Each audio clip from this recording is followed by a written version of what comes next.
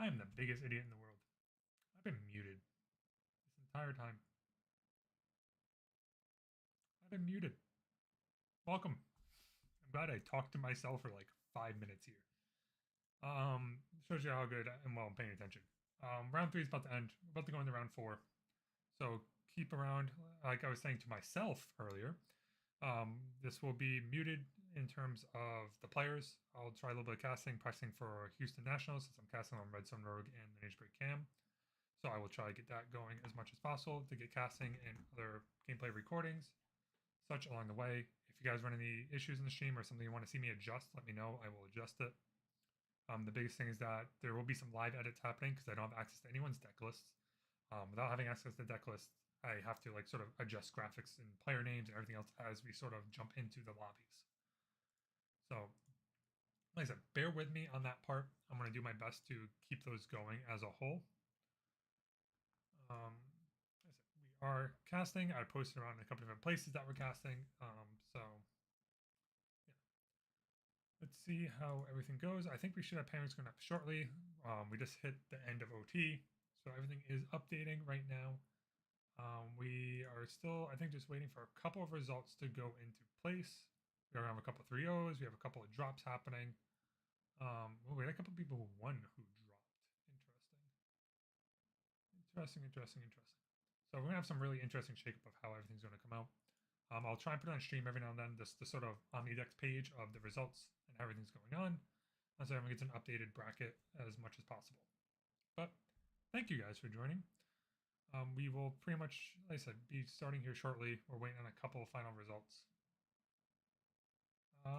Thank you, Josh. Yeah, no problem. I'm glad to do it. Since I realized I'm a scrub, I went 1-2 today in Yeti, so yeah, might as well we're focused on content creation. So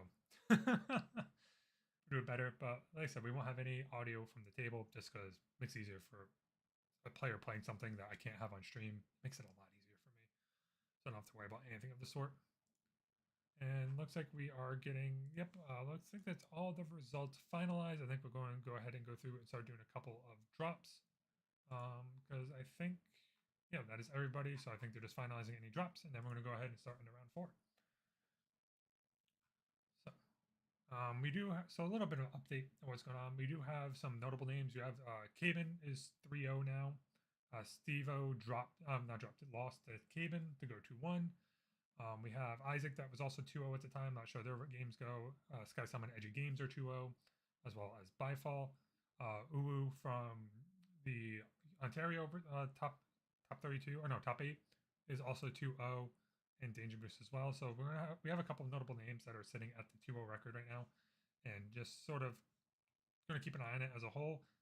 Rumored 6-1, you want to make top 16. If you are 5-2, more likely not. 5-1, maybe you might squeak in. We have a couple of ties already going around, so it's going to be some interesting effects of how the whole thing trickles down. We are doing. We have 113 players. We're doing 7 rounds. And 7 rounds Swiss. After 7 rounds of Swiss, it just goes top 16, and that's the end of the tournament. We're not doing top cut, and when top 16, we'll go ahead and get a prize. So we're going to, like I said, keep up on this for a couple more rounds and keep everyone up to date on how everything's going. As I said, sorry, I'm not really looking at the camera too much. I keep on looking up to refresh the Omnidex page. I need results of matches. So it looks like we're still actually waiting for one person's result. They are table 43. No, they're not even playing. So someone just forgot to report. Someone forgot to report. All right, we got to report him. We are going to adjust names, like I said, on the fly. So bear with me through all that. Every little bit of difficulty that we might have. Oh god, that looked horrible. And the final result is in, so we should be getting our pairings here shortly. But thank you guys for joining us. I hope everyone is having a good day. Hope everyone enjoys the stream. And like I said, pairings are up. So we are going to go ahead and we have table 1. Table 1 is going to be Atka versus Saraf. So, table 1 is currently max full of people. So as people drop, we are waiting for people to drop. We're going to hide some windows here. do a little bit of tweaking in real time as I can. So player 2 is Sarav. Player 1 is going to be Aka. These might get adjusted a little bit more here in a second. Looks like we do have a couple people that are still hanging out in table 1, as people should be moving out here shortly. As I'm waiting for people to drop so I can then cut it over because I have this all cut up a certain way for these events. So just waiting for the last person to drop, and then we would be good to go. Like I said, we do have the audio pretty much muted as a whole, so if anything comes across, let me know. All right, perfect. We are going to transition over to our players. Like I said, we have Aka versus Sarav. We will be editing a couple other things here in real time. I will have some images of the champions are playing as we sort of get to it. But right now our players are just sort of shuffling up, and we are going to get prepped here shortly. It looks, like I said, I can't do much about camera angles or anything like that, guys. So anything like that, please just bear with it. This is how the players have the webcam set up, and we set it up the best way as possible to try and bring the full match to everybody. So as our players get shuffled here, both these players are 3-0 currently. They are at top of the bracket with the highest OMW, GW, OGW percentage on Omnidex. So currently they are our top 2 leaders in the tournament right now. It looks like we have a 4 out of Sarav. I didn't happen to see what Aka was pulling out. I'm not sure what they rolled. I think they're just waiting for round time, so we'll see who goes first. Sadly, we won't get any hand insight because this is a webcam event. Players have their hands sort of closer to themselves, so the webcam doesn't pick it up, so the opponents can't see what they have in their hand. So keep in mind when we're doing our best casting on top of that as a whole, and seeing what type of information we can glean from what they put down and what other cards you might have seen or might actually get sort of shown in hands. So as everyone is dropping down from the final channel, our players are just waiting for the round timer, and they will get the green light to start. So, oops. That is, I gotta get out of that habit. I'm looking around trying to check the round timer. I can't do that. We're streaming Discord. We are streaming Discord games. I cannot just look. All right, so we do have a Serene Spirit of Fire from Sarav. This might be the Luxem Xander. So I'm going to go ahead and prep a couple different things for that. So we have Xander. We have Serene Spirit of Fire. So Serene Spirit of Fire comes down. We're going to go ahead and do our Glimpse 2. Looks like we put 2 back, and we drew 2 more off the top as we set up our hand as a whole. If people want bigger camera, let me know. There's only so big I can make these. Like any bigger, they're going off the screen or intersecting with each other. And we do have a Spirit of Water from our other player. So we are going to keep an eye on those as a whole. So water, draw 7, pick 1. Sarav ended up passing for the turn. I'm keeping the hands a little close, and we do have 2 coming down from Aka, 3, maybe a Gildas. This might be a Water Allies list. Nope. So we are going to go with our Lurking Assailant. 3 drop 2/3, usually pretty good. Stealth on when it's untapped. So, and we're going to go ahead and swing in for 2, and we are going to take the 2 damage. Alrighty. It really helps if I prepped a couple of things as a whole. So we have 2 damage going for Sarav. And then we have, looks like it's going to be Water Allies. We do have the new Ranger. The Ranger's also a 2/3, comes in. I'm trying to remember the exact name of it. I think it is, I can't remember, but we are going to have a Creative Shot coming out of Sarav. So as that comes down, but the 2/3 ends up being a 2/3 with class bonus range 1. So it fits perfectly into these Ranger decks. And looks like we Creative Shocked past. So we are now, looks like, resolving the Creative Shock. We leveled up, sorry. Put 2, put 1 down. Sorry, I'm going to be a little off because of broadcasting as well as trying to run production. It's a little jumpy running between the 2. So looks like you're gonna glimpse the two, put on top, pass, and then our looks like our Water Diana player, I would assume, is going to go ahead and play a Scepter, banishing the Ranger card as well. In the meantime, I'm gonna have to remember what this Ranger card does. I can't remember for the life of me what this card does. We are going to recollect cards and everything goes to hand. So as I go ahead and look this up, and I try and remember exactly what this card does, we have two being placed down into Imperial Recruit. Imperial Recruit is a 2-drop 1/3 that has foster, gets another attack. We'll go ahead and swing another 4/5 damage over to looks like into the Xander player. I'm not sure if they're realizing to take the 5 yet. No, so we swung 2. 2 cards going down. We have at least 1 damage. A little. Is the other card a 1/3? I thought that card was a 1/2/3. We have a couple cards coming down from Xander.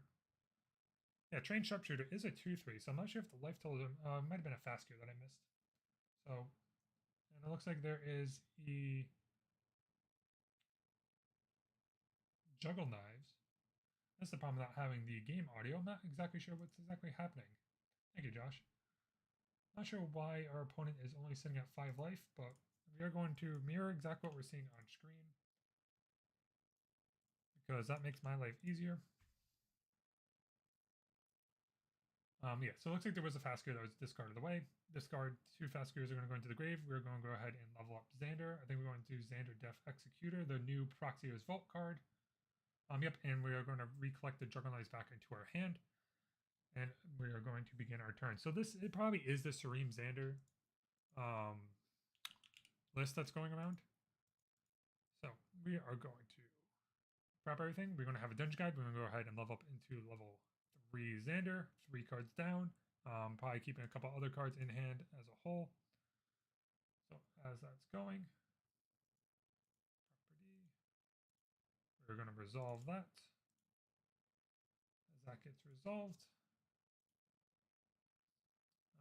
what did we banish? We banished another dungeon guide, another card. Dungeon guide's go ahead and swing in for 1 damage. So we are now at 5 and 2. We still have 3 cards in hand from the water player, but we're going to see how the whole thing ends up panning out. Xander, Serene, download. Like I said, sorry about that. We're still prepping. We do have, let's say, Glimpse the Sky's coming down. We're going to go ahead and Glimpse for 3. 3 cards are being glimpsed. And I think we put all 3 at the bottom and put 1 on top. I imagine we're looking for a Luxem. We didn't hit the Luxem, so we decided to put the rest back. So that's good. We're going to see a quick little edit here in graphics. There we go. Updated graphics. All right, so we are at 9 damage. I was not mistaken on that. So we are going to go ahead and fix the life totals here. And this is at 1. I think we hit the foster unit instead.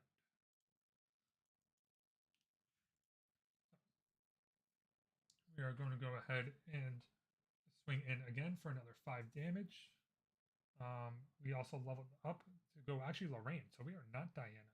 Interesting. This is Water Diana with no, Water Lorraine without any. Huh. Interesting. So we go Great Sword, get the Great Sword.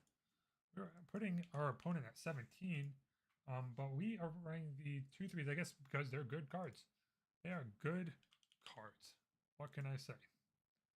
So we are going to go ahead and update our images here.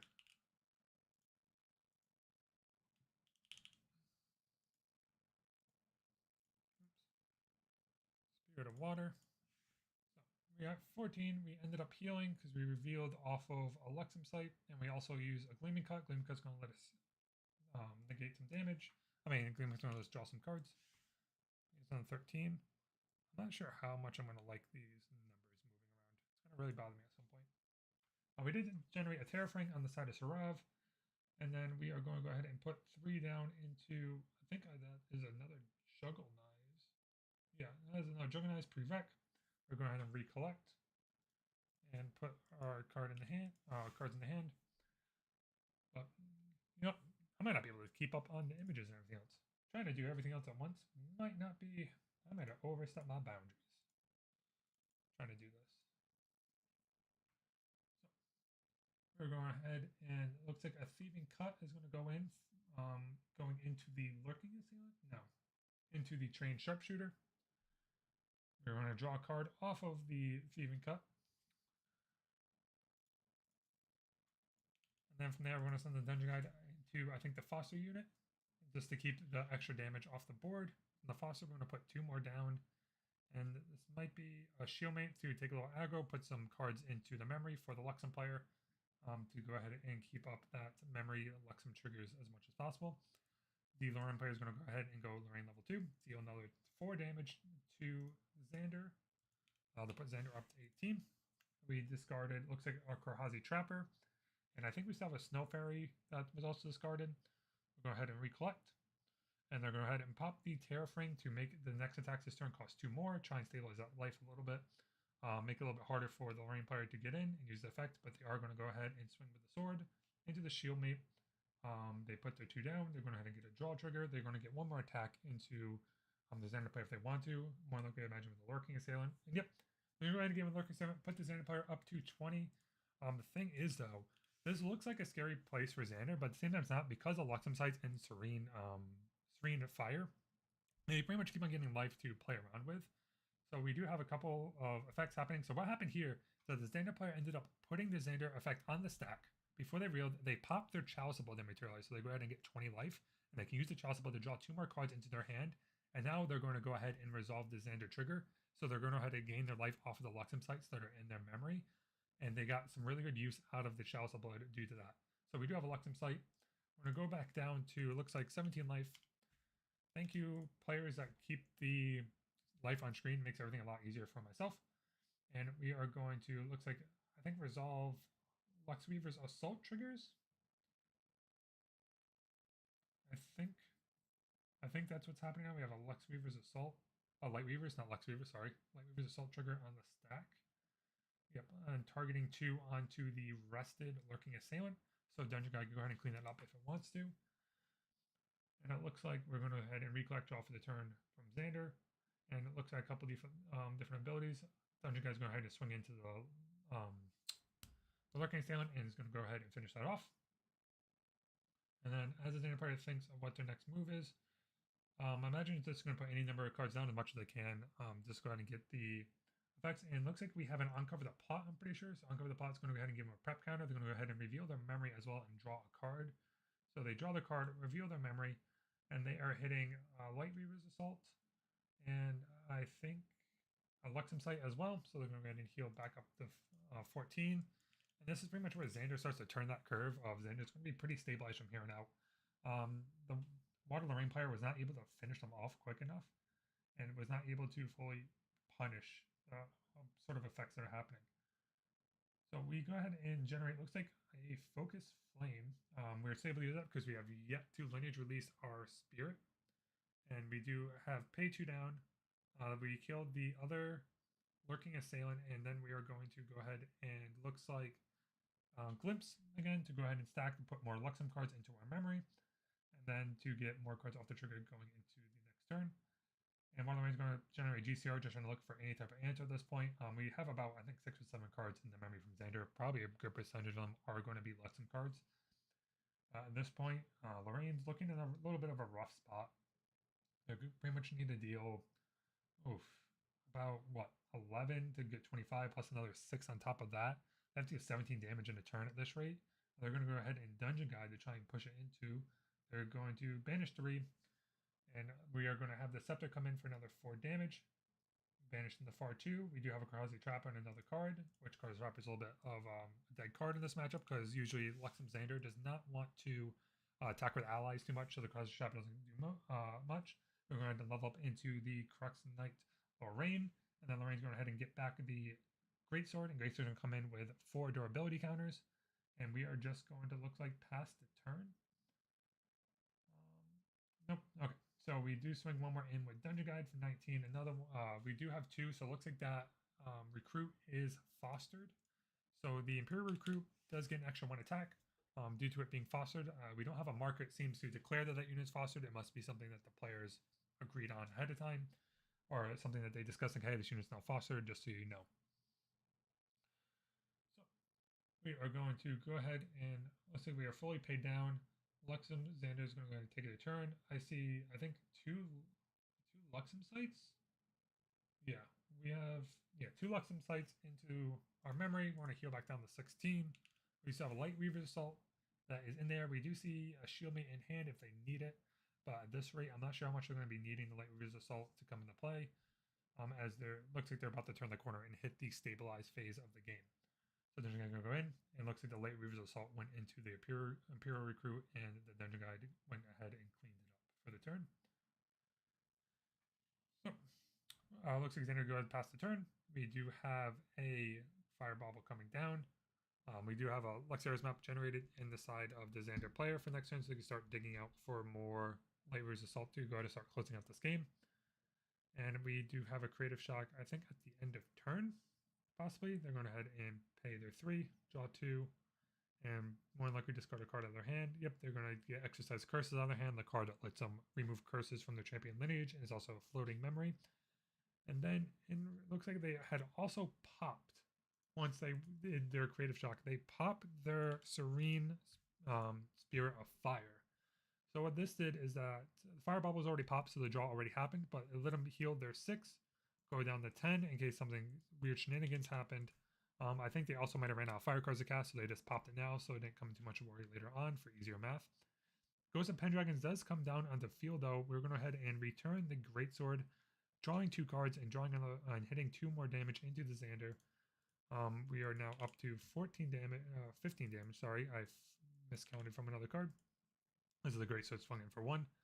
But I'm not sure how much it's going to happen. We do know there's 2 Luxem sites inside of the Sarav's memory. The Luxem sites are going to go ahead and heal 6, pretty much negate them. Actually, he's going to net 1 positive in terms of damage that was dealt to him this turn. So he's going to go ahead and drop on down to, looks like, 9 health. So 9 damage to every self. So yep, we're going to resolve. We have Light Reaver Assault in the stack, 2 Luxem sites. We're going to drop down, like I said, down to the 9 life total, pretty much negating the entire turn over from Aka. Now I should say Lorraine, because I'm going to stop pronouncing names because I'm horrible at it. I am illiterate, I swear. I mean, card gamers, we can't read. So turn was passed over. We are going to go ahead and it looks like cast Thieving Cut. Thieving Cut's going to come in for 3 into the Ghost of Pendragon to draw a card. And then we're going to go ahead and pay, attack 1 more with the Dungeon Guide to kill the Ghost of Pendragon. So, looks like we do have a couple more cards coming down. We are going to see the Serene of Wisdom and a past turn come into turn from Xander. Lorraine's go ahead and generate a Sword of Seeking. Luxera's map is untapped, so the Xander player can grab that anytime they want to grab a Light Reaver's Assault to put it into their memory to start dealing damage if they need to start closing the game out quicker. But I think at this point we hit a stage that the Xander player is pretty happy and stabilized at this point. I'm actually wondering. Okay, and I think there was a scoop coming in from Water Lorraine like I expected. Because I was about to say, the question is, does the Xander player just stall this out as much as possible so there's not a chance they go a 0-0 tie? Ooh, cancel. So they don't go a tie. And instead, they're trying to just stall the game and get that 1-0 victory if they need to. But it looks like we go ahead and had a scoop happen. And we are going to go ahead and go into game 2. So, game 2. I'm going to have to adjust these. I'm just going to do it the long way. So we are going to go 1-0.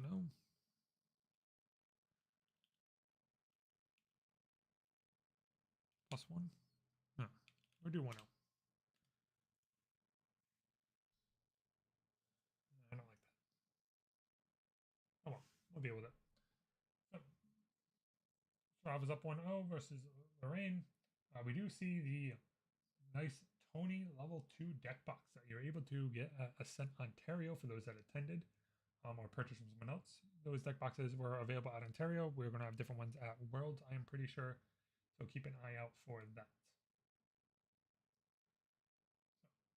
We're going to go ahead and have our players shuffle up here and worry about sideboard. I'm not too sure what the sideboards are looking like for these lists, so we're going to have to keep an eye and see if there's anything new coming in that off of memory we're not used to seeing as a whole. But we're going to go ahead and keep an eye on that and see what we can get. So as we shuffle up here, I'm going to go ahead and do a little bit of a refreshing of the statistics on my end. I want to see if any games have reported in yet. And then we can see how the standings as a whole are looking. So we do have a couple of games being reported in. Kildus has reported 2-0 victory over Big Nickel Eye. Kildus has then moved over into the 2-2 slot. Look, some people playing because even if you go 0-2, sometimes it's better to just get your Omnidex points. And so you can prep for next upcoming that season so you can max those out as much as possible. So we are going to go ahead and have our shuffle. As our players get shuffled up, ready to go.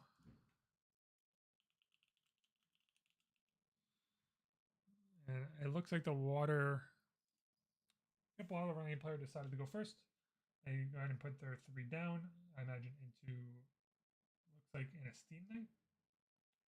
I think that is the SP1 a Steam Knight. A Steam Knight is a 2-3 3-drop that has a class bonus of Intercept. Fits pretty well into the 3-drop curve that these allied decks are looking for. And we're going to head and see our glimpse 6. 1, 2, 3, 4. I think 6. Yeah, pretty sure I count 6. Something I thought I saw 7, but I'm pretty sure they did 6. I imagine the player did it properly. So we're going to go ahead and look at our 6. I think we are putting 3 back. We'll find out here shortly. 1, 2. All right, so only 2 were put back. Draw 1 for turn. So we have our 7 cards in hand. Xanabar is just going to go ahead and pass the turn over. And Lorraine is going to, I think, generate probably the Scepter for this first turn. Nope, they're going to go ahead and grab Fire Bubble, use it while they can. Draw back up to 7.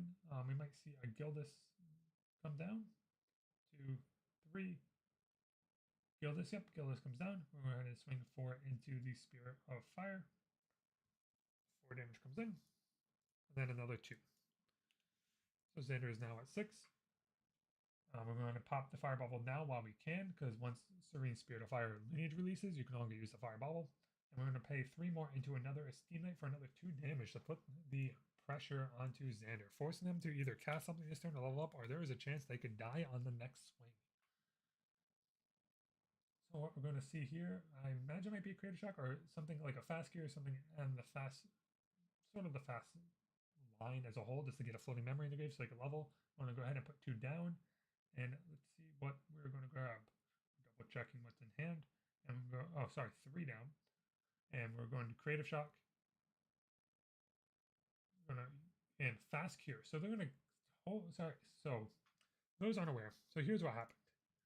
Creative Shock was cast, putting him down to 3 cards in memory, and about 3 more cards in hand to put a influence of 6. So while holding priority on the Creative Shock before it resolves, casted a fast cure to lower their influence down to 5. And then with that, they were able to have lower influence than their opponent to heal 4 damage, get the fast memory into their grave, and then resolve the Creative Shock to draw 2 and ditch a card. So I think this was a really good play from the Xander player. It lets them heal, it let them get the Creative Shock down, and it was a really heads-up play. And I think definitely some high-level play right there for sort of an interaction and knowing how the rule mechanic works. And holding a priority before passing it to your opponent and giving the chance of cards to resolve. So from Xander, we're going to see 2 down. We're going to see a Focus Flame come out. I imagine onto the Gildus. Yep, Gildus is going to go ahead and die. Take 4 damage from the Focus Flame. And let's see if there's anything else going to come down. And it looks like there is not. We're going to go ahead and not level. We're going to get Scepter. We're going to head and looks like have a roll for what card we're going to banish. Or have them pick. They pick number 3. Seeking Shot's going to go into the grave. Seeking Shot doesn't do too much into this matchup here, but it is good into the water allies or wind allies or any of the ally list mirrors, as it does an extra damage to allies and they cannot retaliate if you have the class bonus as well. So we are going to go ahead and go into Lorraine's turn. And as we think, let's see what we grab here. Pay 3. We're going to go ahead and grab Trained Sharpshooter. Trained Sharpshooter is going to come down as a 2-3, and it looks like we're going to go ahead and swing 6 into face. And that is exactly what's going to happen. 6 damage is going to come through. Put Xander at 10. About 9 more damage to go. That is if Xander doesn't level, but Xander might be going to level in this turn to go to level 3. Yep, we're going to go ahead and level up into Xander 2, Def Executor. Only 2 cards into the memory. I don't think they have any float. Nope, no float at all. So we're going to banish a Glimpse, Scry Skies, and something else. I'm not sure. There's also nothing engraved for Xander to recollect for assassin action or attack cards, I think.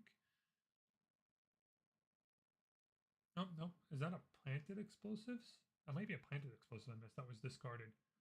So planted explosives recovered. We have 2 counters on Xander now. And we are going to go ahead and begin our turn. We did gain ourselves technically a couple more, about 12 more life to put us up to 22 because of the level. And then from there, looks like we are going to go ahead and assume debate about dungeon guiding if we have it in hand, or maybe planting of explosives one of these 2/3s to lower the damage that's going to come across. So I imagine Water Marine is going to want to level up next turn, get 4, put them up to 14, and just really try to apply the pressure on, because at that point, if the Xander player ends up lineage releasing, they can't use that plant explosives. And yep, there is going to be a level dungeon guide coming in the turn from Xander with 2 cards in hand, so it can't be frostbound. And 2 cards are going to go to the grave. I mean, Banish, which is a plant explosive one other. And it looks like we are going to go ahead and run into Xander level 3. So Xander level 3 comes in. We might be going 1 to face. Yep, looks like we're going to go ahead and do 1 to face. And then we are going to go ahead and pass the turn here. 1 card into our memory. I mean, 1 card in memory. Lorraine player is going to go ahead and I think attempt to level to get 4 damage, try and apply the pressure as much as possible. Yep, we're going to go ahead and level. We're going to go up to level 1 Lorraine, materialize our weapon, and banishing an inspiring call, which I think sort of hurts. We really want to try and like all in as much damage as possible. So getting rid of the inspiring call sort of really messes up the game plan a little bit to push that lethal damage. So then we have 4 damage coming in from the Scepter. That deals 4 on the level up. And we are representing right now 2, 4, 6, 7, 8 damage on board right now, which would put Xander at 22, but not enough to push lethal. As I said, you're mostly adding 6 more on top of it, and we're going to go ahead and see a level up from the Lorraine player, try and push a little more damage. Let's see what happens. Are we doing the damage first? So we let Dungeon Guide resolve. We're banishing Secret Shot on 1 other card I'm not aware of. And dealing 4 more, puts up to 18. So we now have 1, 2, 3, 4, 5, 6, 7, 8, 9, 10, 11 damage represented on board to go up to 29. Is this lethal? How much damage? No, it's not lethal. It would be off by 2 if we decide the lineage release. So we go up 2 with the sharpshooter. Another 2 coming in with a Steam Knight. So we're going to be sort of adjusting this on the fly. Another swing of 3 coming in. We're going to go ahead and lineage release, taking healing only 3 to push back down to 20. Nope, so it was only 2, sorry. 19. I was not coming in for 3. Am I missing something here? There should be 1 more damage coming through with...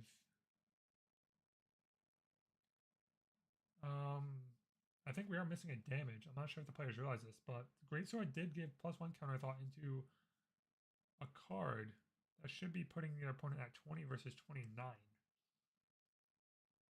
Not sure if the opponent just misquoted themselves or what happened there, but I have them at 20.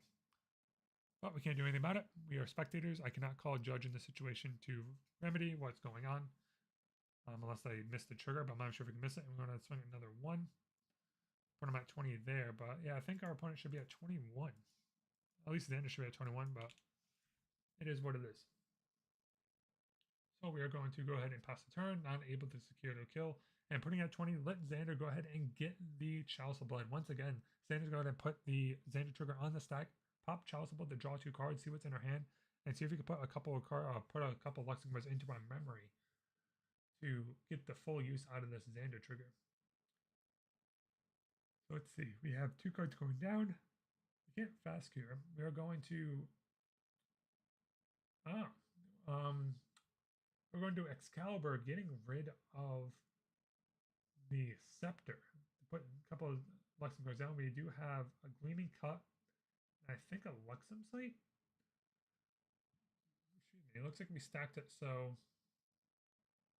Gleaming Cut's going to go ahead and trigger first to draw 2 cards. Oh, sorry, that's a light weaver's assault, not a Luxem sight. So light weaver's assault is going to go trigger, deal 2 damage to Lorraine, bring him up to 3. So it looks like Xander has yet to find the Luxem sight yet to heal.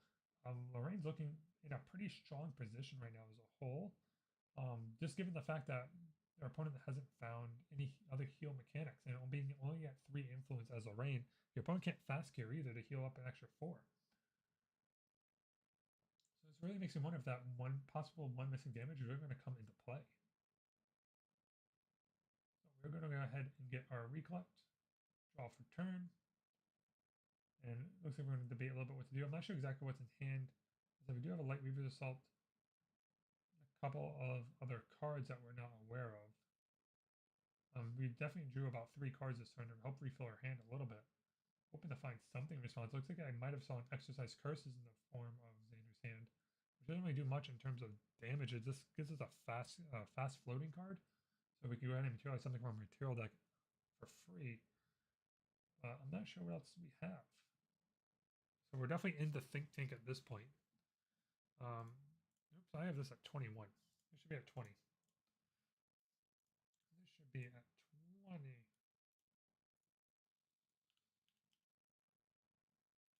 Keep on hitting enter. I keep on hitting enter every time I want to enter in these numbers.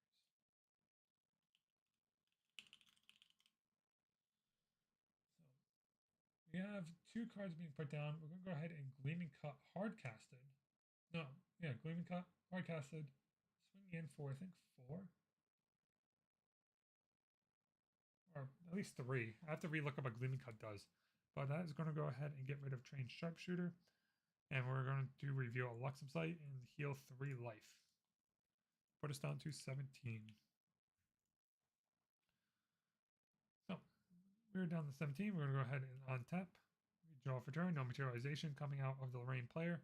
And we're going to go ahead and swing in for 1. Put us up to 18.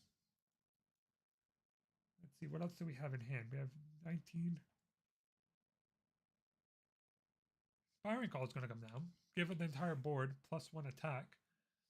And I think that is a scoop. Yep, that is a scoop over from our Xander player. And we're going to go ahead and go into game number 3. Being tied at 1-1. As I now update all the images. Because the fun of editing everything live is that we adjust everything as a whole. Properties.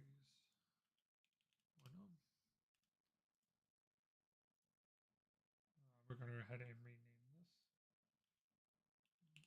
Player. Rename this. Top player. Yeah, I'm not sure. So I don't think anything was brought in sideboard. At least not that I could see off the forefront. So if something did come in, I definitely didn't see it happen. But we're going to go ahead and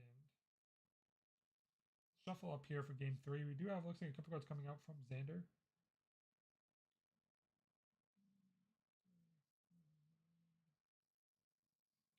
Yeah, a couple cards coming out. I'm not sure if we're taking out some cards that might be a little bit useless. I'm not exactly sure what the Xander list is fully running to determine what cards would be useless or what cards to sideboard in. So like I said, we're going to go ahead and keep an eye out on that as much as possible to see what we can sort of find out. But in the meantime, guys, hope you guys are liking the stream. Any issues, please let me know. Anything you're running, want to see changed, let me know. Like I said, this was sort of a last minute throw together, and there's only so much I could do with the webcam, so I have a decent amount of dead space, sadly. I did try at one point putting these boards side by side, like the old school vertical, like you would see the top down view, but it sadly doesn't work because of the fact that the webcams are so at an angle that it doesn't look well when you're trying to read it left to right. So we did go with the classic top-down view and just trying to fill in the dead space as much as possible in terms of graphics and such like that, and kept it pretty minimalistic because this wasn't really planned. It was something that was done at the last minute. And we are going to go ahead and begin game number 3. So we're going to go ahead and do our Glimpse 6 from the Xander players. Xander's go ahead and elect to go first this time. I'm not really sure if Xander wants to go first or second, but we are putting 3 back. 3 to the bottom. Then we're going final 3. Oh, sorry, we put 4 back. I lied. I thought we only put 3. So we have 4 put back. 4. So we're going to go ahead and start our starting hand at 6. And we're going to go ahead and pass the turn as usual. Imagine probably keeping a creative shock in there or something like that for the end of Lorraine's turn. And as we get that, we're going to go ahead and draw our 7. And let's see what Lorraine was able to grab for their opener. So we have 3, 4, 5 down. 6, sorry. 6 down. Double Lurking Assailant, swinging in for 4 damage. And just start the pressure. Start putting as much pressure as possible on the Xander player to force their heal cards out early and force them to answer. Otherwise, they're just going to die on board super quick. So then it's going to pay 3, into a creative shock as expected. We're going to draw our 2. And then discard Exercise Curses, sort of representing the free floating memory in there, to go ahead and level up to Xander level 1, paying with the Exercise Curses. And as we go to 1, we'll go ahead and get our prep counter, Glimpse 2, keep one on the bottom, keep one on top, put one at the bottom. And then we're going to go ahead and look and see what else we're able to do. Trying to gain as much life as possible so we can go ahead and release that fire, Spirit of Serene Fire a little bit early if we need to heal 6 life.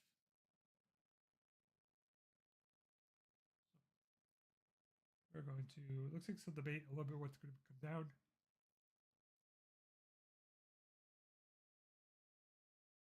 Excuse me about that. We had to mute, looks like we Focus Flames, one of the Lurking Assailants, try and keep as much damage as possible, and we're going to go ahead to pass the turn into Lorraine. Lorraine's going to go ahead and get the Water Scepter for the first mobilization. Pay 1, which is going to be a Savage Slash.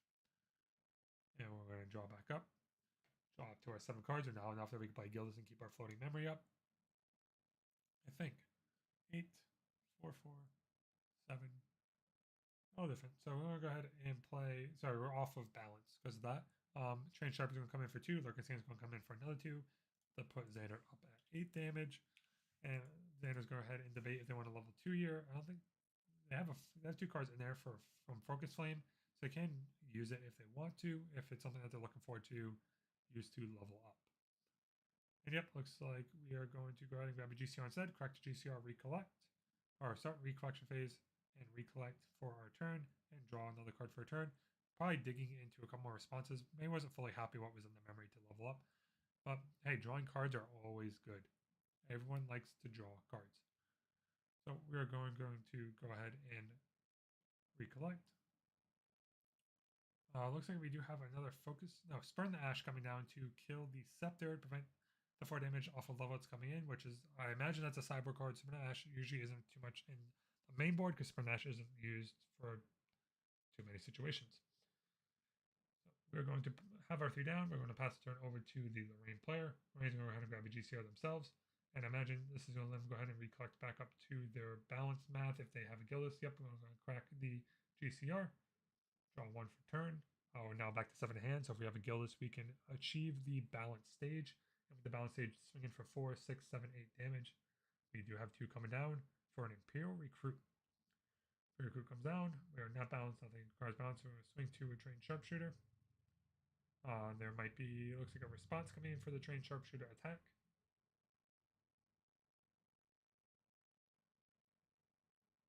And we're going to pay 2 in response. Oh, sorry, 3 in response, and we're going to go ahead and Resolute Stand, prevent all 3 sources of attack damage for this turn, pretty much negating the attack as a whole. And we're going to go ahead and pay 2 from the Lorraine player to Frostbind. 1, 2, 3, 4, 5. Yep, 5. So we are at 13. I had to do math in my head, make sure that damage went through, and it did. So as we're untapping here, Xander's going to look through. I think they're probably going to think about leveling. They're at 13. They're 6 away from dead, as well as top of healing. Granted, it's going to be a little harder for their opponent to generate enough damage on board, especially now that Scepter's gone. But there is the chance of leveling up into Lorraine, playing an Inspiring Call, and just pushing 2, 3, 4, 5, 6, 7, I think 9 damage. If Inspiring Call, sorry, 10 damage if Inspiring Call hits across the board, which will cause us to pop Spirit of Fire and still die. So it looks like we're still debating on materialization. I think Xander has to level here unless they have something else in hand. And they are going to, yep, go ahead and go into Xander Death Executor. They'll go ahead and spread out their hand, have their opponent pick 2 cards, I'm pretty sure, for the level up, and grab a card back from their grave if they want to use the prep counter for an attack or action, assassin attack or attack card. And it looks like a Resolute Stand and one other card was banished, which I feel like sort of hurts for Xander. Xander really didn't want the Resolute Stand to be banished here. As Resolute Stand would help them keep alive without having to use their Serene Spirit of Fire. They really want to keep that up as much as possible with a fast 6 heal. But Resolute Stand does end up hitting the banish zone. We recollect. I'm not sure what else is in hand from Xander. We probably have a couple of Luxem cards in here, which makes it a little bit rough as a whole. But we are going to go ahead and pass the turn over to Lorraine. And Lorraine's going to go ahead and hit level 1. Probably hoping if they have a Spinal Call not to hit a Spinal Call, but there might be that 1 card in hand, expecting to level up so they don't banish it into this turn. And we are going ahead and banish a Frostbind, which is a perfectly fine hit. I think you hit fine. We have a Greatsword coming in. Greatsword comes in. We're going to give a +1 damage counter to, I think in Trained Sharpshooter. I'm not exactly sure what we get the +1 to. That +1 dice on Imperial Recruit is the Foster, where it does gain +1 attack because it was dealt no damage last turn from their opponent. So it looks like we do have a couple of thought processes coming out from Lorraine. Lorraine right now is representing 1, 2, 3, 4, 5, 6, 7 damage to put up to 20, which isn't enough for lethal just yet. So we're going to go ahead and get the attack in with the Greatsword, which I think is going to deal 1, put Xander up to 14. And I think we're going to see the Inspiring Call come down here. And we repair 1. Yep, Inspiring Call comes down. All the allies on the board get an extra +1 attack. And we're going ahead and draw a card in the memory if that resolves or if there's no response to it. Let's see, we are thinking. We do, let's see, we double check some life, double check a couple other things. The Xander player is thinking of a response. If they have Resolute Stand, now is the time they would just have to rip it. Even if it's a free cast here, just to rip something. Hopefully not seeing it was a Frostbind, but nope, there was no response. We're going to come in and see. I'm 2 or 3 damage here. We're not exactly sure what card ended up getting the Greatsword. And yes, we're going to see Resolute come by. Is there enough Frost? There is a Song of Frost. Okay. So Song of Frost negated the Resolute Stand effect happening. And we're going to go ahead and see 1, 2 damage. 16. Oh, sorry. We had a Spinal Call in response. No, that's just 1 Spinal Call. So we have 16. Yeah, 16 on board. Let's talk about life totals a little bit. 18, 19, 20. Not sure. 16, 17. Oh, sorry, 20 because of 3 damage from each attack. And I guess the Imperial Recruit was the one that was the target of the Greatsword effect. So we do have some damage coming in here. So we are 20. Xander has to level. Xander chooses not to level. We got the Chalice about to draw too. It looks like our hand might be a little bit rough. Ooh, if this is a rough spot for Xander, Xander's hopefully hit a Dungeon Guide here to level. Otherwise, they might be dead next turn. Unless there's another Resolute Stand something to come in, but this is not looking ideal. So Xander's going to look through. I'm going to put 2 down. What do we? Maybe a Fast Gear, but Fast Gear doesn't even help us. Fast Gear doesn't heal us at all. We are a higher influence than our opponent that is sitting at 4. So as we debate, like I said, we're not able to see hands. We see 3. Must be around. Yep. So we did hit the Dungeon Guide, thankfully. So we're going to go ahead and see a level up from Xander to go up to level 3. Hopefully stabilize a little bit into this. That's to make it to his next Recollection phase to get these sights down and other cards to pretty much start healing up. On the board, we see Planted Explosives and another card come down. I'm not exactly sure what that was. But we are going to go ahead and, I think, pass the turn. No, we did not pass the turn. Looks like we're still thinking of what we're doing here. I'm not exactly sure.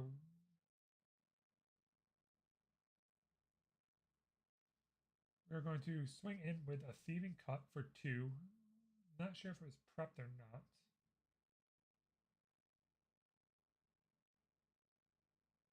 Yes, I think it was. It was prepped. We drew a card. And then we are able to swing in 1 more. So with the Dungeon Guide, so we are able to deal 1 to Lorraine, and then we are able to kill 1 of the trained chargers to get a little bit of damage off the board. And looks like Lorraine's going to start the turn, grab a Sword of Seeking. And right now we're representing 5 damage on board, which is enough to kill Xander, but we do have a lineage release that can happen. So we do have swinging into maybe a response to the attack holding priority might be happening here. Nope. So damage went through. 22. Swing 2 more. There might be a response. Yep, we are going to go ahead and lineage release the Serene Spirit of Fire. Drop us down to 16. And bumping up 2 from that damage to 18. And as we determine what's exactly about to happen, we have 3 cards coming down. Can't be a Gillis. Might be in a Steam Knight. No, we're going to go ahead and Snow Fairy. Snow Fairy is going to keep that Dungeon Guide tapped, swinging for 1 itself to bring up to 19. And then, let's see. We do have Lorraine coming in to put up to 20. And this is where Xander's hoping they have Luxem Sights. If Xander has Luxem Sights, they're able to hopefully start stabilizing into this board more. But we do only have 3 cards into our memory. So let's see what we get. We're going to go ahead and grab a Terrafring, probably to try and stall out the next turn as much as possible. Our opponent's only going to have possibly 5 cards in their hand. So they're going to get 2 attacks into one can not represent lethal. So we are going to go ahead and go up to revealing 2. We reveal the Gleaming Cut. And it looks like I'll cover the plot and a Sprint Ash. We draw our 2 cards. Still in the recollection phase. We're going to recollect. I imagine Focus Flame might come down into this board state here, where Focus Flame is going to kill by one of these attackers, and then from there it's going to keep on lowering as much as possible, especially with the Terrafring on board. So we are going to go ahead and pay our 2, and we're going to Gleaming Cut, possibly targeting one of the allies. Yep, looking saying it's going to go ahead and die. Gleaming Cut was prepped, and we'll go ahead and use our prep counter to draw a card and get ourselves up to 4 cards in hand. We can still Focus Flame if we want to kill something like the Imperial Recruit. The Snow Fairy is only dealing 1 damage a turn. It adds up, but it's not something that's going to be necessarily damaging us. Like, not getting the big swings in that you would expect, especially now that the Great Sword is gone. And Focus Flame is going to come down onto the Imperial Recruit. And that is going to, I think, pass the turn. Yep, 1 card in hand. Dungeon Guide is tapped because of Snow Fairy, and they're going to go ahead and pass priority. So Lorraine's going to go ahead and untap the bait the materialization. They could possibly go into something like Lorraine level 2 and swing it with a sword for, I think, 3 damage, if I'm not mistaken. Swing 3, 4 with Snow Fairy to bring up to 24. And then hopefully have 1 more card in hand, but there is going to be the Terrafring, so we're not going to be able to fully push into the full damage of 5 damage this turn, because we're going to have to pay each time to pretty much attack. So yes, we're going to go to Lane level 2. Actually, no, Lane level 1, we grabbed a Drawn Sword, got rid of a Lurking Sound, draw a card off of the Drawn Sword, draw 1 more in the hand, so we can get into more attacks if we need to. And it looks like we're debating what to do next. The Terrafring was popped at Recollection. All attacks from Lorraine is going to cost 2 for each attack, for at least until their next turn. And we are going to sit here and debate a little bit what's sort of the next plan of action.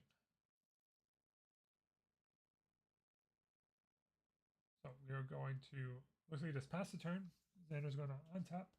I don't know if they run the Krahazi, the new Krahazi material card. Granted, they can't do anything with it right now, so we might see a Luxera's map come through. Well, Krahazi's not Krahazi. Yeah, Krahazi Amulet, I think it's called. Can't remember fully.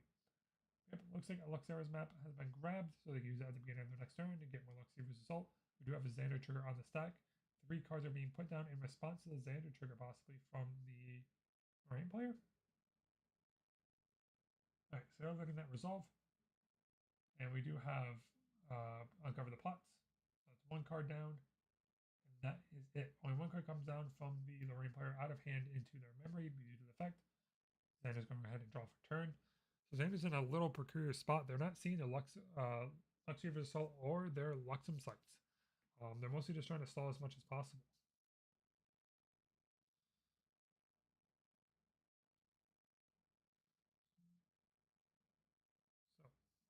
Xander, let's see, what is Xander debating between at this point? We're going to head Dungeon Guide to negate a little bit of damage, make one of these attacks, or 2 of these attacks, I should say, go into the Shieldmate from Snow Fairy or the in Lorraine. You have two coming down. Looks like at the end of turn or in response. I'm not 100% sure what the stacking of. We're going to fracturize. It looks like, I imagine, the Luxera's map.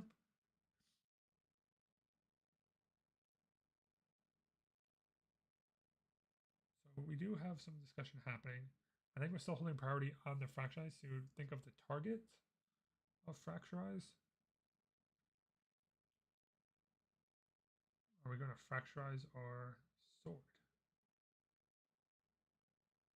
So fracturize is targeting the Sword of Seeking. The Sword of Seeking has been fracturized. From there, we are going to pay one from the rain, pay one from the fracturize, and then we're going to get one more card out of our memory to go ahead and go into level 2 Lorraine.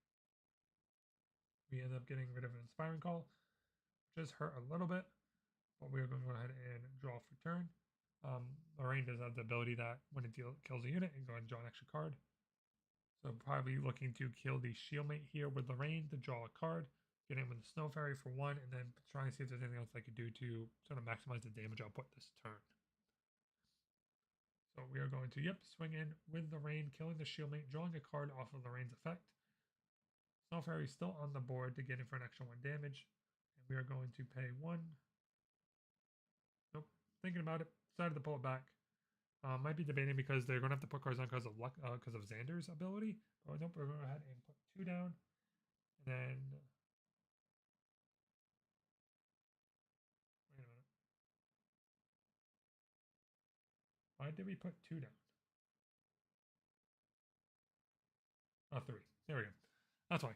They're beating another effect. And we are balanced for Gildas, using the Fracturized Sword to balance Gildas to swing in for 4 damage. And it looks like Xander is looking at a possible response. Let's see what is brought out. 1, 2, 3, 4. Not exactly sure what was just casted. Was that game? Okay. I think Xander scooped in response. Yep, Xander scooped knowing they have no response to come back onto this board state right now. And that looks like we... Oh, sorry, that was 4 because of Gildas. Derp. So it looks like that is the end of round number 4 for table 1. We do have Water Lorraine moving on to 4-0 and a Luxem Fire Xander dropping down into a 3-1 standing. So we are going to go ahead. I'm going to jump back into myself here. And we are going to go ahead and see the standings that overall. So we are going to go ahead and refresh here. See what scores we have reported in as a whole.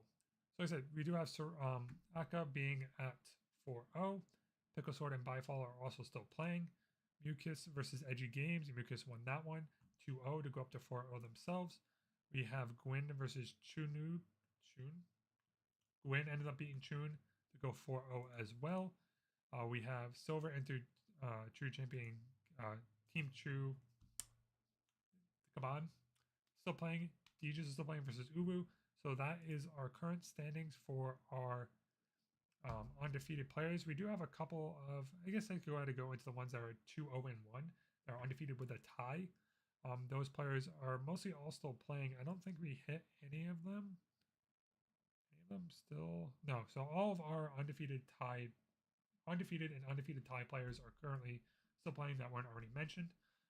But with that, we are going to go ahead and take a quick little break here and jump back over into a quick waiting screen as we go ahead and wait until round 5. Stick around, I'll bring that to you shortly.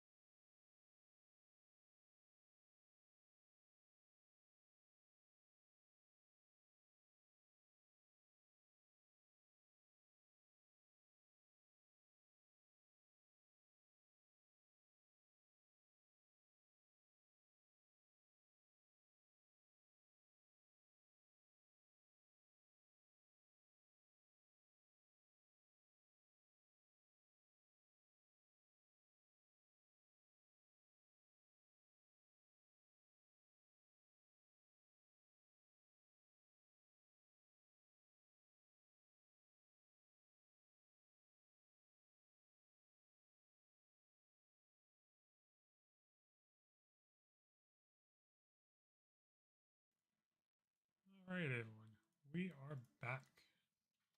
So, what's going on right now? We just hit the end of the round timer for round number 4.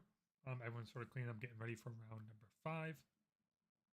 So I'll get us over there as quick as possible, as soon as the whole thing sort of starts. So, we are, like I said, seeing the end. We're seeing some cleanup stuff happens. Everyone's reporting, going into OT right now. So we have roughly another 5 or so minutes until the beginning of the next round. I hope you guys are enjoying the stream so far. I hope nothing has been too bad. If so, please let me know. Let me adjust things. But yeah, like I said, hopefully you guys are enjoying it. At this point, hopefully you guys aren't minding me casting it. Doing what I can at this point, doing everything, doing the solo route. You know what I mean?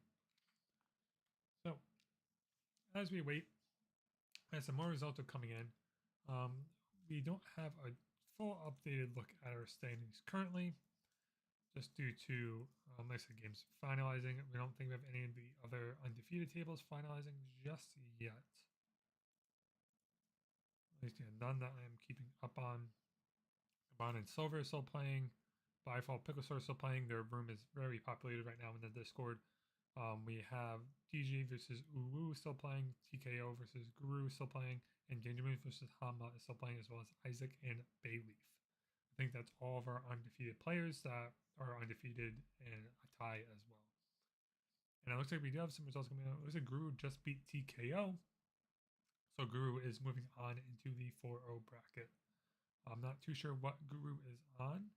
Actually, is Guru in 4-0 or is Guru 3-0-1?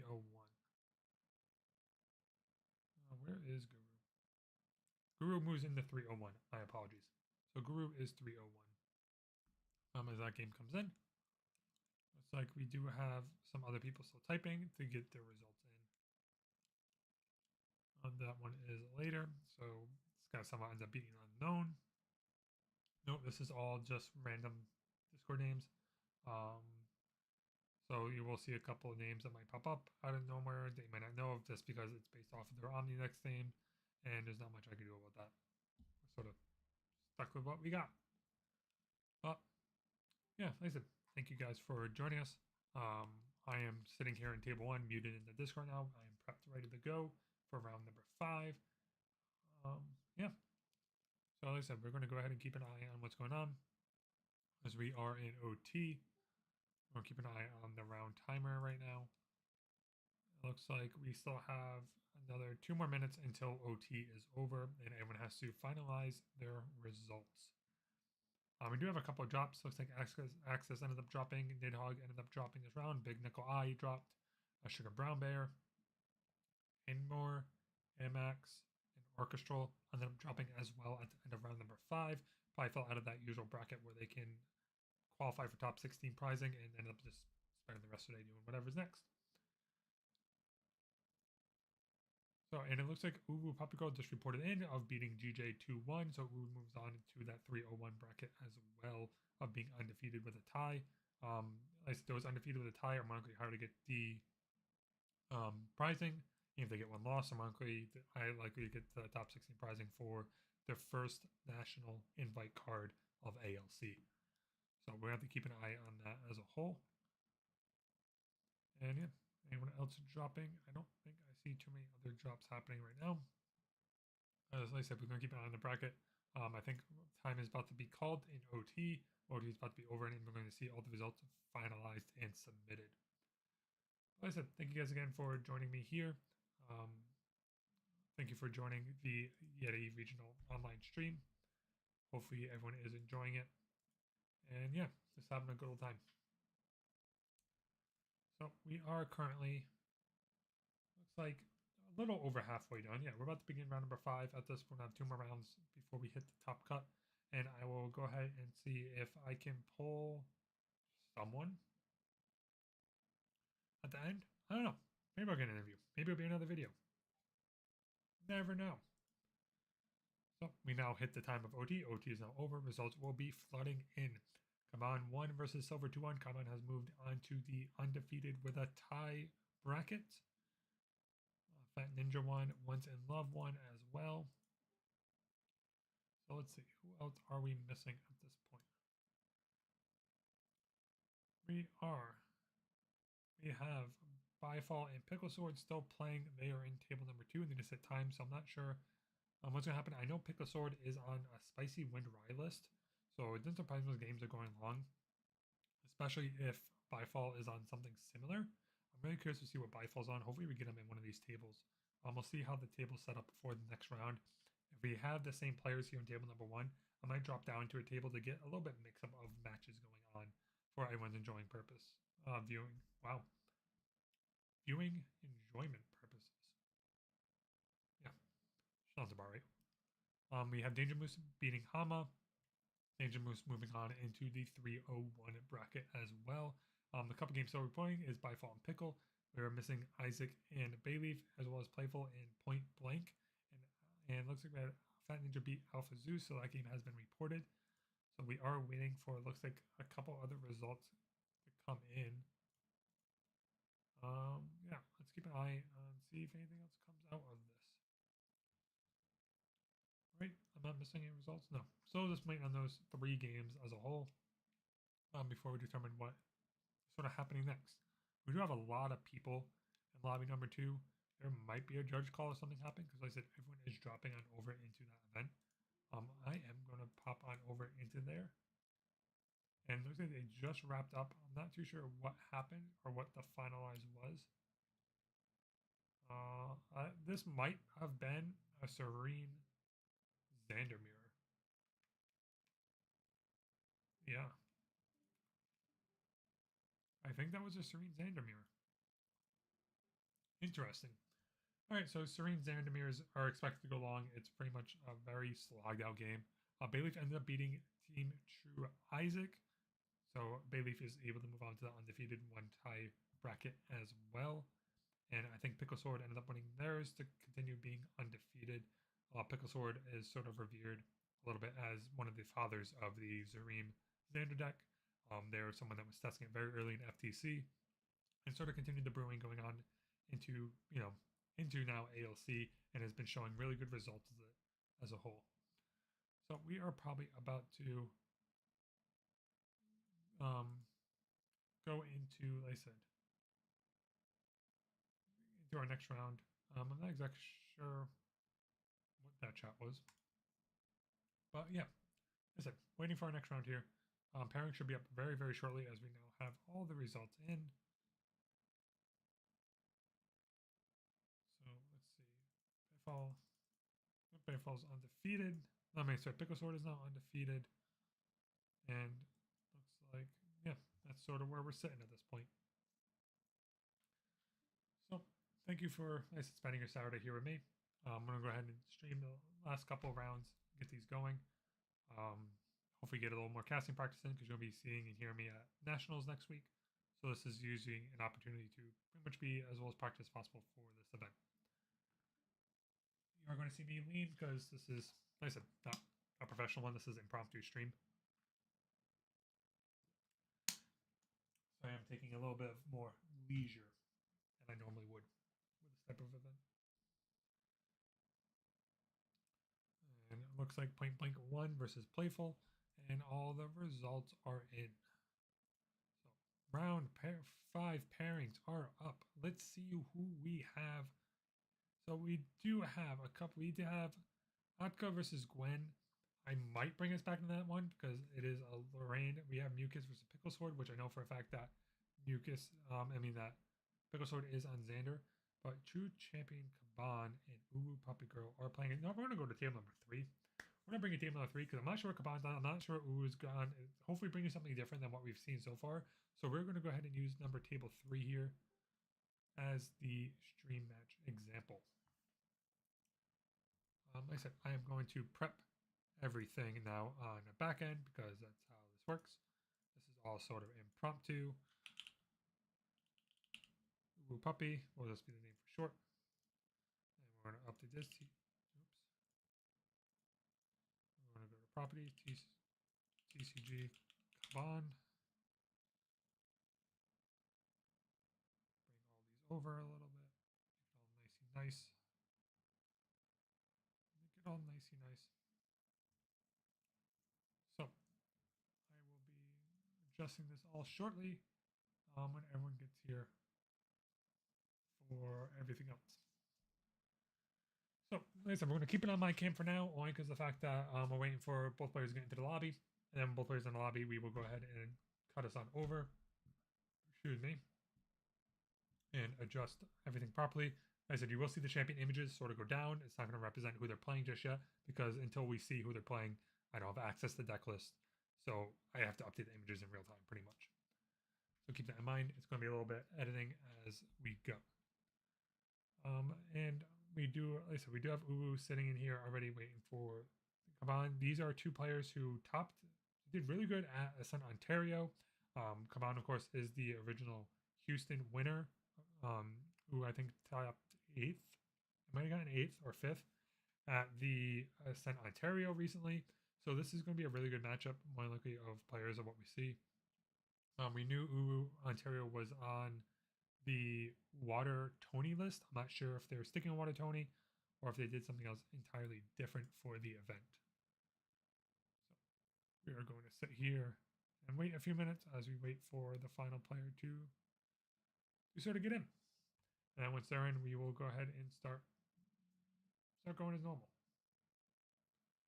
So let me take this off real quick because I don't need this on. I'm not talking to anybody. I don't know why I have a habit of when I'm talking to people to put on the headset. Like I said, we're going to wait for the final player to arrive, and then we will get this show started and on the road. And thank you again, everyone, for joining us here for the Yeti Online Regional. I hope everything is going well for you today. I hope everyone's having a good time. And yeah, like I said, hopefully everyone hears us enjoying it, chilling, watching some good games of Grand Archive for the AOC First Regional, especially something that's new for the online one. And it looks like we do have both players here ready to go. I am going to go ahead and transition this image over. And as I transition this image over, I am going to go ahead and hide these over to it. I'm going to have to change these labels around because they did not come in as the spots I thought they were. GCG come on is at the bottom. And then we're going to have Uwu up at the very top of the screen here. So then we're going to do something a little different, because I am going to just undeafen myself so I can listen and hear sort of what's going on with the players, sort of trying to get a little better understanding of what's happening each and every round. So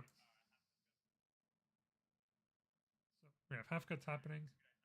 Everything's done, ready to go.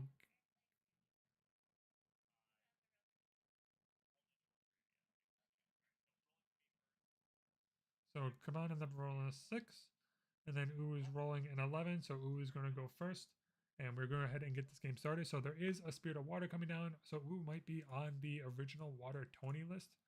We are going to keep an eye of sort of what's sort of the play as a whole. So Uwu is going to go ahead and draw their 7 cards. As they draw their 7, we're going to go ahead and see.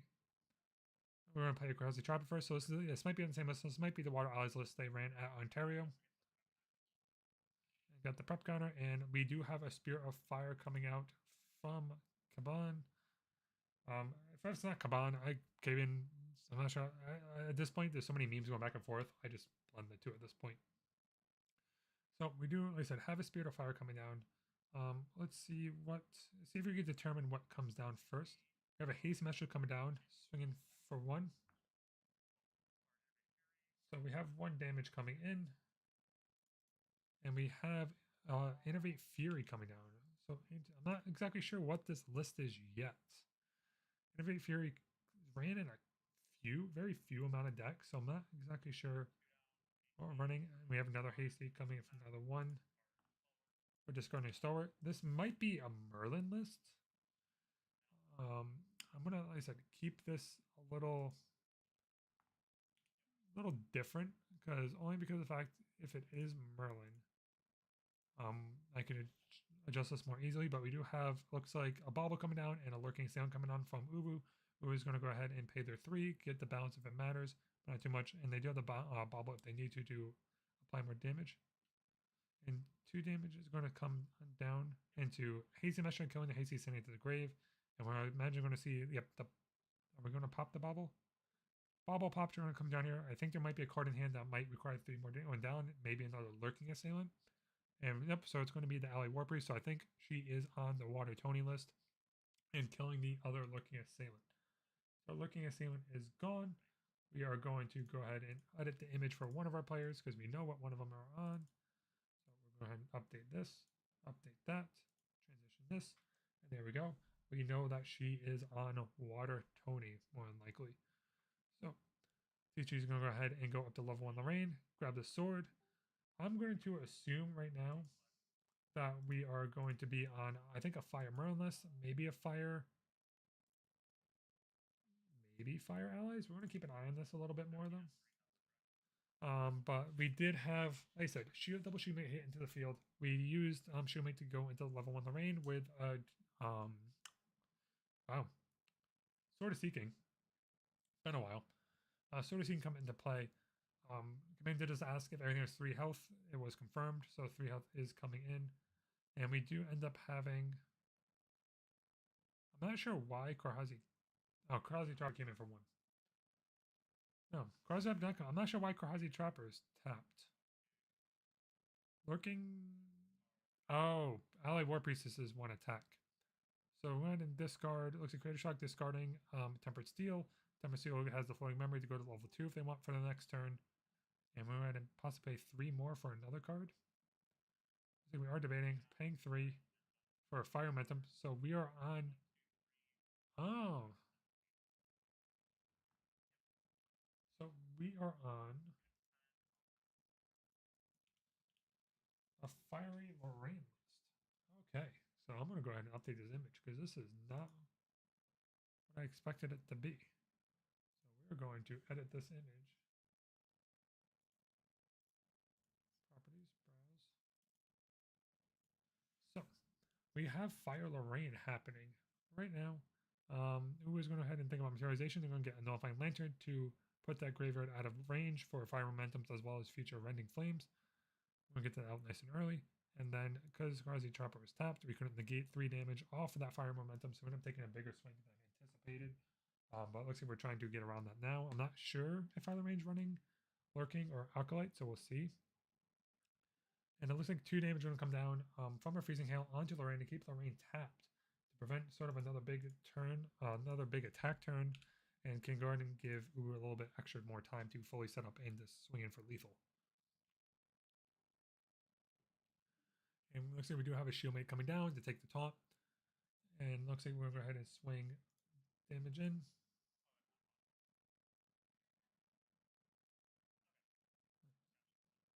So class 1. So 3, 4, 5. Karhazi Trapper is going to stay untapped here. And she did heal 2 off of the Ally War Priest. Ally War Priest is a memory 4+ engrave on attack, heal 2. It is not class bonus. A class bonus is used for the extra +1 attack and damage. So keep that in mind. It might come in the big play later on. Yep, and there is a Spurn coming out, and Spurn's going to go ahead and get rid of the Nullifying Lantern. So perfect time to set this up as this is an off turn for them because they're not able to attack. Thank to the they're not able to kill. Not able to attack because of the Freezing Hail. So then they're going to head and Innervate Fury, heal back down to 0D level, and then they have pretty much the ability to go back up to level 1 again if they need to, and grab another sword. Could be a Bullock Sword, could be a couple other things. And we ended up clearing the board with the Innervate Fury as Karhazi Trapper and Shieldmate is still going to be alive. And Tony is going to go ahead and go into level 1 now. Level 1 Tony does have Taunt, so all future attacks for next turn on Command's next turn will have to go into the Tony. And it looks like we banished a Storm of Thorns outside of the memory for Uwu. Cards are going to pay a little bit of damage, not too much, because of the fact that it is only dealing 1 extra damage. So not too much to worry about here. So we are going to go ahead and see what's next. So Freezing Hail, keeping the Spirit tapped. Really trying to prevent the Spirit of Fire from untapping and getting another big attack in as much as possible. Then we are going to, looks like, still go into pay 1. We're gonna go to level 1 Rye now. So is this also partially erupting? Is this a hybrid? This might be a hybrid list. This is actually, didn't Ver run something similar to this, the NorCal Regionals back in FTC, if I'm not mistaken? It was a little bit different because you're running Innovate Furies, which has changed it up a little bit for the most part. So we do have Library Witch coming down. Library Witch is intercept both interceptors on the board. That lets also draw a card if needed. Looks like there's not enough damage on board yet to erupting for lethal because we do have 1, 2, 3, 4, 5, 6, 7 cards in grave. We're going up to level 8 to deal 16. Tony is 20 life, so we'll have to get through 4 more. And we're going to keep freezing hailing the Rye. Can't attack. We're going to swing the chopper into one of the witch. We're going to be able to draw a card and then pass the turn as a whole. Who has 3 cards in hand, and it looks like Kaban's going to go ahead and grab Trinket to secure the little bit of a soft lock. Excuse me. Where Ooh is not going to be able to respond to like a Frostbite down to a fast paid card because it's going to cost 2 more. So the 3 cards in hand are really down at this point because they're not able to do anything else. And I was saying increasing danger going to come into play. Put another card into the memory. Draw a card, another fire card into the grave. And we're now sitting at 9 damage off of an erupting if it goes through. Almost at that lethal threshold. So creation will give us 10. We're going to draw 3 cards because of cremation and the library witch trigger. Go back up 3 cards. And 3. And a creative shock. So we are 11. 1 more fire card in grave will pretty much set us up for next turn. Yep, fire elemental hits the grave. And 2 goes to face. So we're now sitting at the point that next turn, Caven's going to be able to just sweep. Caven could just erupting into lethal next turn if they have it in hand. Who is going to have to level up here if possible to try and keep the life total as much as healthy as much as possible. I'm not sure what else she's going to be able to do. She's not able to frostbind. She might leave it untapped so she could frostbind next turn as a possibility. But we really have to see what happens. So we paid 3 for Allied War Priestess, and we're gonna pay 2 for Raccoon, eating 2 fire. Eat 2 fire cards, and that is a promo Raccoon. Ooh. So we're gonna. So yeah, we're gonna swing 2, going into command, go up to 6, healing 2 in the form of Uwu because of Allied War Priestess, and then we swung 1 more. Let's swing 2 more, so we're gonna be at 3. So we are tied at 8, 9. So we have 10 damage on the board right now with erupting. 11, 12. Yeah. And they're going to go ahead next turn. Command showed that they have lethal this turn anyway without going through the whole effort of setting it up. Just scooped and assumed and just let that resolve.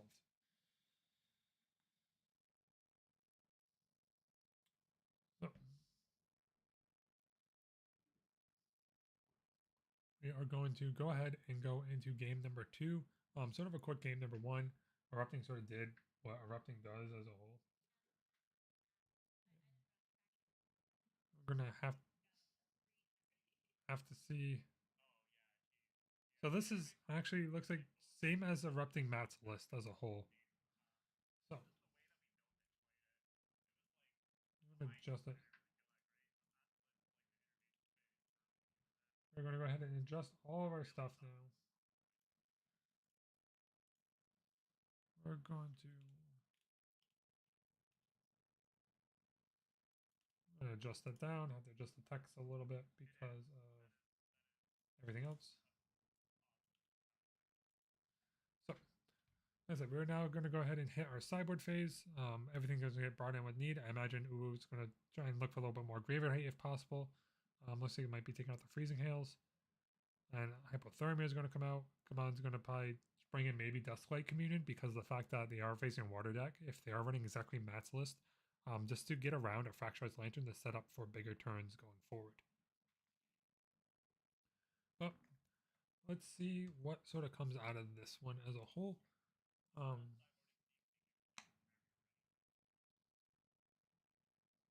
Let's see.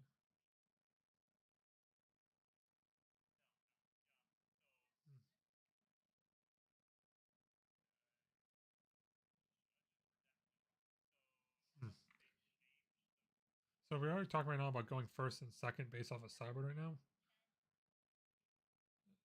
And talking about Ascent and that they're able to sideboard after the going first or second, and you can re-sideboard. So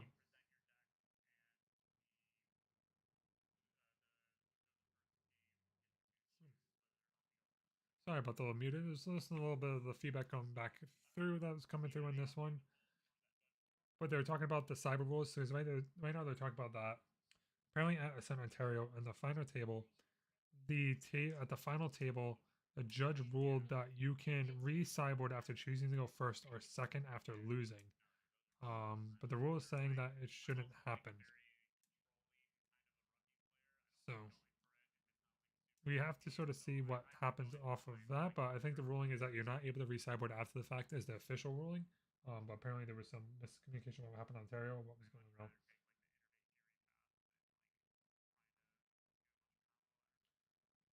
So we're going to see what's sort of happening. I think Amy just Ubu decided to go first.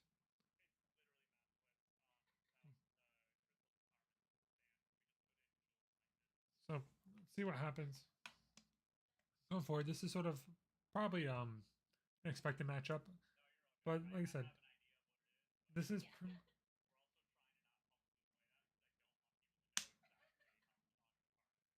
um, but hmm.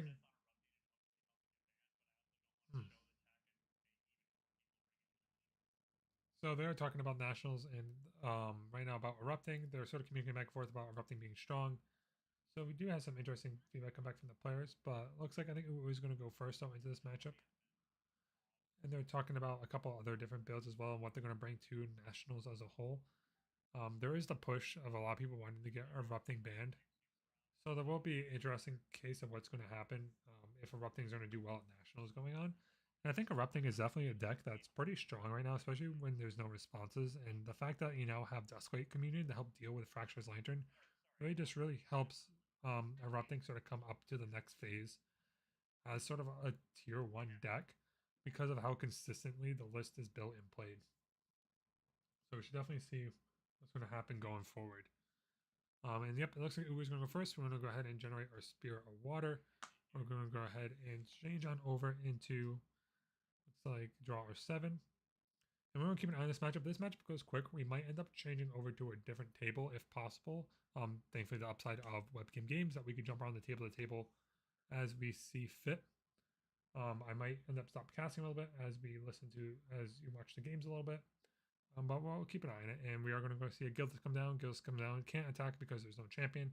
So Gildas is going to come down balanced right now with 3 attack on the board. Played pretty much just so we can keep the balance going into our next turn to keep as much damage as possible. So 2 comes down for Library Witch to intercept the Gildas. And then we are going to play the Cremate Ritual as well, which is then going to allow 3 cards to be drawn in the Fronds of Caven. And then it's going to Focus Flames now the Gildas as well. And the Fusing Block is going to come down in the form of Uwu to prevent 2 of the damage so Gildas stays alive with 2 health. Fire Bubble is going to come down. I'm going to go ahead and draw for our turn. And we're going to go ahead and draw off the Fire Bubble as well to go back up to 7 cards so we can keep up the balance if possible to keep on stacking different mechanics. And the Lurking Stallion is going to be what comes down. Keep the balance on Gildas so Gildas can go ahead and swing in for 4 damage. The question is if they're going to go ahead to push themselves into the effect of Innovate, and they are. They're going to swing 2 more. Come on at 6. In the skull, the only way to see webcam games is being in the Discord itself. This is sadly only myself going table to table to stream the games. If you're a part of the Yeti online Discord, you're able to jump in there and jump into any of the table channels. So make sure you are muted when you join those channels. Do not interrupt the players, and then you can watch and monitor everything as a whole.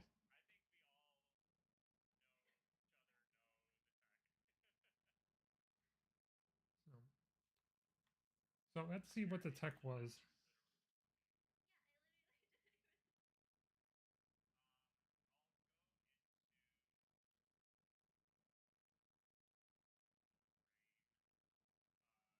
So we go ahead and go up into level 1.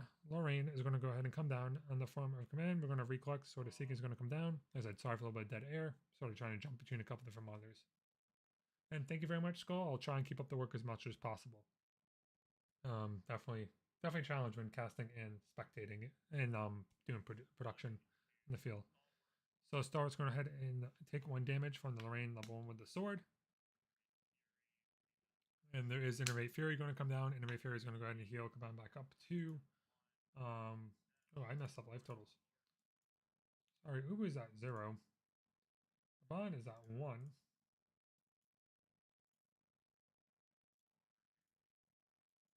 And then there is an increasing danger coming down. Draw a card in the memory, draw another card.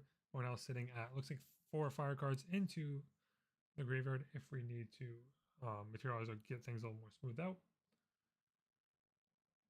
So we are going to go ahead and go on the Scepter on Amy's side. Scepter is going to get generated, paying 1 with the Shield Mate, staying at 15 life, which is a little bit dangerous when you're facing erupting decks, as they could just sort of one-shot at any moment, but decides to go that route anyway, which might work out also in the benefit of just trying to rush down as well.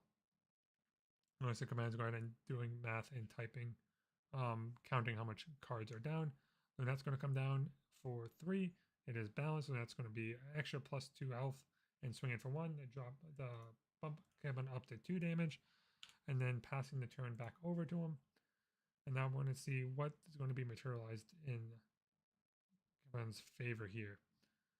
We could go level 1 Rye if it's needed. I'm not sure if it is just yet.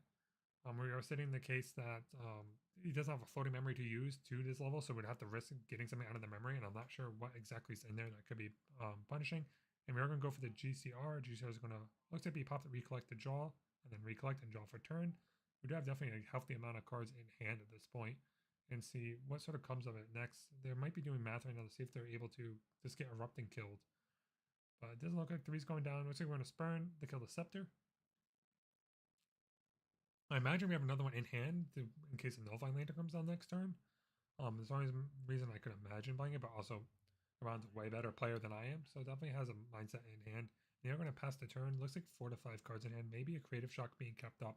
Creative Shock at the end of Uwu's turn to put more fire cards into the grave to determine whether or not they want to go Rye or something else. And there is a Quicksilver coming down with a card underneath, possibly a Nullifying Lantern, to try and beat out a couple different mechanics as needed, especially if Command decides to start going all out. You just pop the Grail and pop it into a Nullifying Lantern to begin with. So this might be a good tech coming down, as Uwu is going to go ahead and cast a Lurking Assailant to keep up the effect of being balanced and get some free swings in while they can, as there's no allies. Another 1 coming in, then another 2 from Lurking to bump up to 5, put it back into Innervate Fury range if they decide to. But it looks like there is no end of turn shenanigans, possibly. Nope, there is not. There is a trinket going to come down, preventing any frostbinds or anything fast coming out in terms of water spells. Past turn. And then as we think, looks like we're going to go ahead and pay 2 or 3 down. Could be another Spurn to just get the Lantern out early. Because if he spurns the Quicksilver, it's going to require a pop.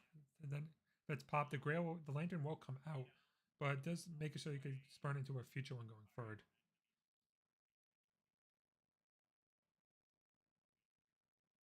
Alright, so yep, Sword is used, Fire Momentum is used as deal 3 to kill Lurking Assailant.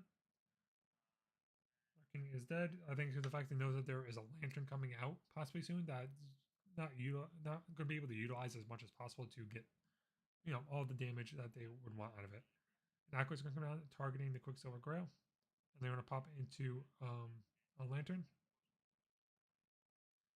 And yep, because of the response of popping Grail is going to come down, and then Aqua is forced to kill the trinket. Because of the fact that Grail is popped as the target at the time of activation, it resolves. I think the fact that trinket has to be used targeting the trinket to get rid of that trinket as a whole, which is a little punishing for the command, but definitely reopens up the fact that Frostbind, it goes back into the play of future counterspells, and looks like we are going to go up to level 1 Tony. 1's being paid out. A Snow Fairy is going to go hit the Banish, and going to go ahead to level up into level 1 Tony. And Tony does have Taunt to keep something like Lunette alive going forward.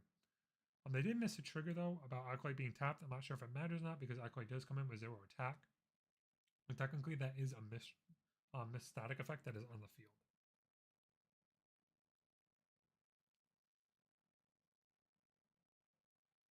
Let's see.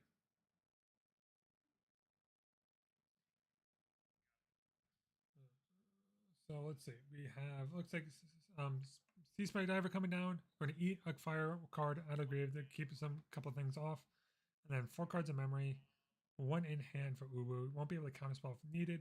So then it looks like Command's going to go ahead and start doing some math here on what they could possibly do to try and get lethal. And Terraforming is going to be grabbed. It looks like there is no lethal in hand, possibly. Doesn't have anything to deal with the Nullifying Lantern, which is why they're just trying to stall at this point and try and draw as much as possible to look for their Spurn, look for something that can help them deal with the card going forward. And there is a Cremate coming down. Cremate's going to draw 2 cards. We're going to see 2 come out. I messed up life totals. We are at 8 because of damage coming through. My apologies. 8's going to come on down. And looks like pay 1 more and 2 more into Hasty. Nope. Nope. Lunette. Yeah, Lunette is tapped.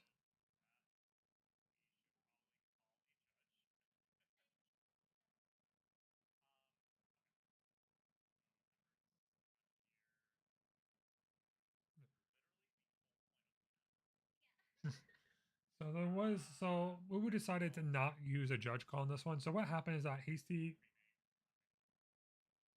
um so what happened is the fact that Hasty came in and Lunette does tap units, your opponent's units on enter, and the fact that it came in and tried to attack and he already went through the effect before realizing that was tapped, we decided not to go for the judge call here. I think because the card wasn't shuffled back in the hand yet and caught it before anything else changed the board state too much, so we elected to allow a revert. Which then Hasty was then sacrifice cremation ritual to pretty much put us back into the board state that we sort of know of as a whole.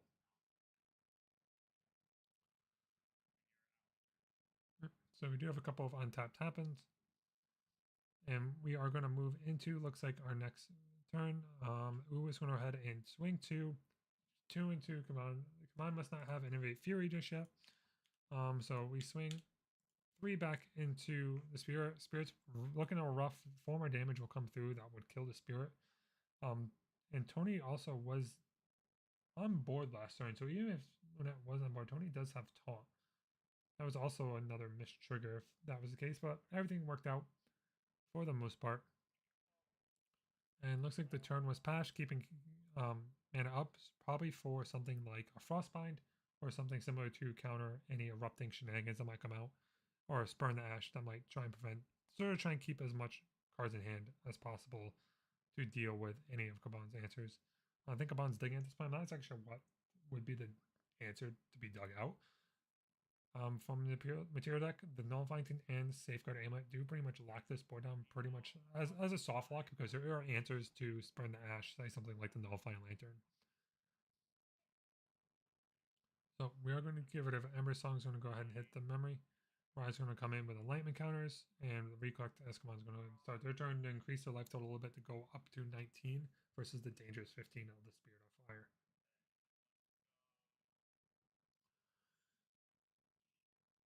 So it looks like not. So from what it sounds like, Kaman's not able to hit any of their units, any of the Spin Ash, anything of the sort that makes it really more worthwhile right now. So we are going to see. Looks like Kaman try and possibly do some digging or just over a rough hand. But there is a fireball coming down. Looks like going to come down. Maybe, and looks like the fuse box will come down to prevent the 2 damage. As a whole, on the Lunette, looks like Kabans really wants to set something up to deal with like Hasty or something that they come in with untapped units, but is not able to right now because of the fact Lunette will hit the board tapping the unit, so they're not able to use Hasty Messenger or anything of the sort to sort of keep everything effective a certain way. So we're going to go ahead and pay 2. Another fireball coming down on Lunette, and it does resolve. Lunette has hit the grave, and looks like they are able to now do a Hasty Messenger. Yep, Hasty comes in. You're going to Frostbind Hasty so that you don't get the draw mechanic. Keeps one card in hand. And Uwu's starting to start stabilizing into a more demanding board state right now. We're preventing the card draw for Kaban. Kaban's also already used 2 different fireballs now. Let's deal with the Lunette, which is really good in the side of Uwu. Uwu is able to sort of really stabilize this board state and keep at a point that Kaban's really having issues just keeping things materialized or answered as a whole. So we do have a Great Sword coming down. Great Sword coming down. Ceasefire's going to go ahead and get a +1 damage counter. So 4 influence. So it looks like they're doing math right now for damage. 1, 2, 3, 4 damage comes on from Kaban. So Uwu was popping, technically debating about popping Terraframe, chooses not to. And we're going to go ahead and do Uwu's attack. So right now, Uwu could probably only do 3, 4 damage right now, put him up to 15 if that's the case. Which probably why I chose not to pop the Terraframe because I didn't think it would deal another 4. Unless there is a heavy swing. If there's a heavy swing coming in the board here, so Ally War Priest is going to come down instead. Ally War Priest is going to swing 2. 6, nope. Yeah, 16. And chooses not to attack with the Tony. So there was no heavy swing in the form of, excuse me. We're going to go ahead and get a Jewel Enlightenment. Jewel Enlightenment does give an Enlightenment counter into your champion, and then at 3 Enlightenment counters, Raya was able to use all 3 Enlightenment counters to then draw a card pre-recollection, try and help filter that hand a little bit. Kaban's going to put 3 down and spurn into a Lantern now. Lantern's going to go bye-bye, and looks like Kaban does have 4 cards in hand, not able to fully combo it just yet for a full 20 health, but really trying to set the board, can maybe do, can't Firing Momentum, can't Rending Flames because those are warrior class bonuses. But we're going to see Innervate come down to heal 5, get back up to kill board, and then end turn, probably going into Lorraine Wandering Warrior to maybe possibly get like a Rending or Fire Momentum down into attack because there was going to be a good amount of cards coming in, but probably more likely a Fire Momentum because Rending Flame would only deal 6. And yep, so then come down, Tony level 2 came in and paid 2 to deal 4 damage into Tony to go up to 15. So we are now going to go into game 3.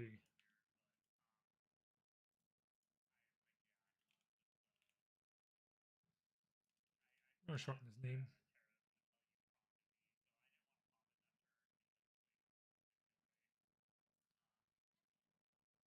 So we are going to go, like I said, into game number 3 of this matchup here. And now the opponent's going to go ahead and re-sideboard, get everything going as we go.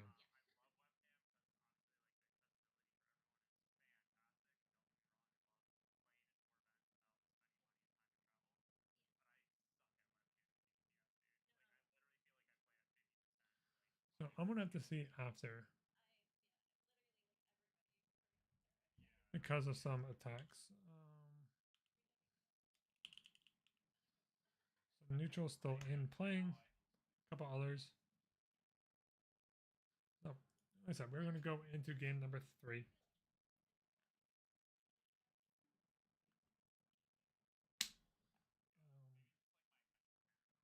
Yeah. Right now we're talking about a little bit of matchups, a little bit how they are on the webcam and such. We do have pretty much almost a pretty big lobby right now in the table number 3. We have a lot of spectators going into this match. So we are going to go ahead and go into game number 1. I mean game number 3. This one's going to take determine who's going to continue being undefeated. Spirit of Fire is going to go ahead and come down. And let's so the usual Spirit of Fire start in the form of TCG, and we're going to go ahead and see what is materialized. Let's see. As we was talking, there might be increasing danger, which really sucks because the way increasing danger works is that you don't get it. Ooh, open pass in form of Kaban. That's a little rough. I'm not sure what the hand is looking like, but that's just like a little bit of a rough spot overall. But we're going to go ahead and cut in half. Start beginning their turn. Go ahead and recollect. Spirit of Water. Not recollect, sorry, Spirit of Water. But what I was saying is that increasing danger, the way it works is that if you increase in danger on your turn 1, your opponent's turn 0, is the fact that your opponent is not able to recollect. When you materialize Spirit of Water, you skip your recollect phase. So means that card will stay in memory for an extra turn and you don't get it. So it is something to keep in mind. And there is, looks like a Stillwater Patrol coming down, swinging in for 2, and a Shieldmate coming down as well to pretty much be there as the taunting unit. Stillwater Patrol is a 2/3 for, I think, 4, but does also have true sight and gains an extra 1 damage when dealing damage to units with stealth. So might as well go ahead and grab a GCR if materialized then. Nothing at the end of turn. So this hand might be looking a little rougher than where. GCR has been drawn. I think we're still looking pre-recollect. Possibly. Nope, guess we're not. AC comes down, attacks. We get the trigger on board. And then we are going to go ahead and discard a Shieldmate to get the flash floating memory into grave so we can level up for free and keep more cards in hand for later on for our combo turns. And we're going to focus flame the Stillwater Patrol, kill that, and then Shieldmate's going to go ahead and stay on board. And then Fire Bubble is going to come down and side from Uwu, and Uwu is going to go ahead and draw I think up to 7 cards. So if there is a Gildas in hand, will be balanced at this moment because there is only 7 cards. Yep, Gildas is going to come down.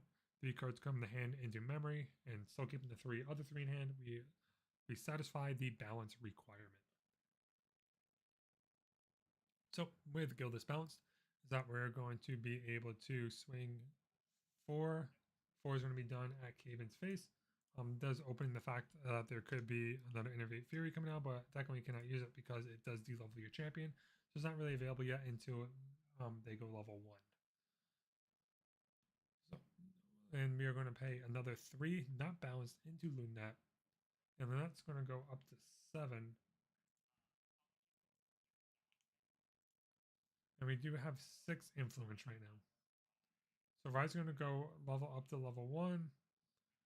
I'm going to recollect and draw in terms of Cayman. And then Shieldmate is on the board, so Lunette is a little bit safe at this point right now. Innervate Fury could come down. Yep, Innervate Fury is going to come down to D level, and more likely I think clear the board because Innervate Fury does deal 7. So 1, 2, 3, 6, 7 in. So 7 damage. It will wipe the board. So heal back down, back to 2 for Kaban, and then clearing the board, swinging 1. And Caban's have a couple of misplays, it looks like right now. It is a long tournament. Things happen. Webcam games are a little bit harder to remember triggers. So there was a miss trigger in that hasty because they already gave the damage to the player, choosing not to use the on effect trigger because of giving the damage. The trigger is then missed from hasty messenger. We will have to see if it comes back punishing overall, but we will find out. Shieldmate's going to be used to grab a scepter. Scepter is going to come into play. Who is going to go ahead and look at, see what's in her hand, see what's next. Possibly go in the hasty messenger because of the misplay. It could really come into something beneficial. There is an ally war piece coming down. It is still a 1/3, and we do have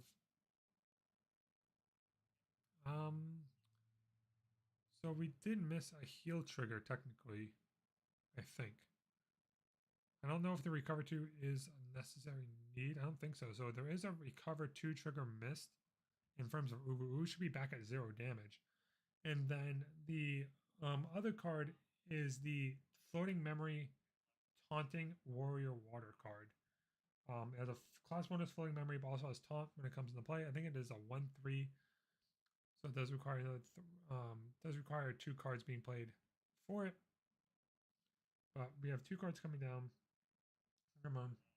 And Spur Nash is going to be used on the scepter, getting rid of that, preventing a couple damage when possible. Yeah, I'm not sure what happened here. With the miss trigger. We do have a judge watching the game, so I'm not 100% sure how that works. So we do have a focus come down on the priestess. Priestess is dead. Pass and turn. And we don't have a spot that looks like Terrifying will have to be popped just yet. We have Azir Protective Trinket come down. The way Azir Protective Trinket works is that you banish it, and I think you banish 2 fire cards, if not 3, from target opponent's graveyard. So there's a card that will come down to help thin out that fire momentum and erupting sort of list. That graveyard mechanic that they're relying on mostly. So we would have to see. We do see Seasprung Diver coming down because Gateman has more than 4 cards in grave. does go down to 3 cost in hand, eats a card, and then swings 2 damage into the life total to go up the floor.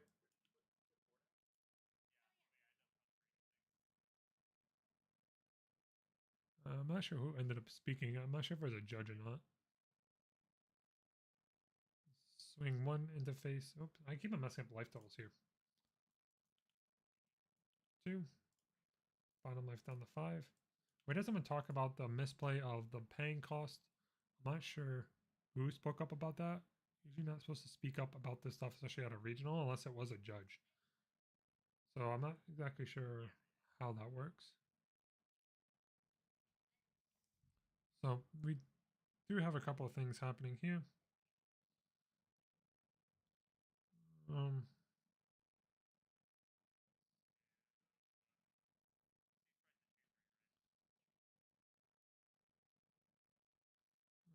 let's see. We did pass turn. We are thinking, so we did go get a sort of seeking. It doesn't have true sight because we are not level 1 Marine. As we are hitting it, we're going to go ahead and I think, what are we grabbing here? Putting down. We're putting a couple cards down. I wonder if we're debating something like a Spurn the Ash. Not Spurn the Ash. Ember Song, but wouldn't matter too much because it can't kill anything directly. So we're putting 4 down. We can't innovate Fury. Arthur? Or maybe just doing math basic cards in hand. As I said, you can erupting, but it's not enough to really deal lethal damage. So I'm going to put 3 down, maybe a creative shock. So Cemetery Sentry is going to come down. Discard a fire card, discarding erupting to draw a card. One possibly has another erupting in hand. So Diver is going to go ahead and die. Cemetery Sentry is a card to unentered. Discard a card. If it's a fire card, you may draw a card. Then it's a 2/2, and then swing in with a sword to help kill the Seized by Diver. We're going to go ahead and looks like level up into level 1 Tony from Ubu, giving Tony does have taunt on enter. So the enter taunt effect is going to go on the stage, and we're going to see from there sort of what's next. So it looks like going into this turn, I'm going to swing one more with the class bonus floating card. I can't think of what this card is called, honestly. I'm going to have to look this up real quick as I try and find the exact name of it. It's not so Vaporjet Shieldbearer is the name. Sorry, it is Steadfast, not Taunt. It is a 2-drop Steadfast on class bonus on hit. Look at the top corner of your deck. You may put that card into your grave, and it is a 1/3. I am sorry, I misspoke with this card earlier. And then it looks like there was a heavy swing that came through as well to bump them up to 12 damage. Command's probably looking at leveling here because next turn there's a chance that they're dead if they don't level otherwise. So the probably sitting there looking, debating which one to go Raya Lorraine. There is the trinket on board, which still makes things a little bit questionable on what would be the next exact plan of action in order to get sort of trying to push lethal for another turn.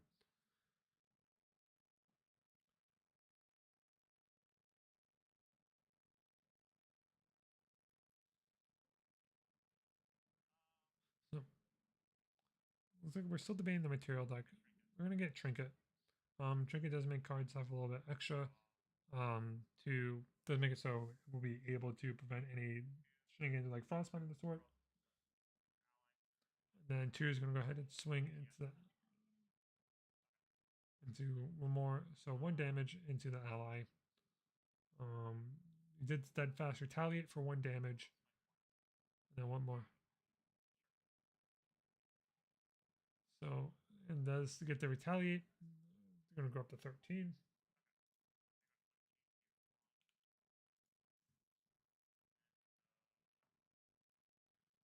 So we're going to go ahead. I cannot do that just yet. So let's go ahead.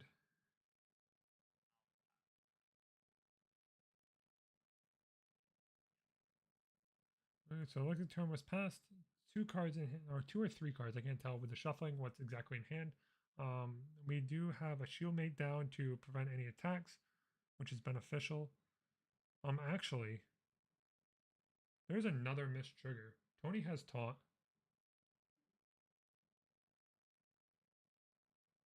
Tony does have taunt. I need to speak to a judge.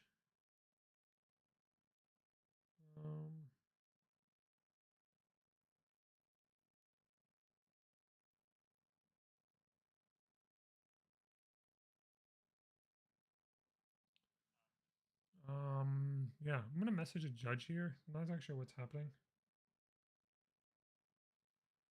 Because it does change a couple different game plans and stuff that is happening.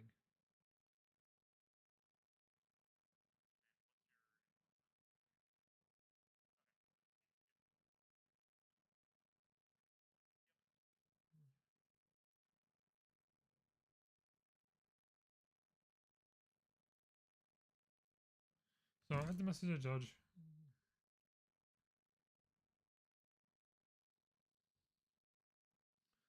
So I do have to message a judge real quick. There is a couple different questions that's happening, especially as a spectator. I'm not exactly sure the ruling behind it.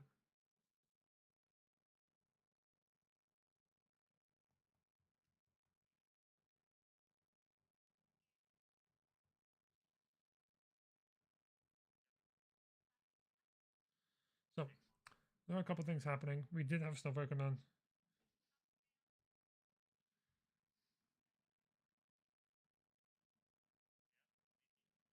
Um, so Snow Fairy comes down, topping Shimmy, and it does look like Uwu.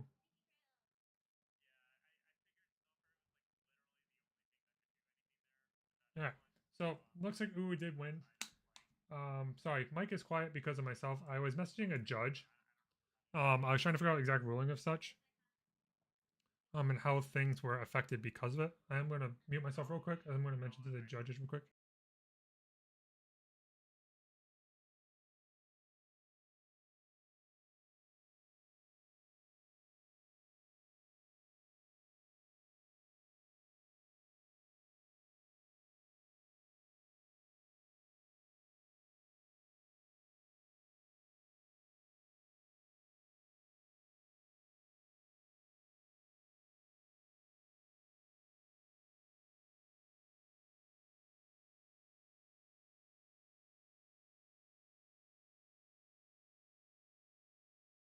All right, I'm back.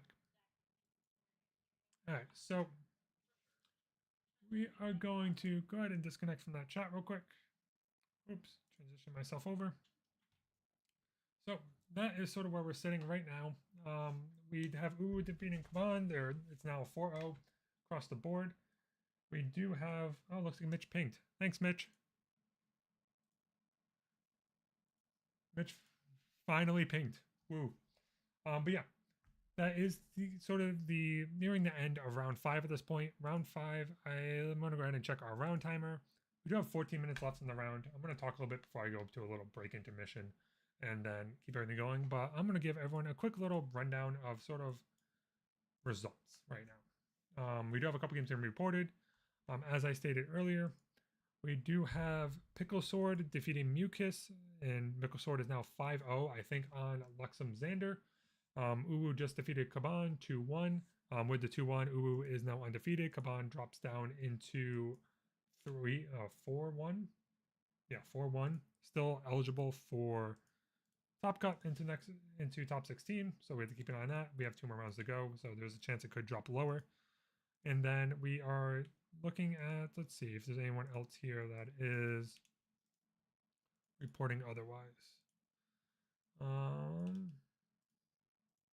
I'm trying to see if there's any other results while also editing everything. Let me see. Byfall ended up beating Chunu. Byfall is now 0-1 loss. Limelight won as well. What is the Limelight's record? Limelight. Limelight is now 4-1 themselves. Byfall is also 4-1. We have Duck Hats that is 4-1 as well. Ver, I think, is 3-2. So there are a couple different results going on.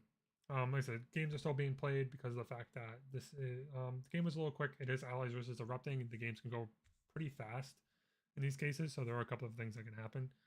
I am looking at what tables are currently playing to see if there is anything to jump into.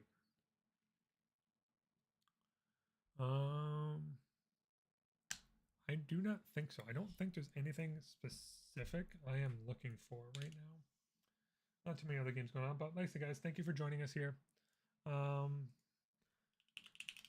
thank you for joining, watching the final few rounds of the Yeti Regional. So, like I said, I scrubbed out. We are practicing now for Nats at this point of casting. I'm going to be casting U.S. Nationals with Red Zone Rogue as well as Lineage Break Cam. I'll be a little bit better than I am now, mostly because of the fact that it's hard. It's hard to solo cast and run production at the same time. It's mostly me jumping around and doing a couple of things, trying to update images. So it does get a little rough. But as I said, thank you guys for joining us here anyway. I'm really happy that everyone's here to enjoy the event.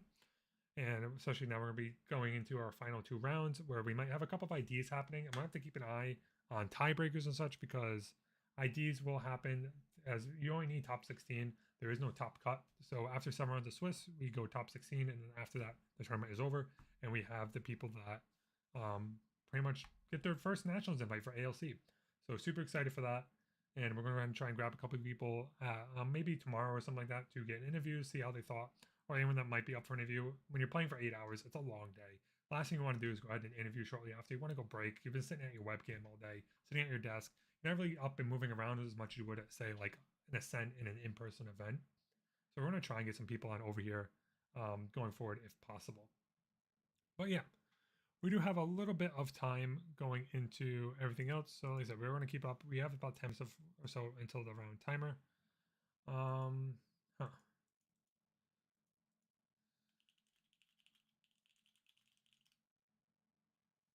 Let's see. So yeah, we do have a little bit of time. As I said, thank you guys for joining. I'm going to go ahead and set a quick little 5-minute timer. I will come back with 5 minutes left in the round to give you an update on everything's going on. I'm going to go ahead and take a quick break myself. So like I said, don't go anywhere. I'm going to be right back and update everything here shortly.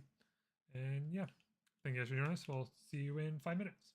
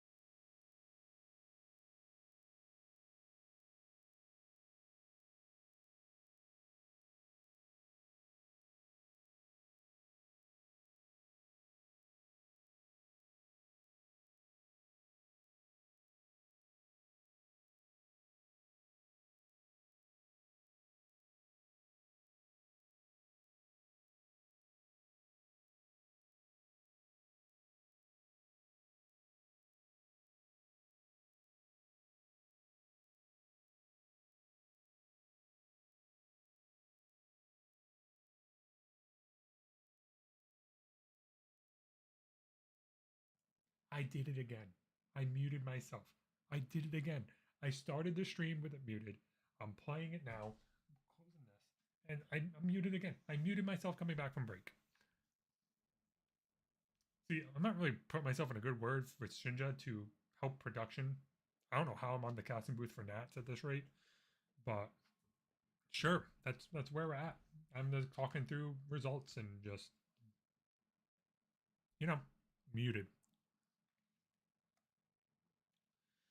So yeah, like I said, we have a few more minutes left in the round.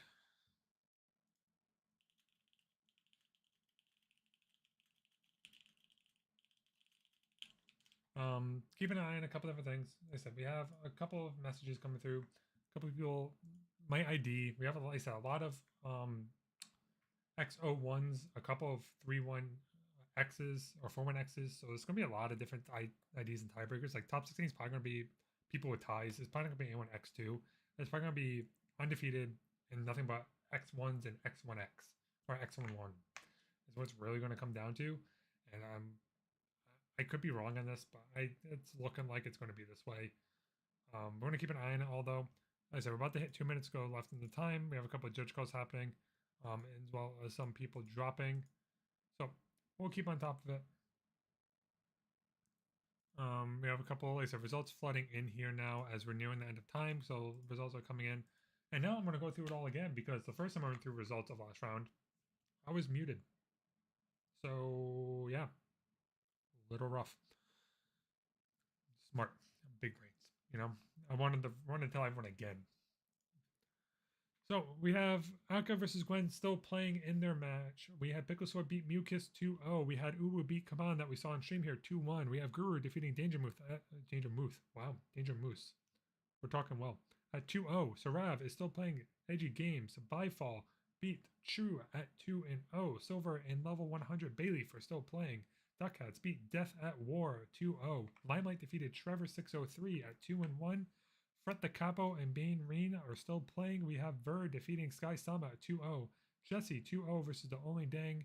And looks like a bunch of other games still happening. We're not going to go too much into it because these are mostly the people that are at the higher end of this bracket that are in that top 16.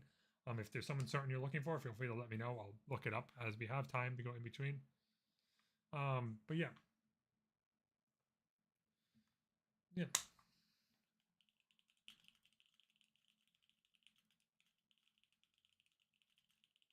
But yeah, we did have a couple of notable names that are playing a little bit lower end of the bracket. As I'm looking through and typing and messaging a couple people about what's going on. We have True Champion Isaac. That is 2-0 versus Once in Love. I think True Champion Isaac is X1, if not X2, or X11 already, which might be why they're lower end. Neutral End ended up dropping, losing to Landon Arrow. Hanma and Dust Bunny just had a judge call. They're still currently playing. Wow. D Jesus has defeated Quick Draw at 2-1. Then we have anyone else that I recognize fully. I apologize if I don't fully recognize you people. Recognize people by their names. There's only so many usernames I keep in my head. These are most people I interact with on like a daily basis, for the most part. We have looks like number one Merlin Simp is still playing. Rex defeated George B. Okay, Business One versus Isa. Brightwing ended up losing versus View and dropped. And who else do we have? We have Pavone, otherwise known as Bob Sherbel, up 2-0 versus McTrash. We Glass Carbonate is still playing. Anyone else I recognize on here? Valkyrie is 2-0 versus Sleight of Ham. Savion Leaf is 2-0. Savion Leaf is one of our first Ascendant players. So I'm not sure what they're on. Maybe hiding space or not, or just having an unlucky event. Number 4 is still playing, as well as a couple other people. So we did hit the alert for time in round. We are now in overtime sessions, and it looks like we did get a result coming in that Gwen ended up defeating Aka 2-0. So it looks like Gwen is now 5-0, and Aka goes down to 4-1. Is it Aka? Is it Aka? Ataka? I'm not sure how to pronounce the names, and I feel really bad. I'm butchering all of these. Like, I'm partially illiterate, I swear. But I mean, but we're also card gamers. We can't read. It comes with the territory. I mean, no one can pronounce my username, so that's why I call myself Rav for short. I can't even pronounce my own username. Like, Raravin, whatever sounds good to you. I call myself Rav. Nice to meet you.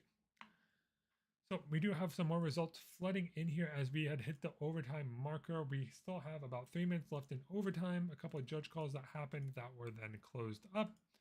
So as we go ahead and see what's going on, let's see as we give a quick refresh, anything else comes in. Like I said, Guru defeat damage. Sarav still playing. By for one, Silver is still playing. So a lot of our 4-0 games are pretty much finished up and wrapped up, and we're about ready to move on into round number 6. Like I said, after this, we have one more round. We'll see what happens stream-wise after round number 6. We could have a lot of ideas at this. I could cut the top 16 where playing doesn't matter too much. So we're really gonna have to see how the whole bracket shakes up and what we might bring on the stream here, or if we might end it around early. We're gonna try not to. Hopefully, we can catch some good games. But if the tournament stagnates in terms of drawing and playing, everything becomes a little bit different. But we're gonna keep on top of that as much as possible. Yeah. But like I said before, I've been saying all day, thank you guys for joining. Glad to have people turning in to watching the first online regionals for Yeti, as well as for Grand Archive. Hopefully we had 113 players. I think this was pretty much a pretty big success, especially the fact that this is an event right before Nationals, which, there's some issues with that, but we won't get into that. But, the event right before Nationals, we had 113 people show up ready to play. We had people from Australia with someone like Limelight. We had people who were online at like 2, 3 o'clock at night playing tonight. 2 or 3 o'clock their time, I should say. 2 or 3 o'clock midnight a.m., whatever, playing their time to play in this event is great. It's a great turnout from the community. It's pretty much technically the biggest event on paper, I want to say. Paper. I think SoCal was like 105. So it is the biggest regional we've had so far, especially being online. It really let people play more and to worry about traveling, expenses, stuff like that to play into this event. And I really hope this is something that Weebs continues moving forward, as I'm really excited for something like this to, continue as a whole. But we'll see how everything turns out. We're going to overall, like I said, keep an eye on everything. We're now nearing, I think, the last 30 seconds. What is it? 354. Yeah, we're nearing the last 30 to 40 seconds of judge call. And we're going to go ahead and get our final pairings and go ahead to move on to round number 6, as well as see who's are remaining undefeated. We're going to try and jump into some tables of matches that we haven't seen yet. I know a couple of people are playing. Like I said, we know Atka is playing Water Lorraine. We know that Caven's playing Erupting. Ubu is playing Water Tony, as we just saw on stream 2 seconds ago. We know Sarav is playing Luxem Xander. So we're going to keep on trying to jump into a little bit of different matches to shake it up a little bit, as well as, try and get something new on stream for people, as well as trying to see what's in the top tables, or what people might be expecting at Nationals. To be honest, I don't expect a lot of these decks being played or what people are bringing to Nationals, but we will mostly have to see and where the whole thing pans out as a whole. But like I said, we're going to go ahead and keep up on all this. We have a couple messages going through, probably some more results coming through. We do have a couple of drops coming in, nothing too major. And he looks like he says about the post that we have hit time for the round and report your matches. So let me get the refresh button going in Omnidex here. Get that refresh. So we have 1, 2, 3, 4, 5, 6 matches, 7 matches, sorry, till to report. So we're going to go ahead and see those matches coming through shortly, getting all those reporting matches in. And from there, like I said, see what our standings are going into round number 6. So it looks like, let's see. I don't even know who we had as a favorite going into this. I think I said, because a lot of people aren't playing their expected deck for Nationals. So I think this is sort of a wild west of what might come of gameplays, meta, everything like that is really up in the air of who's going to be taking that next step into winning the regional event and getting the first ALC invite cards, I think, which is Lurking Assailant, if I'm not mistaken. I think it's pretty Lurking Assailant. I'm going to scroll down because I am on Omnidex. I could look up the Omnidex season guide for Alchemical Revolution right on the Omnidex website and see what the prize support cards for this event.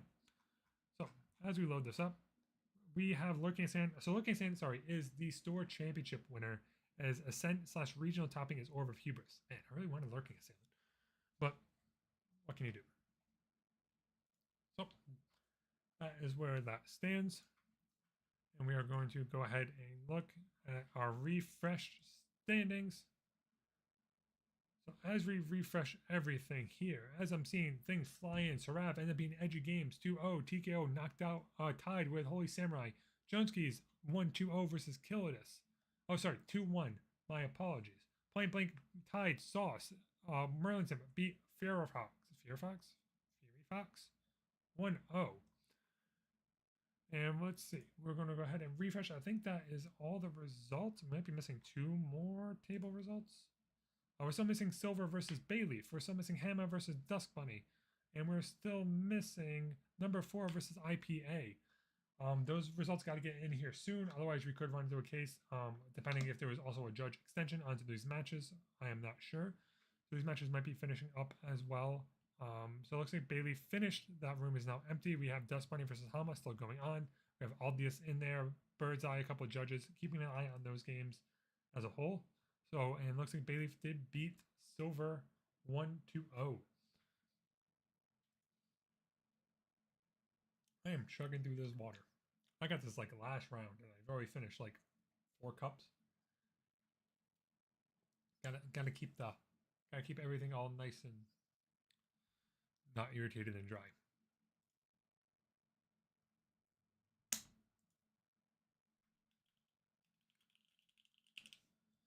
So we go ahead and jump back over. We still don't have any results for the final 2 matches. I am not sure where everything is finishing. Come on, guys. We're on round number 6 here. We're ready. I got people waiting. For round number 6. People want to see these matchups. I don't know who. I don't know who we're going to grab. We're going to grab someone. We're going to grab some good matches. Some real good matches. So, as we're still waiting up and finishing. Yeah, by the way, so I'm going to go next round. I don't know why I didn't see. I forgot. I said Pickle is on Fluxum Xander, and I am wrong. I am 100% wrong. He is on Winterai. I knew this early on in the tournament, and I completely forgot about this. Pickle Sword is currently 4-0, 5-0? 5-0 on Winterai. Let that sink in for a minute. Winterai 5-0. I mean,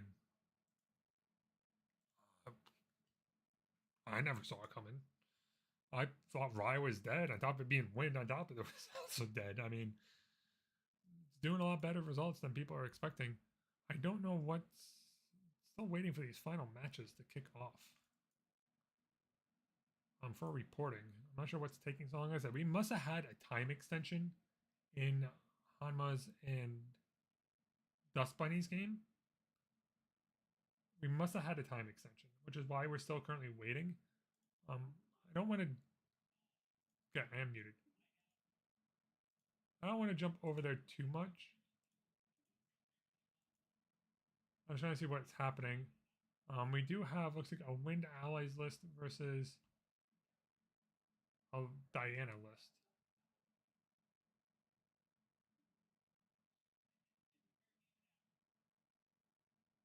And looks like we did have a result. I'm not sure who won after. I joined a little late. I didn't get to see who won. So we should have that final result coming in here in a minute, and round number 6 will be starting shortly. So we're going to go ahead and refresh here. Hopefully to get a pairing. Let's see if I can find Hanma's game. Hanma won 1-0 versus Dust Bunny. I think Hanma was on a Diana list, which is interesting. I'm not exactly sure what Diana list they were on, so if they get up to the higher tables, we might pop in over to that, but we're going to keep an eye out and see. I said, as we're now waiting for round number 6 to start, and we're going to try and possibly pop in the Pickle Swords game because actually it's only it's going to be Pickle Sword Pie versus Gwen, which is going to be a new matchup for us at table number 1. Unless they played before earlier, but I don't think so because they're both undefeated. So we should be able to hop into their game and watch Winrai versus something else entirely. What that something else entirely is, I am not sure. But you know what? We are going to figure it out together.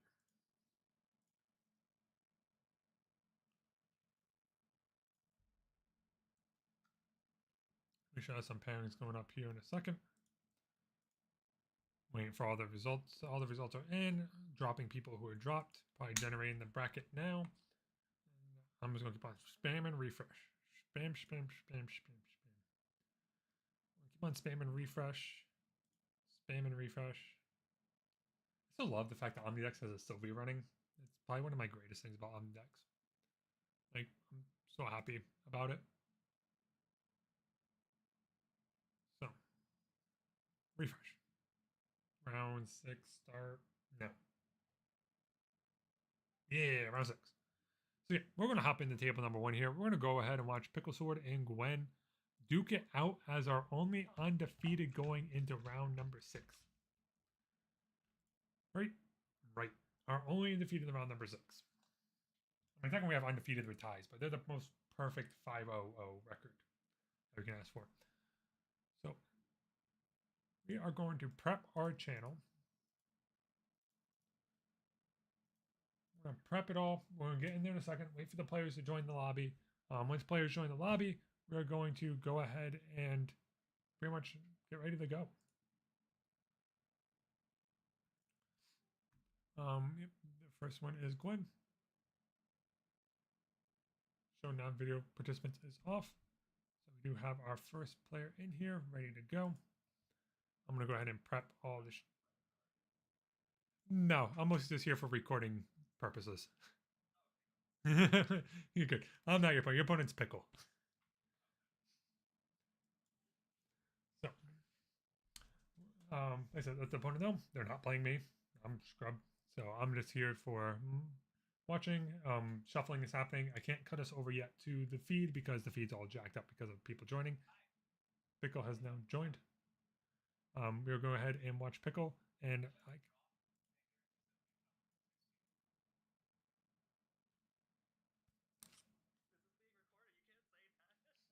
no, technically it's not recorded yet, and I don't have headphones on for it, so you're good. Yeah, you're good. Like I said, I'm only recording personal stuff, so you're good. You can't pick up audio.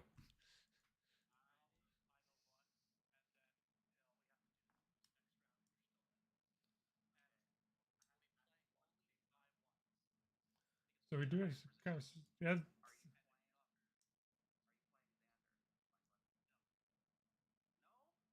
So we do have some conversation happening right now on table one. All right.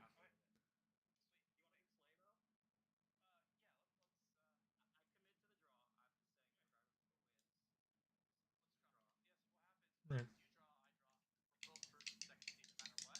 All right. So we are going to bring their game. We did have an ID happening, so we are going to just record. That's it. For clarification for you guys are cool with the game just being just the visuals being streamed still? Okay, perfect. I just wanted to make sure since you guys were doing that. Thank you, thank you. All right, so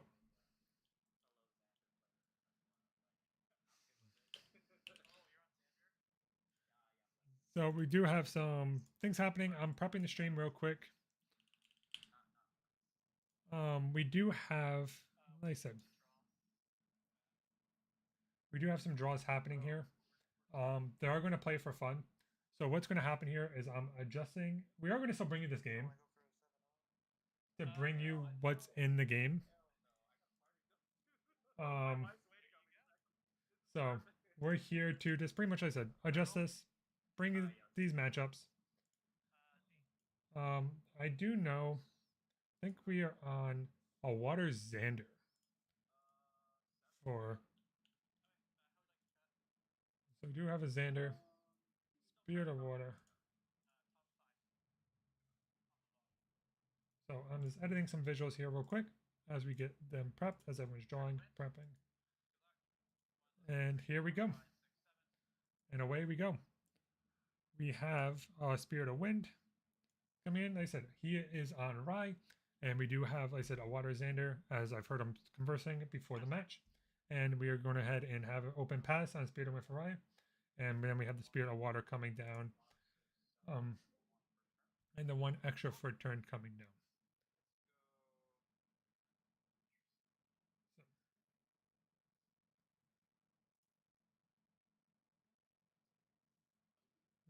Sorry about that. Everything changed over for a second. Clicked the wrong button. Problem with Discord games.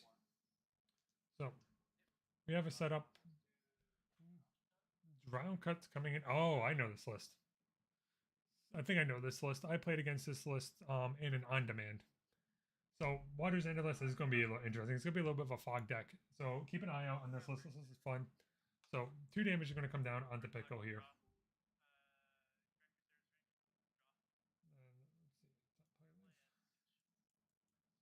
So Beseech the Wind is going to come down. I'm going to go level up to level 1 Rye, probably after materializing the ring for the turn.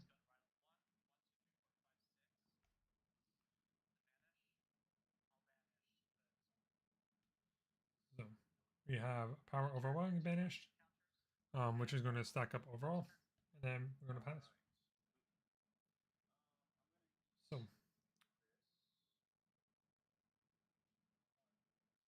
So we have an interesting, like I said, it's going to be a really interesting matchup. I think we have 2 very unique decks that are also undefeated in this event right now. So this is going to be a really interesting event overall. So as we debate, we're going to go grab Scepter. Scepter's going to come in using Thieving Cup.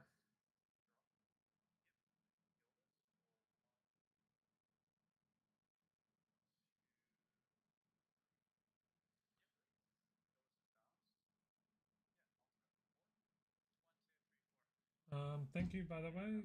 Someone informed me my mic is low. I was trying not to keep it. My bad about that. So I'm going to speak up more. Hopefully this is better.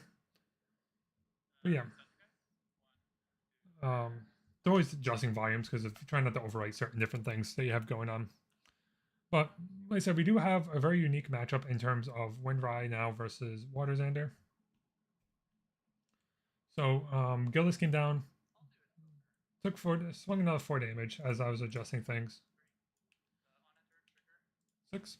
And we do have, looks like, the Wind Zephyr assistant, I think. So this is the one that on enter can eat enlightenment counter. When it does, it gains 2 attack for the turn. And then swings into Gildas to take the 4 damage and goes and kill Gildas as a whole. We'd have Sacred Amulet coming down, and we have Disoriented Winds coming in to come on to the Wind Rider Evoker to bounce it back into hand.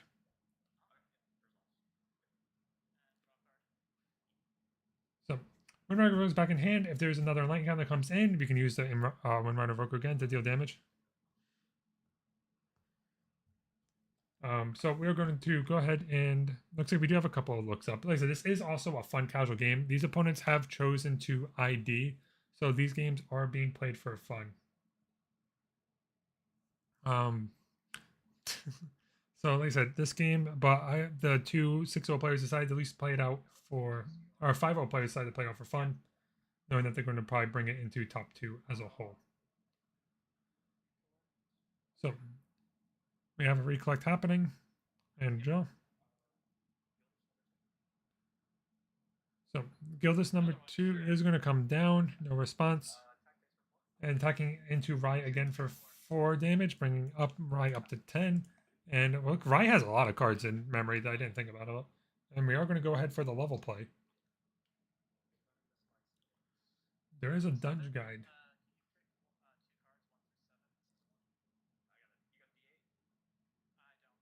Yeah. So we do have some rolls happening. We're going to go up to level 2 Rye. Hopefully not to hit. But I think there's a dungeon guide in this hand right now.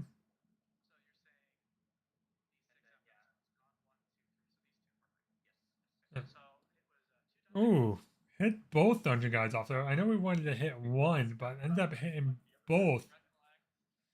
Oof, that's a little brutal. So we're going to see what happens. So we have Beseech the Winds coming in. Rye's going to go up to level 3.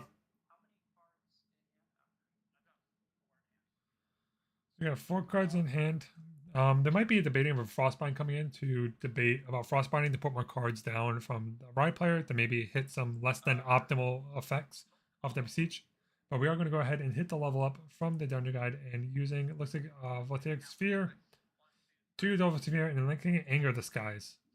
So Rye right now is level 7.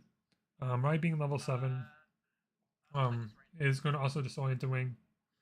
It looks like trying to bounce the Gildas for free because it is efficiency bonus of a 5 cost card. Since we are level 7, the card ends up being for free.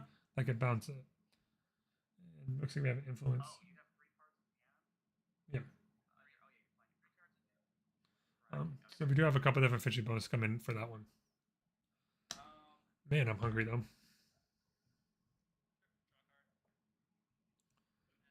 So Gildas was bounced. So into wins goes into the grave. I'm still trying to figure out if this is a stall deck or what this is. So Fracturize is going to come down onto the amulet. And then we're going to go ahead into, I think, level 1. Yep, level 1 Xander's going to come into play, dealing 4 damage to Rai. Rai's going to go up to 14. Alright, took the 4, up to 14. Xander goes up to level 1, starts to glimpse. I'm not sure how this Water Xander list that I've seen does in the Rai. I know it's a fog list, so I'm actually curious.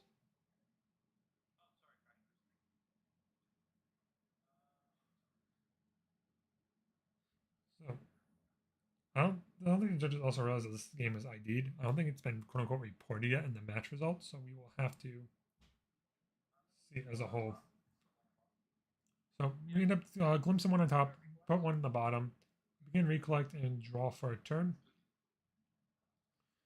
So I'm not sure what's in Pickle's hand here. I imagine it's still Arcane Bolting, Arcane Blasting. And our Frostborn Paladin is going to come on down.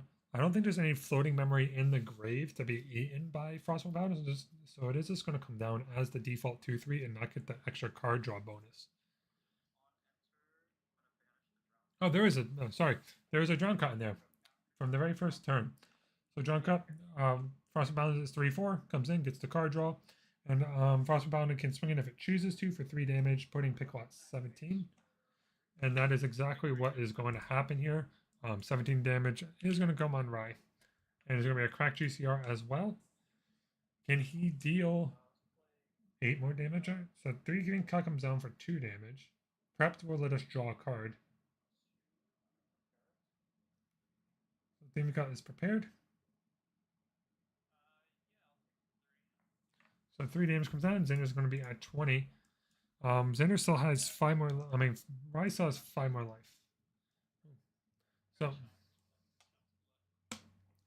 Child's Above is going to come in.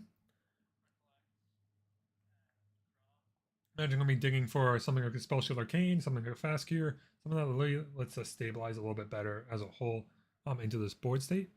So we are going to go ahead and pay. So anything wins on the Paladin. So that comes in. Bounce Frostborn in the hand. We got the card draw. Lane comes now at 2, not at 3, so can't use the draw ability. Sauce Bud is now going to be popped, it looks like, to draw 2 cards into hand. Just so everyone knows, the Sacred Amulet has been fracturized. That's why there's a 6 dice on it. Sacred Amulet is not in play, and it is fracturized. So a card cannot be used. We have, I think, 5 to 6 cards in hand for Pickle. Trying to set up and try to figure out what the best way to go about it. We could Power Overwhelming here, but one brings us up to 9. We have an Arcane Sight coming in. So for 6 cards, I'm going to go up to level 10 for Rai.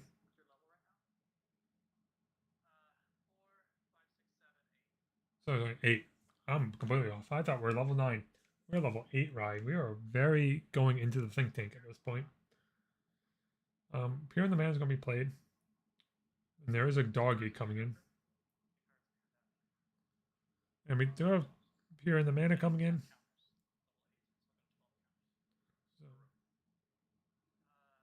So I have 8 counters coming in.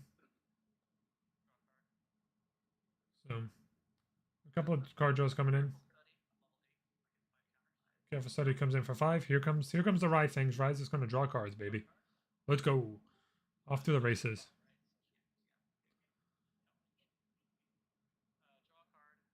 Another draw card is going to come in. Looks like we're just refilling. Rai's refilling the hand at this point to play around counter spells. 2 counters. Like Rise is zooming. Rise pretty much working on setting up lethal as much as possible here. Does end up losing a level from the Arcane Sight, going back down to level 4. Xander level 2 is going to come into play.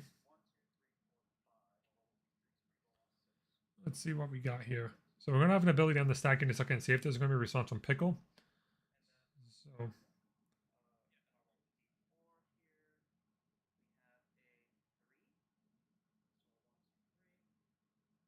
and we do have 2 cards banish.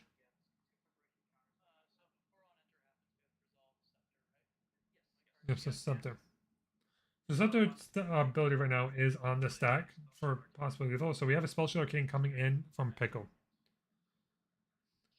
So 3 cards in hand. Spell Shield King goes through. Spell Shield resolves, gaining 4 counters, negating the 4 damage from the Scepter.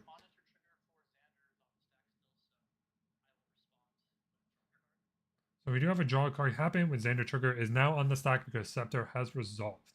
So with Scepter resolving, we now go into the next end step, which was Xander Trigger on enter ability. So right now we're resolving.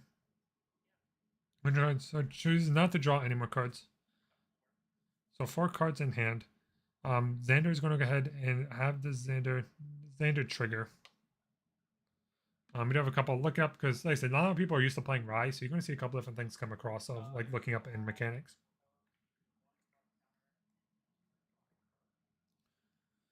So one prep upper comes in. Xander gains a card.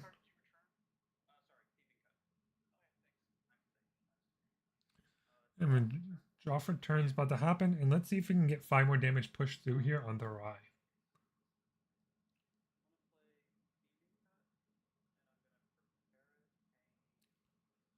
So Thieving Cut is going to swing it prepared to come in for 2. You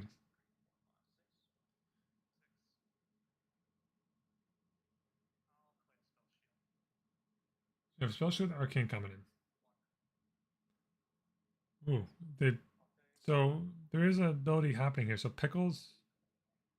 All right, so Gwen did realize that there's a light encounter, trying to bait out the Frostbind, and Gwen did realize after the fact that they are not able to counter it because Pick will be able to pay the last 4 enlighten counters on their champion to draw to pay the 2 for the Frostbind requirement for the negate. So really good heads up play here by Gwen, as well as Pickle. And now we're going to see a Dungeon Guy come into play here. So right now we have a Dungeon Guy coming in. Dungeon Guy's on the stack, drawing 2 more cards from Pickle.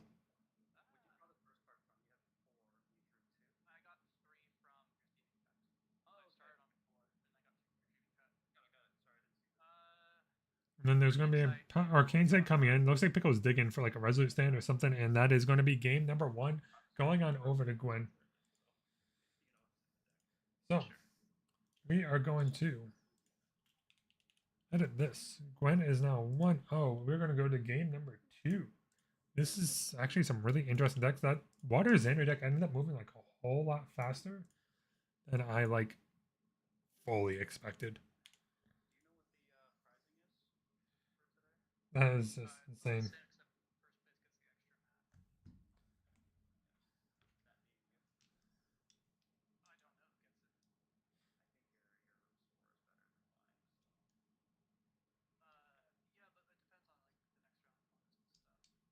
So we're going to go ahead and go in the sideboard here. Sideboard, I'm not too familiar with decks. I don't have deck lists in front of me. I don't know what sideboarding, who's sideboarding what into these matchups at all. Like I can't even tell you looking at the matches like what card was a sideboard and what card wasn't. Like I don't even think Gwen sideboarded. We do have a couple sideboards happening from Pickle.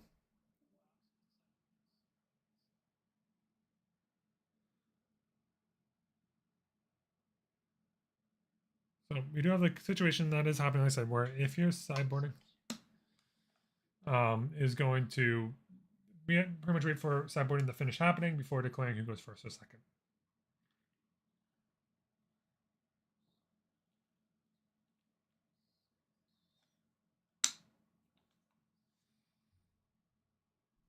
Oh, I have finished my water. I need more water. So we are now, like I said, doing a whole bunch of sideboarding at this point. A couple of judge calls. As we're waiting, these are two interesting lists, especially the two 5-0 players on interesting lists as a whole. With a Water Xander and a Windfry. This is something that is really just unexpected as a whole. So I'm really hoping to see more of this. I'm hoping one of these lists make it to nationals. I would be really excited to see, like I said, one of these really come and show out as a whole. So I'm really hoping that we see. I'm really hoping we get someone interviewing afterwards. So if we get an interview with someone after, that'd be amazing.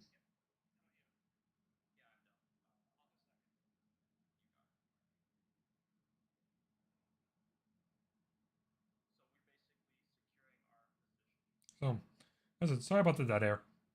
Not too much to really talk about because I don't know what's happening. I don't know what sideboard. I don't have this in front of me. There's not too much to talk about solo wise of what's coming on. But like I said, these two players did ID, and they are going to be top 16. Because of everything.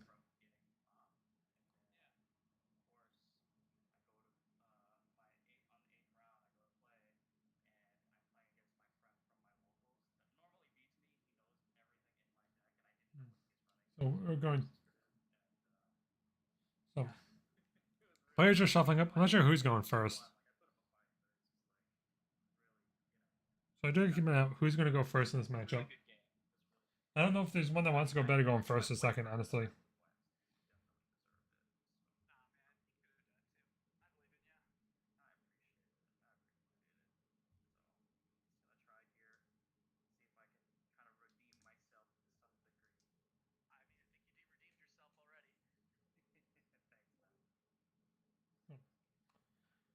We're going ahead and get into game number 2 here.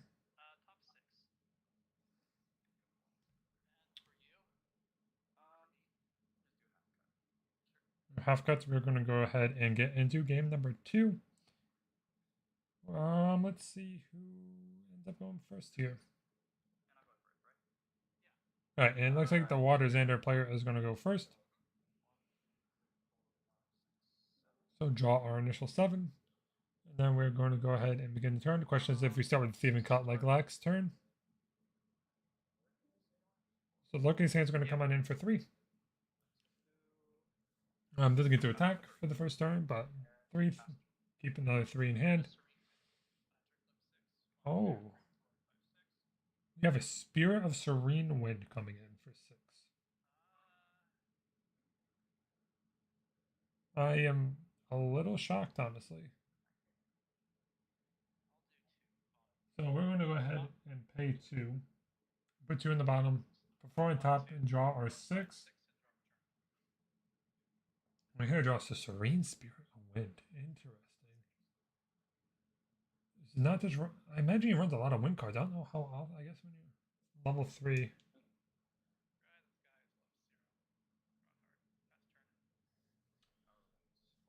And we're going to go ahead and look at the sky for 0, put a card in the memory, pretty much a blank, and then pass the turn as our Xander player is going to go ahead and grab a GCR and going to recollect for turn, draw, and then I don't know if they're running anything. I think they do run a Gildas. Well, Gildas is going to go ahead and resolve. So Gildas is going to go ahead and come in for 3. Gildas is balanced. I can go ahead and swing in for 4 with an extra 2 damage for 6. So we do have 6 damage coming on to Ryan.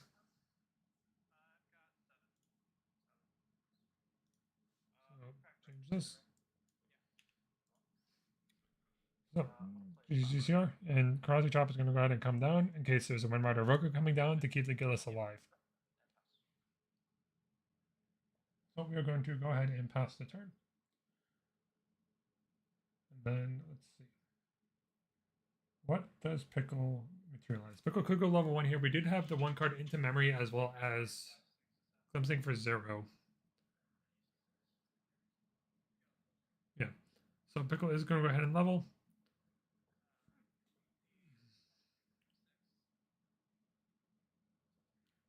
So the first card banished is going to be a Volatile Sphere. Gain the Arcane bonus for level 3 later on. And go ahead, gain the 2 light encounters, and draw for turn. So, and then we're just going to open past the turn here with no other cards played. I'm not sure if we're running Resolute Sand in Pickle's list. I'm really interested to see what else is running to help negate something like an allies list. Ooh. So Poison Dagger is going to come in the term of Gwen. I guess not really anything. And Lunette's going to come on down. Are we balanced? We are balanced. Lunette is balanced. So we have 1 damage coming from Lunette, another 4 coming in from Gildas, 2 coming in for Lurking Assailant. So 4, 5, 6, 7. We have 7 damage being dealt right now to Pickle. We are sitting at 13. And Korhazi Chop's going to come in. I guess because not to worry too much because with Lunette on the field, any cards come in is going to come on down, and Thieving Cut's going to come on down prepared.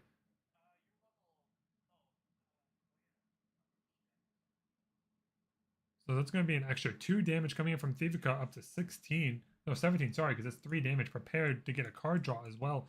Putting Pickle out on the back foot here on turn number 1. This Water Xander list is insane. Terrafrain's going to come on down to try and keep a little bit of pressure off, but Pickle's got a level here. Oh, man. We're careful studying here. On Xander 1, we can draw 2 extra cards here. I'm not sure what we're getting. Like, how much damage is represented? Oh, like, if we get Scepter, there's no Dungeon Guide coming in. Oof. That hurts. Unless he's a double Dungeon Guide. So Dungeon Guide's going to come in. Deal 21 with Poison Dagger is going to be lethal for 22, right?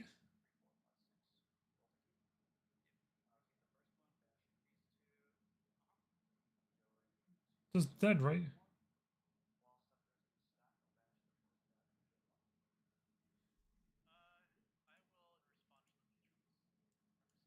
So heal for 6. I forgot about Lunar. I forgot Spirit of Serene Wind was in play here. So 16 damage. Then we're gonna have the Glimpse 2 come into play. I think honestly forgot the Serene Spirit of Wind. Like, was almost dead. The turn's gonna go ahead and be passed. I'm not sure what Pickle has. I don't know how much wind is sitting in the hand because all the wind cards are now officially dead.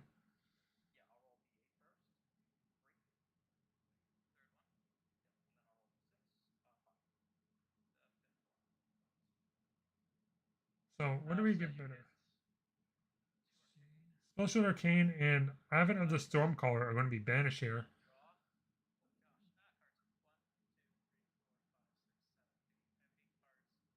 So what is the Dungeon Guide's going to come in 9, possibly though. 1, 2, 3, 4, 5, 6. So we're gonna keep. So we're gonna go ahead and banish Arcane. The 2 Disposition, Arcane Disposition are going to come out the side of the Pickle here. And Pickle's going to go ahead and swing 1 into Xander here. Then we're going to go ahead and Anger Disguise, wiping the board. The board wipe coming in. Oh man.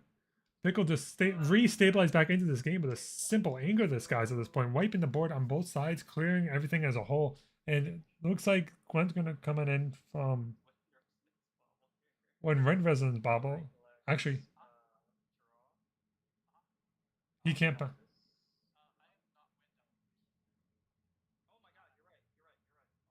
Yeah, so when Resonance Bobble came in and was not able to use it because of the fact that Serene Spirit of Wind was lineage released. Pickle is no longer the Wind Spirit anymore. He's not a Wind element, and Wind Resonance Bobble was not able to be used. Pickle might be securing into a victory and pushing us into a game 3.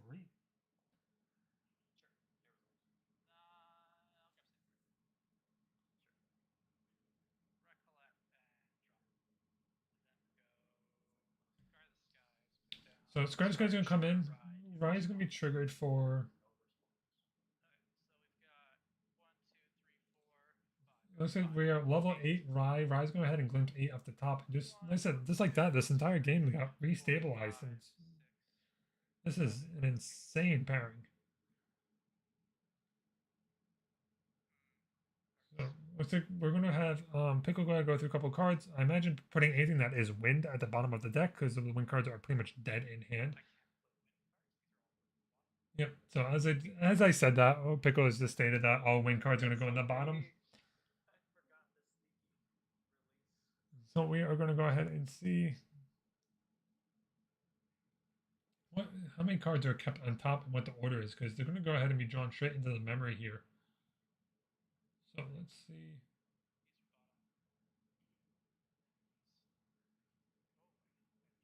So 1, 2,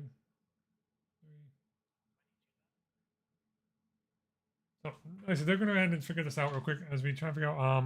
Xander's not playing a little on the back foot here. Xander's not much else to do in hand. Used up all the tempo trying to go for the early kill, and then up being putting stuff behind as soon as the angle this guy's ends up coming through and wiping the board. So 3 cards in here from Xander. So Fracturize is going to come on down, and the Amulet, Floating Memory is going to go ahead and hit the grave. We could use 3 here to level up Xander. So, sorry, level 2. So level 2, Xander will come in, dealing 4 damage.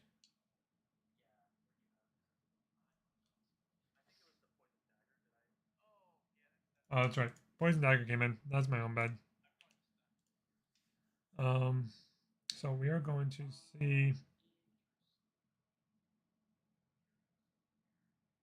Is there going to be what is going to be the play here from Xander? He could level up again. It's setting the back behind on tempo because you can deal 4 up to 21. But Xander still has 4 more. I mean, Rice still has 4 more life you have to get through, and hope there's not a Spell Shield Arcane sitting in the hand of Pickle. If that's the case, then it's just okay. So we are going to go level 2 Xander. Level 2 Xander is going to come on in. Even. Get rid of Nia and a Fracturized. Attempt to deal 4 to Rai. And Spell Shield Arcane was had in hand of Pickle. The 4 damage is going to get negated. And we are going to. Rai's pretty much going to stabilize a little bit. Let's see if he's going to go ahead and use that preparation counter to get a Theme Cup back in hand. Maybe trying to push another 3 damage onto Rai and then draw the. Keep on trying to recoup the hand as much as possible. Yep. 2 is going to be paid for a Theme Cup. We have a card being drawn in the hands of Pickle, and another one being drawn in terms of Pickle, going back down to 1 lane counter. And Spell Shield Arcane is going to come down to gain 3, preventing the unhit damage from Thieving Cut, so Xander will not be able to draw a card because of this. Oh man. Pickle's list is just popping. I think Pickle's in the driver's seat at this point. It might be at 17 life, but don't let it get your hopes up that Pickle's about to die. I mean, Pickle's in pretty much the driver's seat at this point.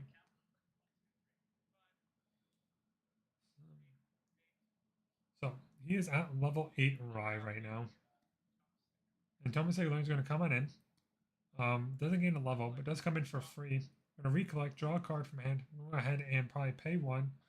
Yep, Power Run's going to come in and put us up to level 12. Oh, so 5, sorry, level 13. Cane Blast is going to come in for 11. So, double Arcane Blast seals the deal for Pickle beating Gwen in game number 2, as we're going to bring this into a game number 3, ladies and gentlemen. This is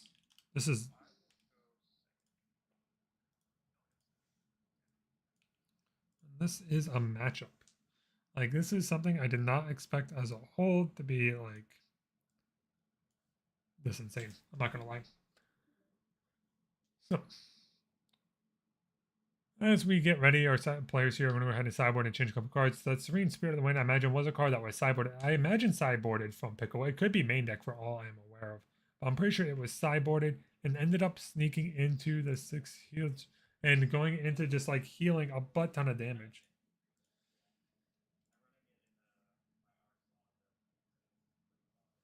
So, we are going to, like I said, while they're sideboarding, we're going to see if there's any results coming in. We have Caben defeating Bane Reen already 2-0. Erupting just did erupting things and ended up winning. Okay, Business beat Jones Guys 2-0. Noel beat Rex 2-0, and Rex ended up dropping from the tournament at that rate. So as we go ahead and look at the standings here, we have Caban is going to be 5-1, and Bane's going to be 4-2, possibly knocking himself out of the tournament at this point. As we go ahead and keep on keeping an eye on the rest of the results here, because depending on what happens, the results can go everywhere. But like I said, as a simple reminder to everybody here, that these two players have decided to ID this round. They are playing for fun. They're playing for the stream. So I'd like to thank both of these players for joining us and being part of the stream.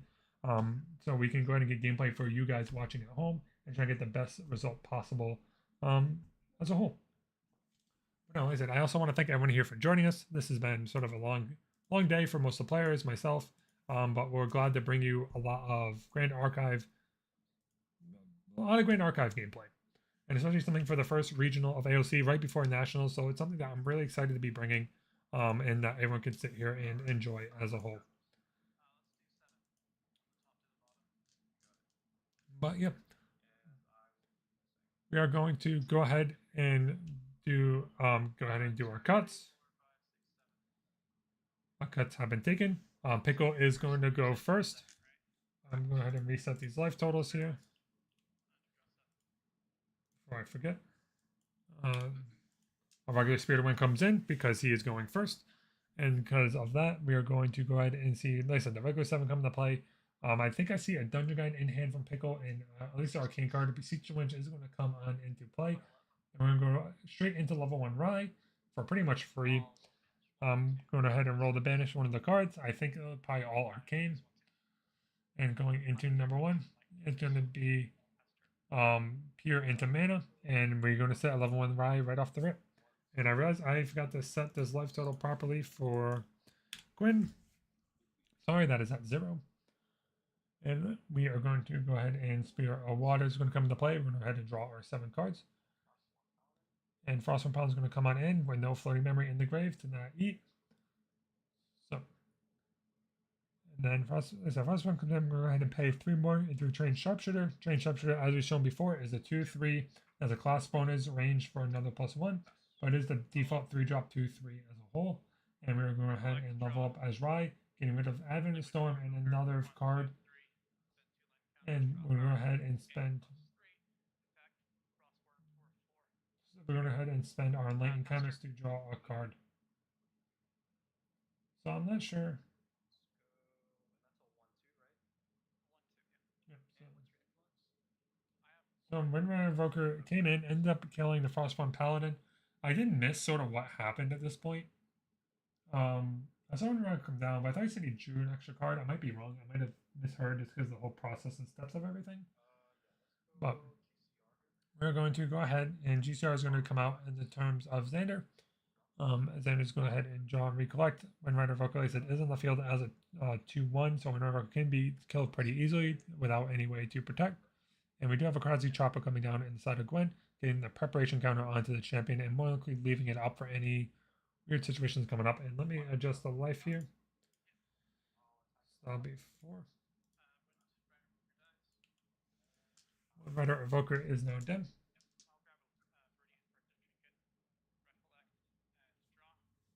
So Viridian Patrol is going to come in. The nice fancy Proxy's Vault full version as a whole right now. So that's going to come on down.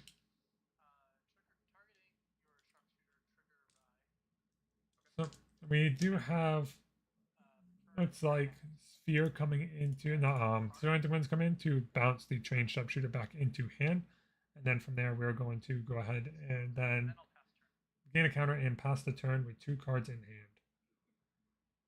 So as we go ahead and begin the untap and recollect. Actually, no, so looks like we are debating the materialization that's going to come out from Rye. We do have a couple of things happening in pings. So we are going to keep an eye on everything as a whole. We are thinking about the materialization, depending if we're on our level 1 or probably sceptering at this point. So we're going to keep an eye on it. So Poison Dagger is going to come in as a materialization from the Xander player. And we're going to end up recollecting. Draw for turn. Like I said, we do have Korozi Trapper still on field if we need it for anything like that. And looks like Trained Sharpshooter is going to come back into the field. Coming back in as that nice 2/3 body. And then from there, I think we're going to GCR is going to be cracked actually to draw a card. More than likely trying to filter everything else that is in the hand. Probably either Frostborn Paladin or something like Lunette. So 2. Thieving Cut is going to come in prepared. Swinging 2 at Rye. We'll go ahead and take 3, and then Xander's going to go ahead and draw a card off of Thieving Cut's on hit ability.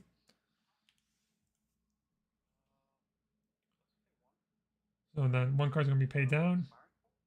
Then we have Inspiring Call coming in. Interesting.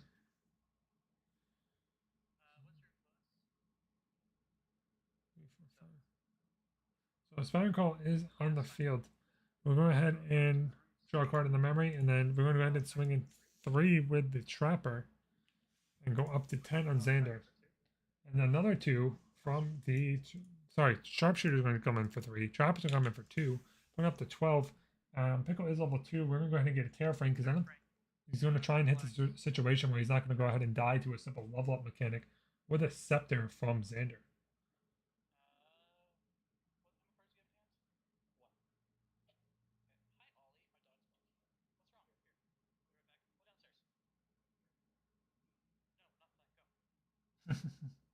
Looks like we do have a dog coming into play.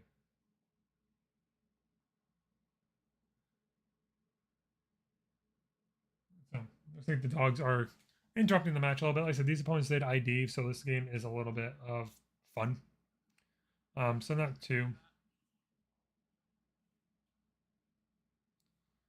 So as we go ahead and go into next turn. Alfion Zeus, thank you for subscribing, for popping up.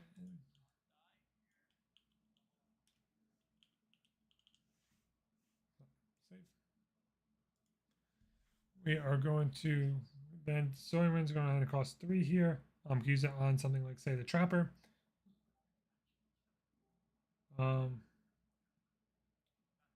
Then or something onto the Sharpshooter, for example. Let's see what the play is going to be out here from Pickle. Pickle is going to go ahead and put 3 down. Afterwards, to go ahead and attempt to Sharpshooter, bounce Sharpshooter back into the hand.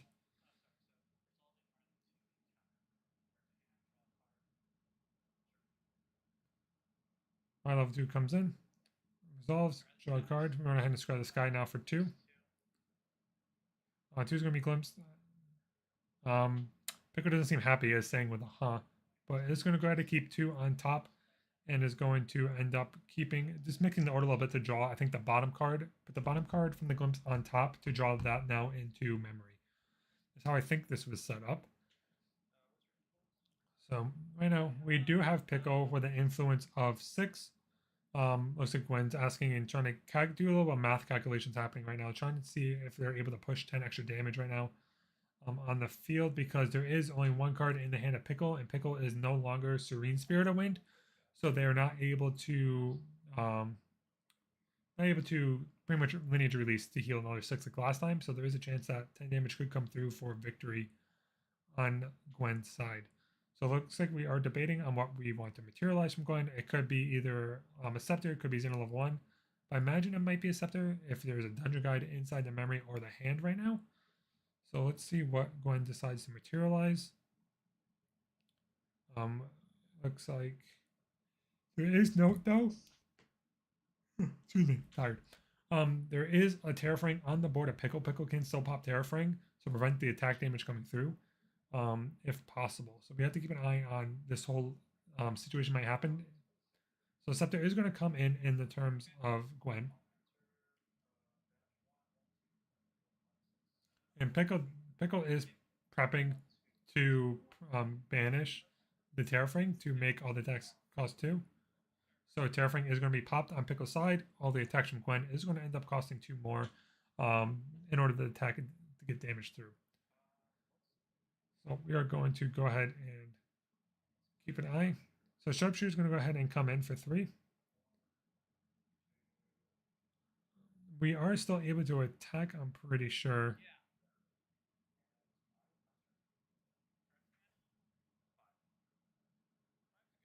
So turn was passed. Pickle is also now evaluating what if they want to level yet, or if there's something else in their hand that they want to do before leveling, or even using like a beseech or a dungeon guide to decide to level during their turn instead. I'm not too sure how the hand's shaping up for Pickle. If he has enough arcane card, maybe. I think he's also debating if he's leveling up to level 3 and then might be able to anger the skies to wipe the board. Would also be a major benefit.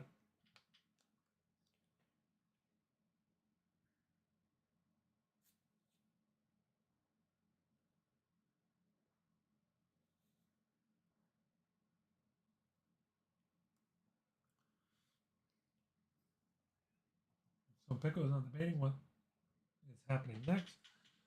So we're going to have a Quicksilver Grail entering. I'm not exactly sure what card is being banished. Maybe a Terrafring to Grail if it gets up there in 20 damage in this next turn. So we're going to level. Dungeon Guide or Beseech might be in hand because he did ask to himself if he's going to be able to level after the fact. So we are going to have to keep an eye on if a level will actually come through in the terms of Pickle through another matter. So we're going to keep an eye on that. Looks like Pickle is going to disorienting winds again. Just orienting winds time after time again. And we do have targeting. Sharpshooter is going to be attempted to be bounced to hand.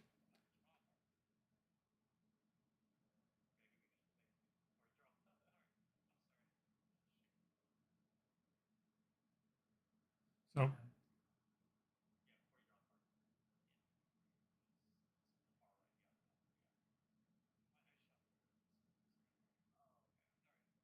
So we did. So I think this is a fun play because there is a couple of issues that would have just happened right now. With Zero Wins trigger is on the stack, and they're debating whether or not they want to respond to that. So things happen a little bit quicker than planned. So we do have to keep an eye on those type of plays going forward. It's a little bit harder with webcam when you are trying to declare whether or not you want to do something in response or something of the sort.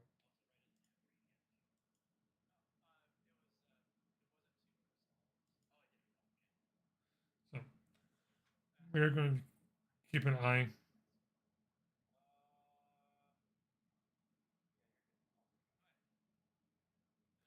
So Zephyr resolves. We're gonna have the draw that happens off of the um, and then the turn's gonna be passed. We're gonna see what Xander does. Xander might go up to level 1. Nope, so Xavier is gonna come in to try and delay the game a little bit longer if possible. Something like Arcane Blast or having the Stormcaller will deal less damage because of something like Safeguard Amulet. So we're going to go ahead and go into Recollect for Xander, draw for our turn, and there is no more Terrafring on the field. So right now, Xander go ahead and get in attacks as much as possible. Let's see if this Trapper gets played though. I'm not Trapper. The Sharpshooter gets played for the like 4th time this game. The Sharpshooter just keeps on going away and coming back. So we gotta keep on. We gotta see how this all does. So we are going to go ahead and get the attack in for 2. Go up to 14 in terms of Pickle. Pickle is now at 15. Damage, pushing damage. That's all I could hope to do. So we do, like I said, we do have damage coming in. We're going to go ahead and pass down. There's going to be a level up coming up at his right to go up to level 3 at this point.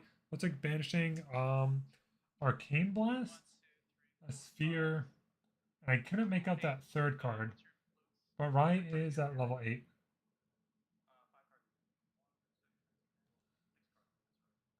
So we have 5 cards in hand in terms of Gwen. There is a chance they are able to frostbite any spells that come through as a whole. So we are going to see sort of what's next. So we do have some noises of people dropping because of one of the players' mics are a little bit hot, but that's fine. I hear it more on my end, so I don't know why I mentioned it. Apologies. Happens when we had headphones. I'm usually recording both sounds. So as Pickle's going to sit and talk, we're going to go ahead and see a Scraticide come off Pickle coming in for 8, it looks like. Ride trigger.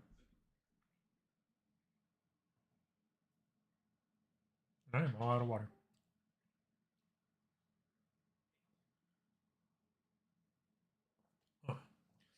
as we're now prepping for almost 4 hours of streaming. It's going to be we're getting fun practice in for nationals. So we're going ahead and do the Scry 8 outside of Scry the Skies. So we're going to go ahead and see. Looks like we kept a decent on top, but one in the memory, but the rest in the bottom. And let's see what ends up being the next play. Because right now we do have 3 damage being across for 8. Xander comes in for 4 for another 3, 4 for 7. Dagger 8, 9, 10. So Dagger could come in for 10 damage right now. If the fact that Pickle taps out entirely, so Pickle decides not to tap out. If Pickle tapped out, there could be a line here that would end up being Poison Dagger, leveling, and dealing. One with Poison Dagger, 1 off the level for 5, it'd be a total of 6. Each attack will come in for an extra damage. So Quasi Trapper would be 2 up to 8. And then we have Trapper would be 3, which will put up to 11 damage on the field. So it's almost a good thing that Pickle decided not to level if Pickle has something like a Resolute Stand or starts on the field. And looks like we have a Freezing Hail coming in. So Freezing Hail is going to come in the side of Gwen, targeting Pickle. Dealing 2, paying 4 because of the Viridian Protective Trinket on his side, and we're going to go ahead and 2 damage to come down. And we are now debating what the next step is for Xander. We might hit a level. Let's see. So we do have a situation that could happen here. So an interesting play that could happen is that Gwen could level, let Scepter go on the stack. Oh, so he chooses not to. Okay. Sword of Seeking is going to come in. We have a debate of what's happening right now. 1 card's in hand in terms of Gwen. Pickle is debating what next line of action, because right now he is responding possibly to the Sword of Seeking being materialized. So let's see what happens.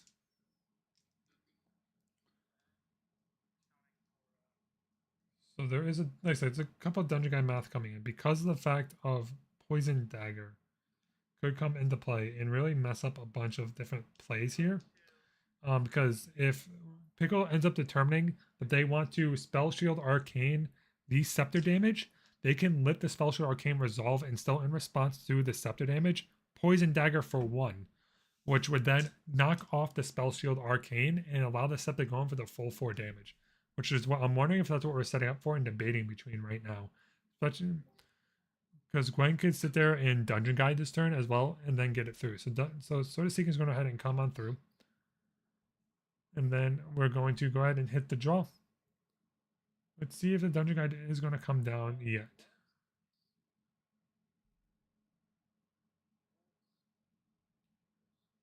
So let's see what's the bait. So 2 is going to come down, not 3. So it's not a Dungeon Guide, at least not yet.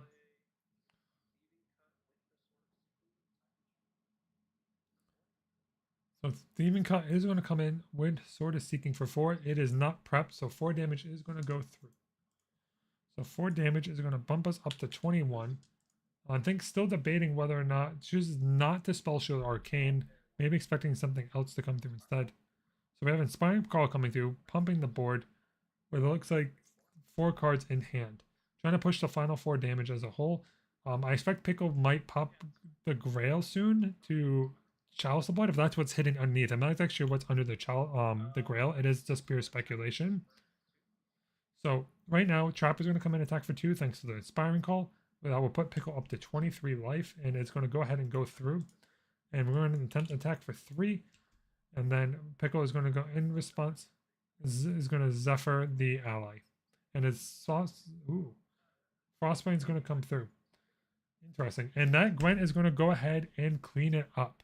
And Gwen, like I said, when this match ID'd, the opponent's ID'd, Gwen won 2-0 into this matchup.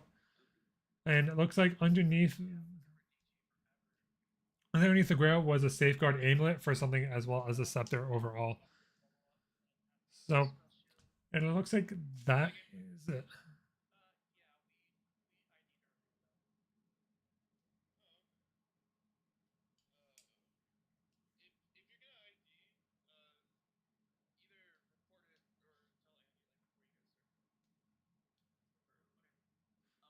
All right. So, like I said, that is going to wrap up this game here,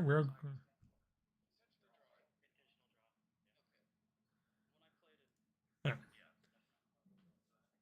we're gonna go ahead and transition back to me here in the booth. Like I said, we had an intentional draw happen, so that game is over. We are going to go ahead and refresh the standings here. We're going to go ahead and see how many games we have remaining at this point. We have, looks like Sarav beat Uwu Puppy Girl 2-0. Guru beat Atkak 2-0. Byfall Bailey are still playing. Duck Hats and Mucus is still playing. Two Champion Kaban has beat Banrai 2-0. Limelight and Ver are still playing. Jesse and Wong Fu Panda are still playing. Fern Thigh beat Big Baby Foot 2-1. So a lot of the games are wrapping up here. A lot of the people at the top tables are pretty much wrapping up soon. We are going to go ahead and see. We have about 8 minutes left in the round. I'm going to go ahead and step away for a quick few minutes here, refill my water, take a quick little break, and then I will come back here shortly to bring you the last and final round. I said, thank you guys for joining, and like I said, I'll be back here shortly.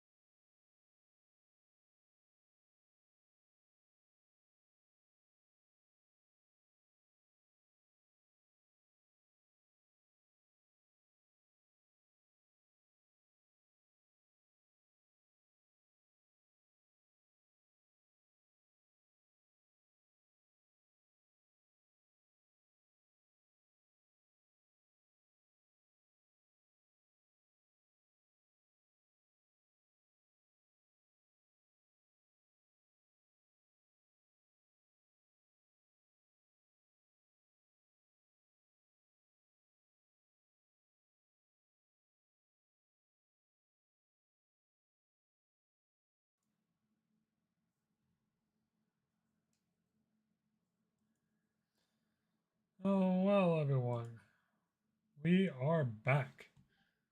So, looks like the round timer has ended. We are now in extra rounds. So we are going to be sort of keeping an eye on everything going on. So, as that finishes up here, let's see if we have any updated results. I'm gonna go ahead and grab my fancy little Omni Dex here. We're gonna refresh. As the stream might be ending early for all we know, depending on how these matchups work out, we might have a whole bunch of people IDing, and it will just wipe out your top 16 right off the rip. So I'm really gonna keep an eye out on the match results. It might take us a minute to find a match lobby, but we will find out.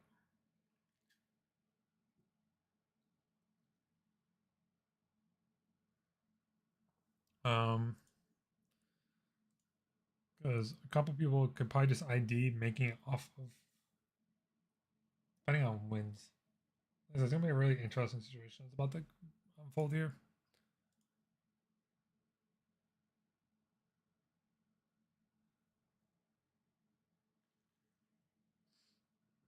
So I guess Byfall is also on Rye.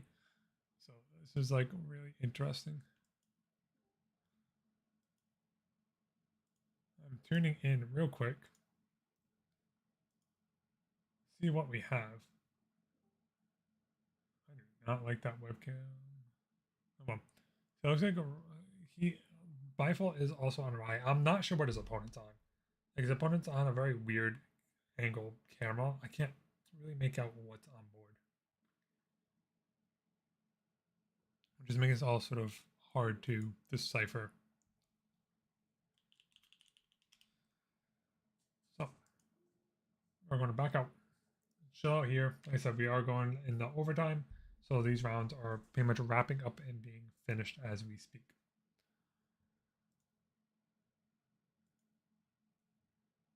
So as we go through,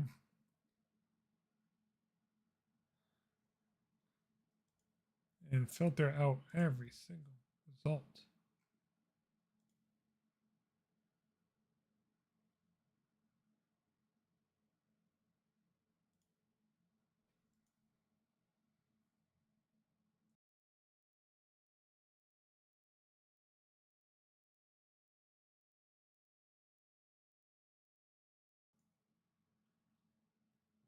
Do apologize, noticing me drinking some water. Trying to keep everything sort of hydrated here. Talking for pretty much 4 hours straight does that without really breaks in between. It's not like an actual live stream. I have something to bounce off of. It's literally just me purely talking for straight 4 hours. So, you know, things get a little sore, things get a little messed up. So we will try to keep on top of it. We have some more drops happening, which is to be expected as people are now realizing they're no longer in the top cut running. So we are, like I said, finishing up some match results here. Who are we missing? We are missing Byfall's match results. We are missing DJ versus Danger Moose's result. We're missing Edgy Games versus Stevo result. Playful just finished. Point Blank just finished. Killjoy is still playing. So we're still missing some results. They're still coming in slowly. I'll update everyone as we get to them as a whole. And hey, look, this time I am not muted as I come back.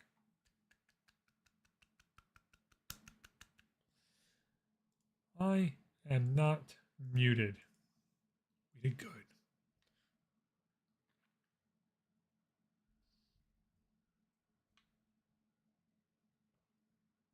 So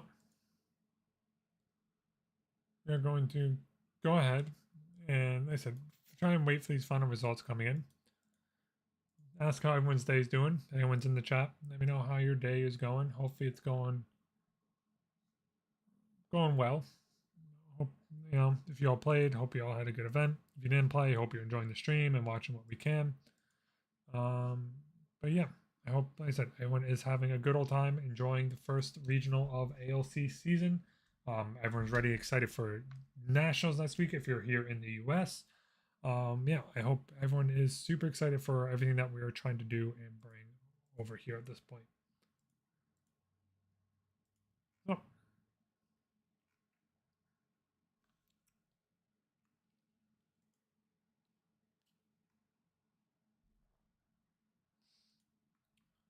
Looks like Steve had ended up beating Edgy Games, and we are now at the end of OT. Everyone should be reporting their match results now. And then yeah, we're gonna like I said, we're gonna hit a weird situation. What's gonna happen with tiebreakers? We do have a couple of 6-1-1s that are gonna happen because of the first two people IDing at 5. Actually, no, it'll be 5-1-1, which will pretty much guarantee top cut. Because they'll be undefeated with a tie, especially the later ties, so they'll pretty much be getting in no matter what. They could just drop in for the next game, be good to go. We do have a couple people in here that are 401, which can't afford.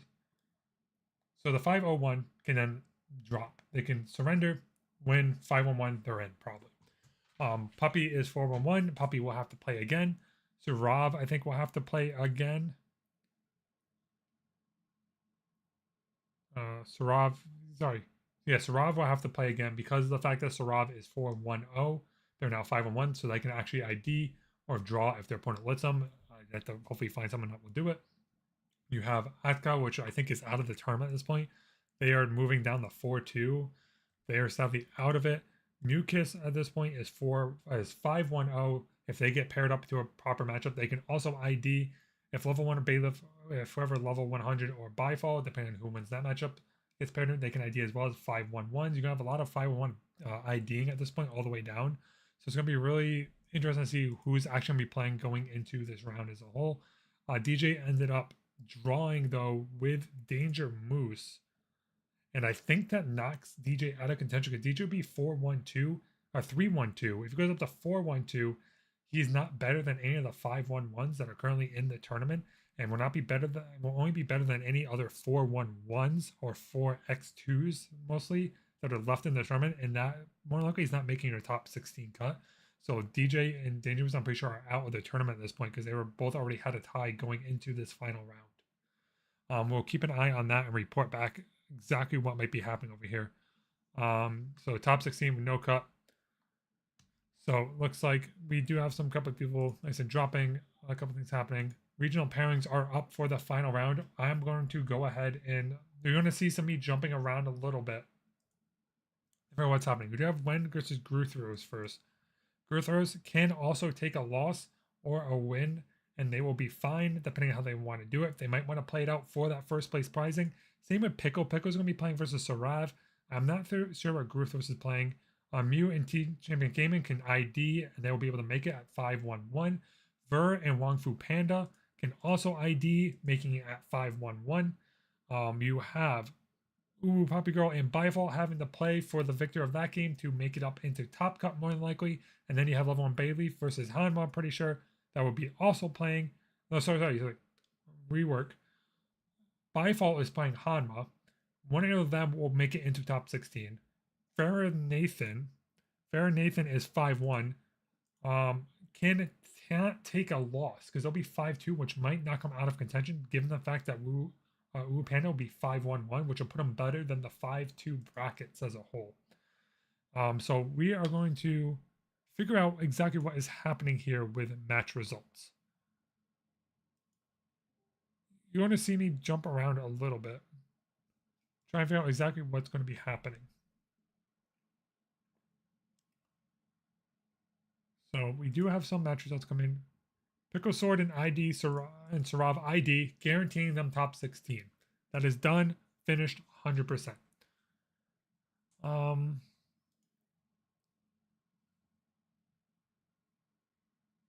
Let's see.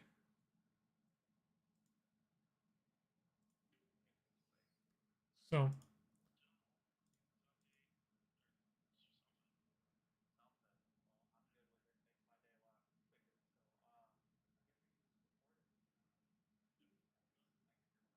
all right, so it looks like table 1 of the results end up changing a certain way.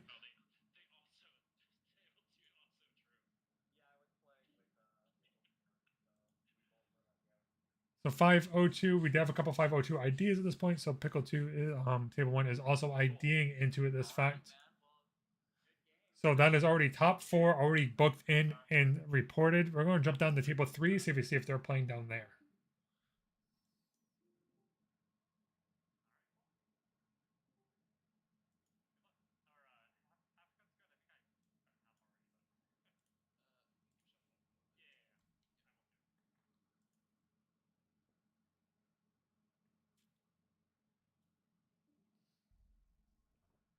So table 3 might be playing. I will report back on this one in a second. They do have shuffling happening over here on table 3 between Kaban and Mucus.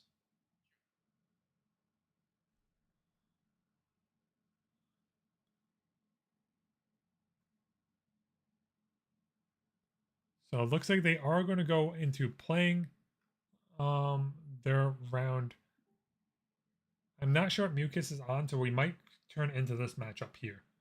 Like I said, give me 2 seconds as I am working on setting up everything because of the fact that I wasn't sure who's going to be playing. So give me 2 seconds as I will transfer us over to it, but there will be a little bit of cutting in and out as I am going to be adjusting settings. So do bear with me as these are getting tweaked in real time as we now finally found the game that we're having on play. We do have an increasing danger coming out on the form of, I'm drawing a blank on the player, on Mucus.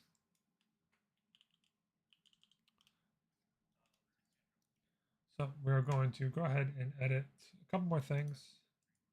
Properties, browse, level 1 Lorraine. And we did have a clumsy coming down to deal 2 damage and 2 Mew.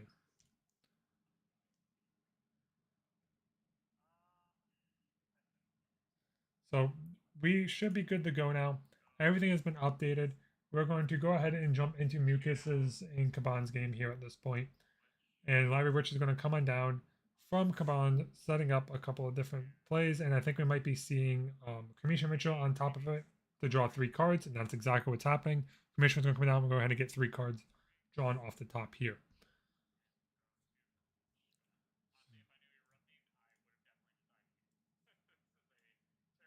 So we do have double erupting mirror going to happen here at this point.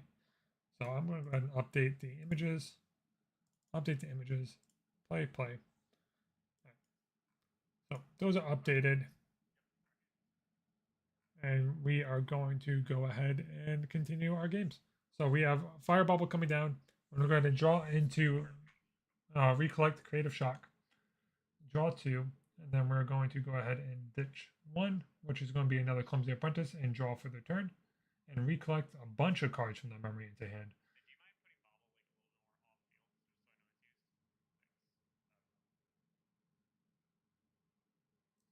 So what's going to happen here is that we are going to, looks like, set up a couple different plays here.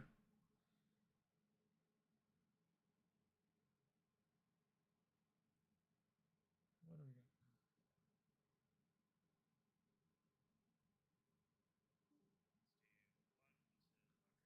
got? So we're going to go ahead and send 1 in the Library Witch with the Clumsy Apprentice. He's going to end up drawing. AC is going to go ahead and get in there from 1.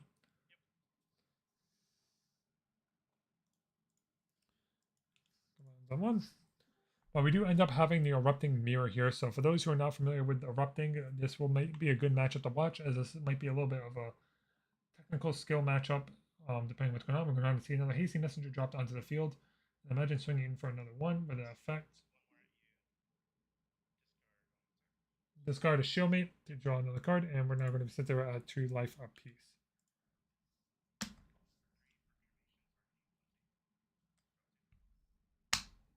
And we're going to go ahead and eat the Clumsy Apprentice with a Cremation Ritual to draw 2 more cards and pass turn. Going on over. Definitely a lot of cards sitting here waiting in the form of Mucus. And Ring is going to come down in the terms of Gaben. Oh, I misspelled Gaben's name. I am sorry, Gaben. I realize I hit an M instead of an N, and I do apologize for that. So we're going to go ahead and pay 4. Play Sentries. Sentries go ahead to discard and be drawn. And then from there, we're going to see probably something else come down here more than just this. It might swing into one of the Hasties. The issue with this matchup is always come down to whether or not you want to kill the units, because you also add more fire to your opponent's graveyard for something like Erupting to get more fuel to the flames, so to say. So sometimes it's always a little questionable of the exact line of play that you might want to do to take the proper attack.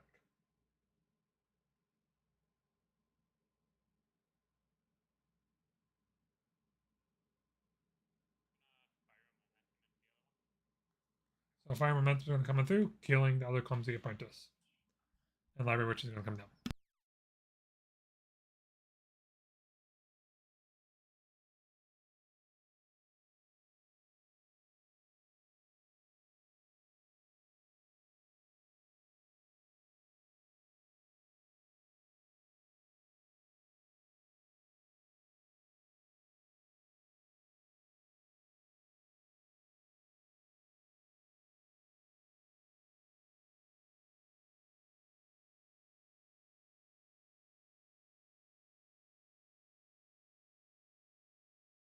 Sorry about that. I had something come up that I had to mute the mic real quick.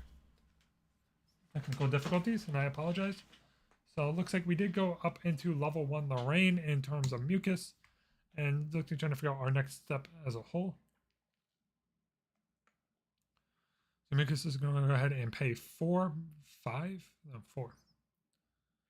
for Cemetery Sentry. Is going to use on enter effect. Discard Ember Song to draw. And then I imagine we might see another swing into their own Cemetery Sentry. Pay 2. 2 is going to come on down. And we're going to go ahead and grab a Stalwart Shoemate.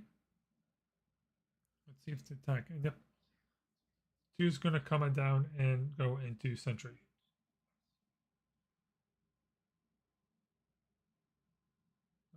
We're going to pass. Fire Bubble is going to come on in.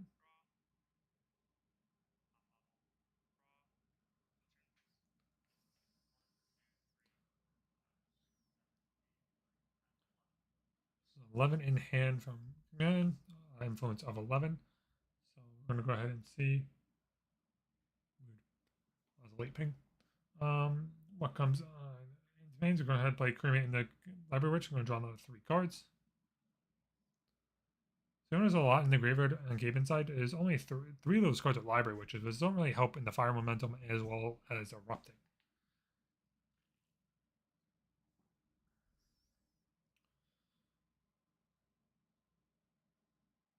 So we're going to go ahead and come on through. We're going to be a Hasty Messenger coming on in. Possibly swinging 1 into the Shieldmate.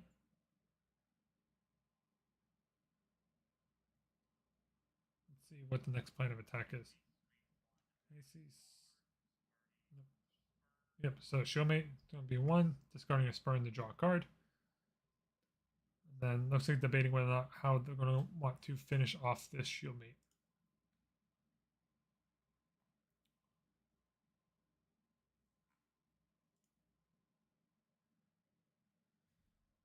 So we're going to go ahead and see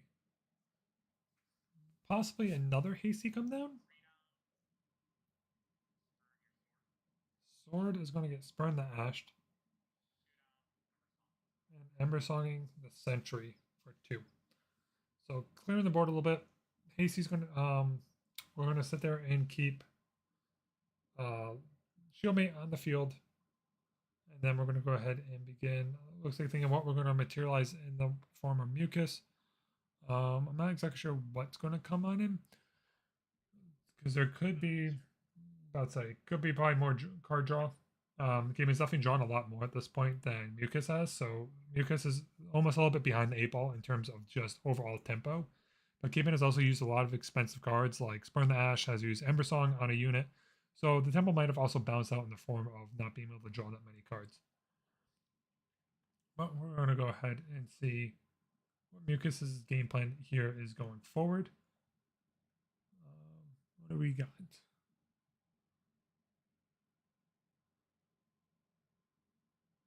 We are, looks like, still debating.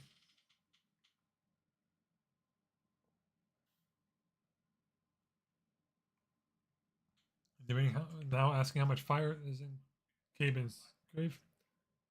We have 8 fire cards in Gaben's grave, which at this point would be a level which only do 8 damage versus erupting, and then you would have the fireball for victory or double erupting, which could be possible at this point. 1, 2, 3, 4, 5, 6, 7, 8. I think it might need 9 cards to do it. But does definitely have a lot more fire cards in grave than Mucus does. And Mucus is a little bit behind on the 8 ball of the whole setup for it going forward. Gaben could also draw level up into level 1 Lorraine and fire momentum. There's a couple different ways that Gaben could close this out. But Mucus is also level 1, so it does have a little more damage. A little more damage prevention coming through. As there is also Shieldmate, so you more likely won't see the fire momentum play come into effect. So Ember Song's gonna come in, targeting the Hasty Messenger, adding in the 9th card in the Caven's Grave.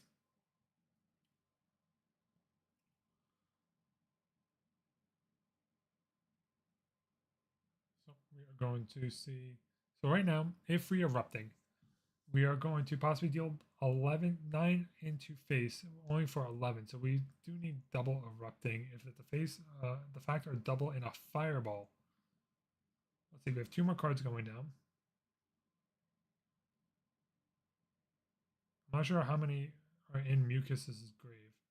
We have a Library Witch coming down, another Library Witch, and passing the turn.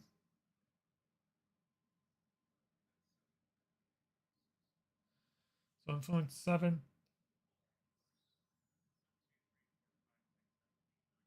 So 10 in Caven. So Caven does technically have the route of going Ember Song into double erupting as a possibility. We do have 9, 18. Would deal just enough damage to do 20 if that is what is in his hand.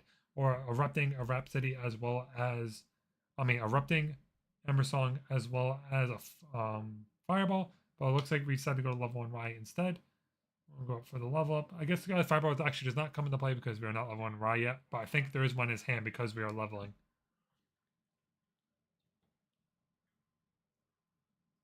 So Stalwart Shumi gets hit. Stalwart Shumi did its job. It is a floating memory. Did exactly what it needed to do.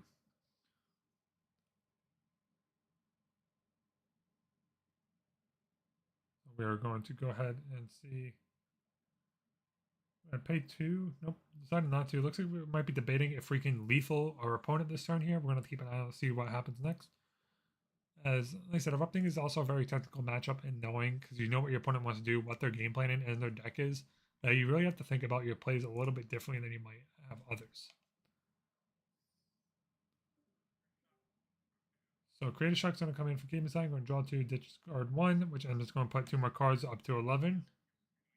Let's see what will come in, dealing 2 to Mucus for the Creative Shock skill effect of if you are a mage, you may banish a fire card to deal 2 to your deal 2 to target unit.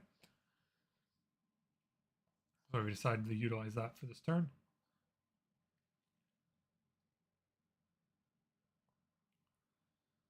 And then we are going to go ahead and looks like pay 2 more down for a Hasty Messenger to swing 1. Discard a fire momentum. More likely not going to go up into Lorraine because of all the interceptors and such on the field. And stow down for their own Stalwart Shoemate, passing the turn. And let's see what Mucus is able to do on their turn at this rate. Mucus does have 7 cards in influence, does not have enough to do double erupting line because that would require 9 cards in hand to combo off. 2 for Ember Song plus itself will be 3. Same thing with erupting. Erupting is 2 cost plus 1. So technically the combo alone takes 6 cards when you're counting itself. Then the deal double erupting, you need 9 for another 3 for your secondary erupting Rhapsody. So it looks like that won't be able to come through at this point. We are going to go ahead and grab a Safeguard Amulet. Mucus is going to go up to 8 cards in hand. Did not get the draw card off of Library Witch like they expected, I would imagine. But also, Library Witch is also a little bit of a deterrent because you don't want to give Erupting more cards if you can help it.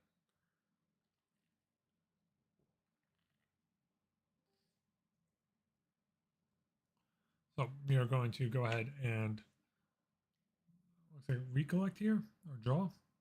I might have already happened and I missed it.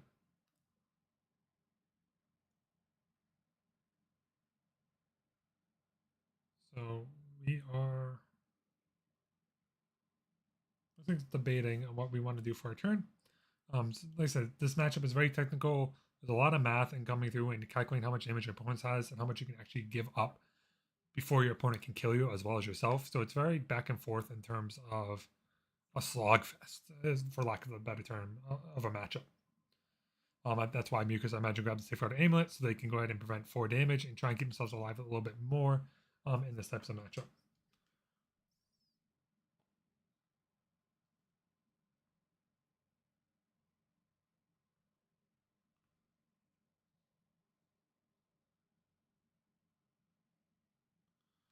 So looks like Mucus is now putting, I think, 4 cards down from their hand into recollect.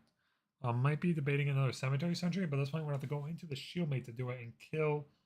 Like I said, would have to kill the shieldmate. But let's see what they're deciding to do.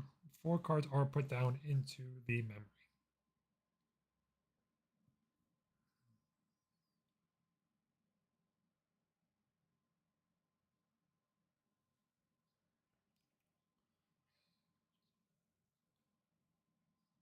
Alright, so we are going to see a pass here. So it should be 8 cards in hand from Mucus, if I'm not mistaken. Yep, 8 cards in hand from Mucus. And we have, looks like Caben is going to debate their next. Caben also has 8 cards in hand, debating whether or not they can, what they do next. They do have 12 fire cards in grave. So double erupting still needs double erupting.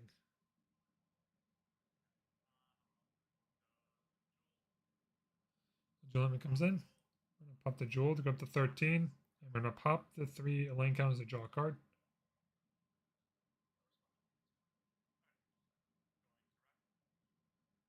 So we're going to go in the recollection phase. We're going to put 3 down from Mucus, 4 down. Fireball for 2 is going to be done to Hasty Messenger. Hasty's now dead.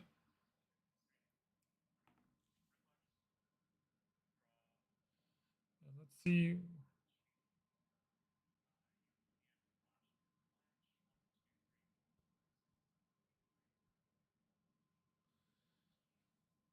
So 14. So it looks like we do have 2 coming down for Ember Song. On choosing no allies. And can erupting.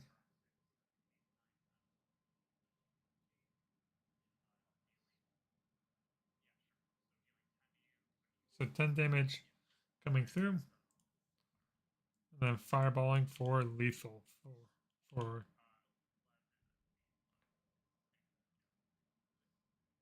yeah. And that will be lethal going into game 2.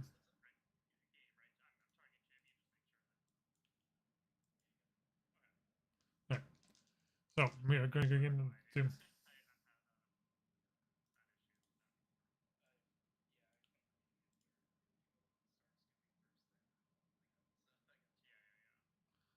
So we're going to go ahead and change this around. It looks like Caben is up 1-0 versus Mucus. We're going to go back and refresh our results. As I said, we are starting to see some tables come through. A lot of people, a couple people IDing, a couple things happening as a whole. But it looks like everyone is done IDing as we wait for these players to sideboard. Our IDs end up being Gwen versus Gutherus in table 1, IDing Picklesaur versus Sarav, IDing in table 2, Ver versus Wong Fu Panda, IDing, or Wong versus Wong and Ver are 5-1 and 1 as well. So it looks like we have about 4 different 5-1 and we have, sorry, 1, 2, 3 502s. Yeah, 3 502s. 1 511. 6, 7 511 so far. So we're about to hit another situation here where Mew versus Caben are going to end up playing for who gets first. So one of them could be knocked out of the tournament here because he decided to play this out into 5-1. Would be 5-2, knocking the other out. Caben's up in the lead at this point. Could go ahead and sneak in at 6-1 and end up taking the entire tournament and get the first place prize mat if they end up winning versus Mucus. Caben will end up being 6-1, and I don't think anyone contest. No, so the only person that can contest at this point is for Nathan. It could also be 6-1. But I think Caben has the better tiebreakers that will be better for Nathan as a whole. Unless, actually, did Ubu Puppy Girl beat? So Ubu Puppy Girl did beat Caben. So as Fur Nathan wins, actually, it's going to be a really interesting tiebreaker, depending if Fur Nathan and Caben win their games to go 6-1 and how these tiebreakers are going to work out as a whole. But yeah, Bifon Bayleaf playing out. So right now we have about 8 slots up for grabs for everyone that is below the 4-1, everyone that's 4-1 record and below right now threshold. So we're going to keep an eye out and see how this turns out. So we're going to go ahead and start Creative Shock from Mucus, ends up discarding Clumsy, and we are going to go ahead and Creative Shock again to keep on digging through, drawing another 3, discarding us, Burn to Ash.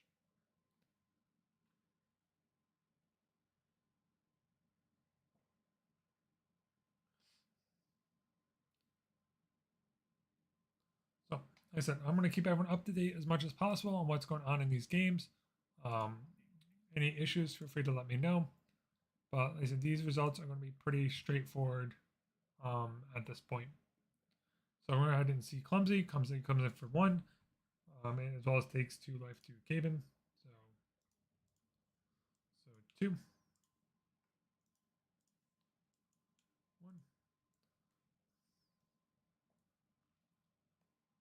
Then we have the Cremation comes down the draw 2, and the Library will come down on the field from Caven, and they're putting up the 0-1 Interceptor. So Fireball is going to go ahead and come in terms of Mucus side. Crack, we'll go ahead and recollect. And then we're just going to draw for turn, and we're going to hit the recollect. So we'll go ahead and put 2 down and generate a Library Witch of their own, and possibly a Cremation Ritual on top of it to go ahead and draw 3 cards. 1, 2, 3. And yep, Cremation Ritual is going to go ahead and come on top, and you're going to be able to draw 3 off of that mechanic. Refill the hand, putting 5 cards in hand, which might open up for a Creative Shock or another card to combo into, like maybe a Hasty Messenger, if they choose to. We're going to go ahead and put 2 down. We might be seeing the Hasty Messenger or the Shieldmate. We're going to go ahead, yep, see the Hasty Messenger come in the field. Swing 1. Yep, killing the Library Witch, discarding a Shieldmate to go ahead and draw for turn. Another card in there, and got the Floating Memory in there to go level 1 Rye or level 1 Lorraine as Mucus. And Cabane is going to go ahead and grab a GCR and recollect, draw for turn, as well as recollect off of the GCR.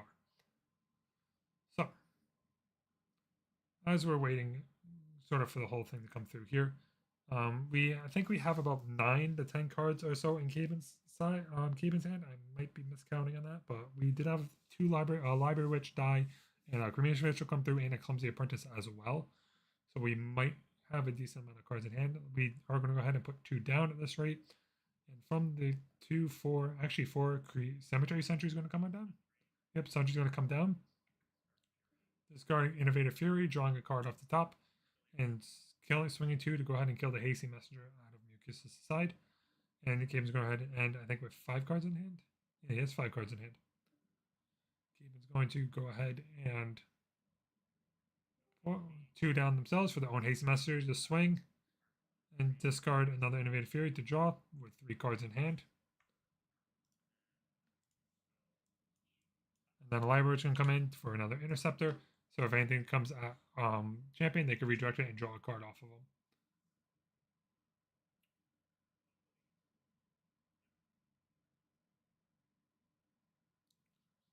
So Sword of Seeing's going to go ahead and come on in. So he's going to go ahead and recollect and draw. And we're going to go ahead and see a level 1 Lorraine. Let's see what steps are going to come out of Mucus' side here. We're going to pay 2. And we're at Embersong. Embersong targeting Witch. Game is going to go ahead and get to draw a card off of it. 3. Fire Momentum. Go in the face for 1, 2, 3, 4, 5, 6, 7, 10. Bring Caven up at 12. Then Erupting for lethal. Oh man. So that was a quick game for Mucus going first. So we are now tied up at 1-1. As I said, depending on the results of this, could possibly determine the first place person overall in the regional.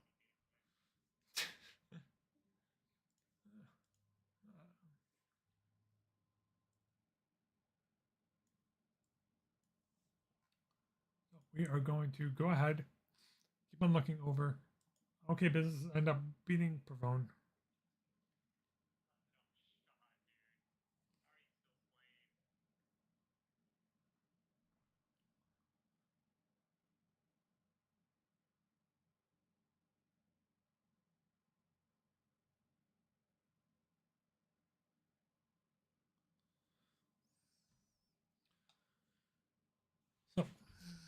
as we're going ahead and adjust a couple of different things here. Players are sideboarding. We have no new results coming in just yet. So we're going to keep an eye. Like I said, we're going to keep as much eye as possible into these sections so we can make sure everyone's updated properly for the end of this tournament.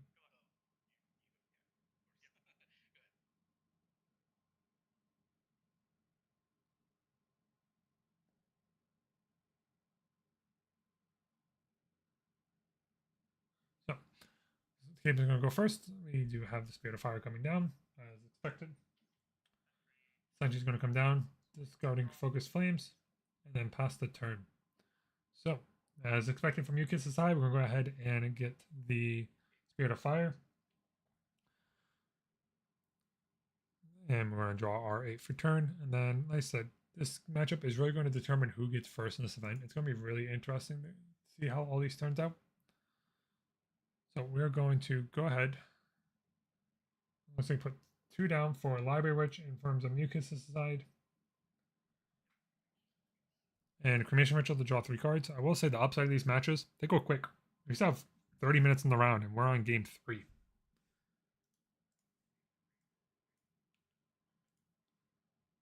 Creative Shock's going to come down. We'll go ahead and pay 2, ditch a Clumsy Apprentice, and pass the turn. GCR is going to go ahead and come down in terms of Gaben. I'm going to pop Ring to draw. Swing 2 in the face of Mucus.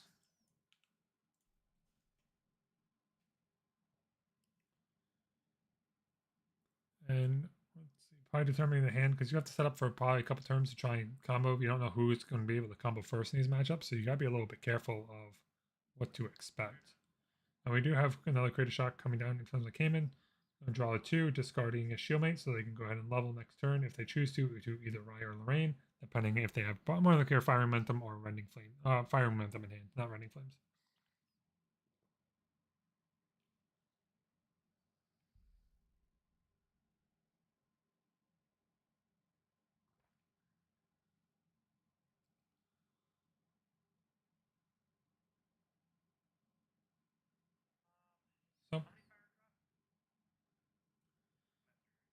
So looks like Caben's asking how many fire cards are Mucus's grave. It is 3 in the side of Mucus.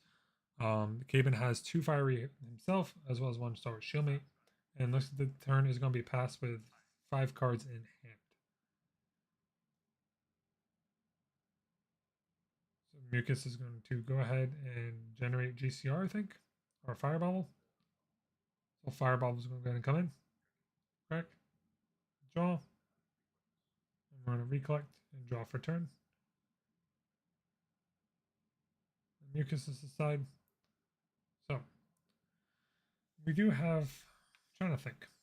So 3, not enough to deal lethal just yet. Both players are needing to fill their grave more to get that lethal number of damage. And I'm not. There's a couple ways to get it. You have Clumsy Apprentice, you have Cremation Rituals, you have Creative Shocks, you have Cemetery Sentries. You have a couple ways to fill your graveyard up with those fire cards, as well as fast casting some fire spells to end up doing it. Why you might see some casting Ember Song early, but not really erupting, just to get the fire cards into the grave a little bit quicker than normal. So you're going to go ahead and pay 3 in the form of Mucus. This might be a Creative Shock. Nope, 4, which means Cemetery Sentry. We decided to take that back, but I'm pretty sure for paying 4, it's going to be a Cemetery Sentry. Discarding a fire card out of their hand that might be useless, say it's maybe a Fire Momentum depending on the situation, or a Clumsy, and there is going to be a Cemetery Sentry coming in to discard an increasing danger. So that's going to come in. The question is whether or not we take the attack into the Cemetery Sentry to kill it, or are we just going to take the free 2 damage onto our opponent here. Because killing the Cemetery Sentry does give 3 fire cards in the Grave of Cabins. It's a very interesting balance to determine how many fire cards you want into your opponent's grave. Because the less you put in there, the less they have a chance of like a Fire Momentum or erupting you for lethal in one big turn. I was like, we are debating whether or not we want to pass the turn possibly at this point, looking what's in our memory, looking what's in our hand.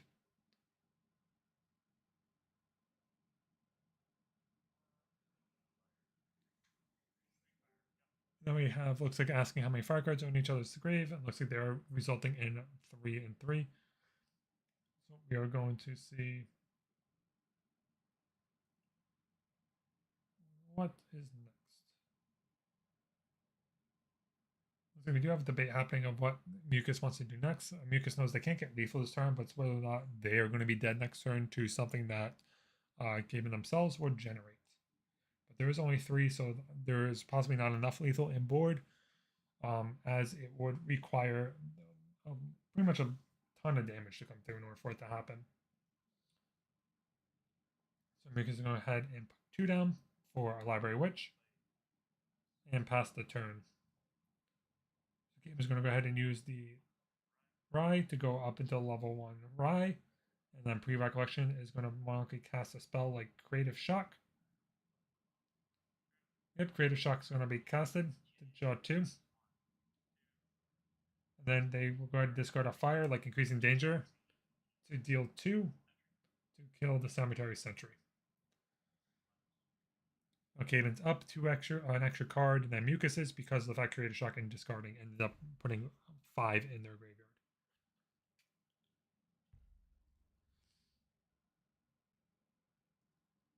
So this could be game if he has 9 cards erupting, Ember Song, Fireball, but it doesn't look like that's the case. There is a Library Witch coming down though, so it looks like that is not the case that is happening. So Cremate's happening in the Witch, end up drawing 3 cards off of that. 1 from the Library Witch, 2 from the Cremation Ritual, sorry.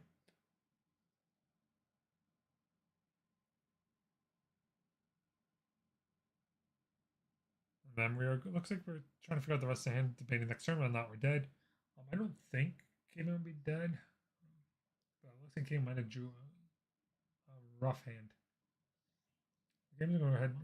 It's going to clumsy, taking 2 damage, which could be a little risky, especially in these matchups because it's free damage. And Starward is going to go ahead and come down as a taunting unit. The question is, Hasty could swing one, but will get intercepted into the Library Witch, giving Mucus an extra card draw. The question is whether or not Caven wants to give it to him or not. And looks like Caven's going to go ahead and pass the turn over to Mucus. And looks like we have no cards in hand from Caven, and it has 9 in memory, influence of 9. Mucus is going to grab GCR to crack it. Mucus is going to go ahead and draw. Go ahead and look at what's in hand. And they're going to just go ahead straight into Recollect. And then draw for their turn. So it looks like Mucus does not have a lethal setup turn either at this rate, but I'm still trying to set up as a whole. Did not choose not to get a Safeguard Amulet. And we're going to see Ember Song targeting Library Witch to discard and draw. Drawing a card in the hand. Do we have double Ember Song? Ember Song? Or how much? 3, 4, 5, 6, 7. 7? Oh, 6. So 6, dropping Caven up to 8. If we have another one, 9, it still won't be lethal.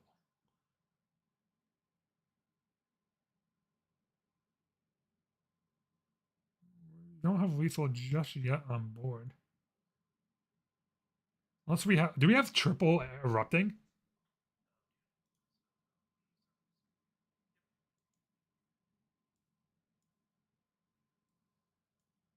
Do we have triple erupting? No shot.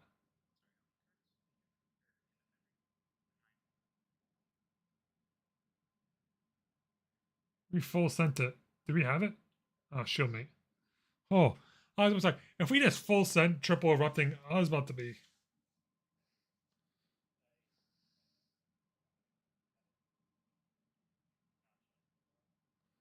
Okay. So it looks like what happened is, as Mucus said, that Mucus thought he had 3 erupting and miscounted the erupting in his hand. So it ended up being 1 short.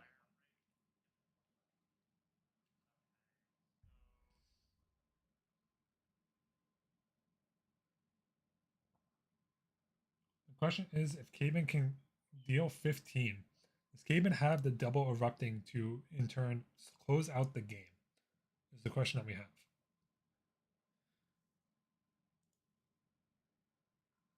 I'm going to go ahead and back and refresh some results here as we wait for the result.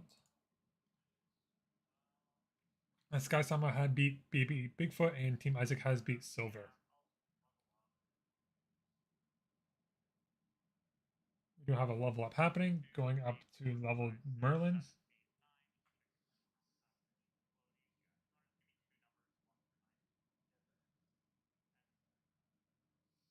So Fireball and Ember Song are going to be ditched. Oof. That's going to be brutal. Merlin's going to go ahead and come on in, and we're going to see a recollect happening from the cave inside.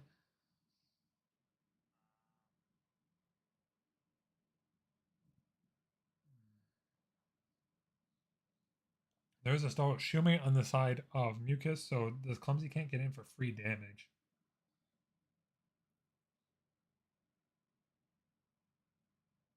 Resting at the point that Cemetery Sentry is going to come in to discard Temper's Steel to draw, trying to fill the grave more, trying to filter more for the winning combo. 3 cards in hand and form the cannon, so I won't be able to do Erupting combo right now. I could push damage if want to get rid of the Shieldmate with the Cemetery Sentry and then swing in with a Clumsy Apprentice for 1. Let's start ticking it on a little bit of extra damage while possible. As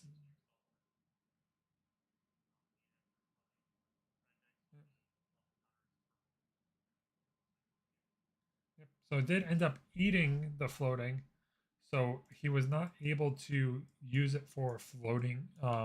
So Caven ate it with level 2 Merlin, so Mucus not be able to use it for leveling up to level 2. There is still a Shieldmate on the side of Caven, so cannot level up into Lorraine into say of Fire Momentum here, unless there even then because there's not enough fire cards in the grave for Mucus.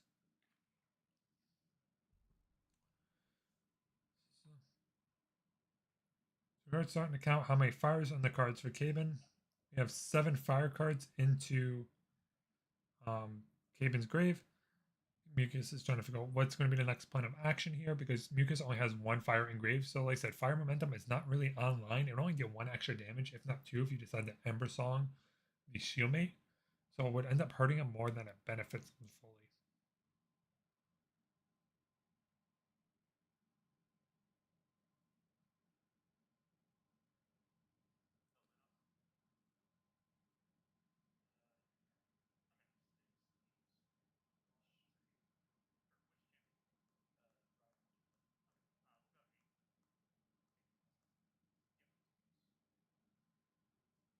So Focus Flames is that we're going to go to Rye level 1 on Mucus' side, getting to Enlighten counter, and it's going to go ahead and recollect and then draw for their turn. Like I said, Mucus is going to play a little bit on the back for you because of that miscalculation during the Erupting turn. Ends up costing him lethal that turn, but there is ways back into this, so it's not too much of a horrendous spot to be in currently.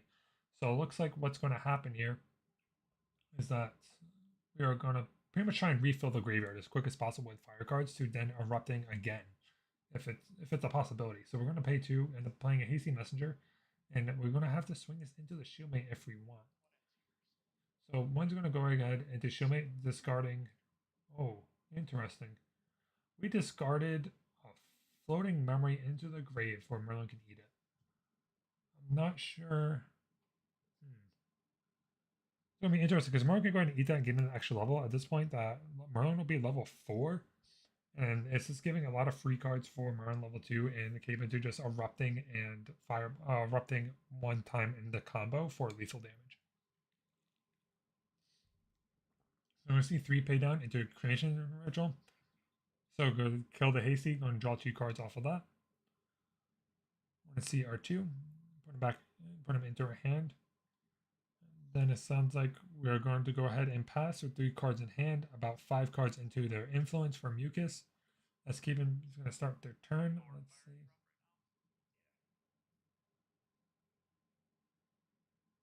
We're going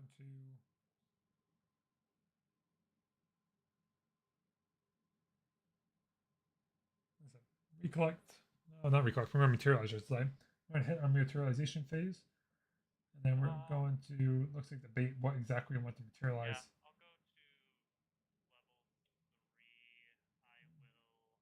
So we are going to go up into level 3 Merlin.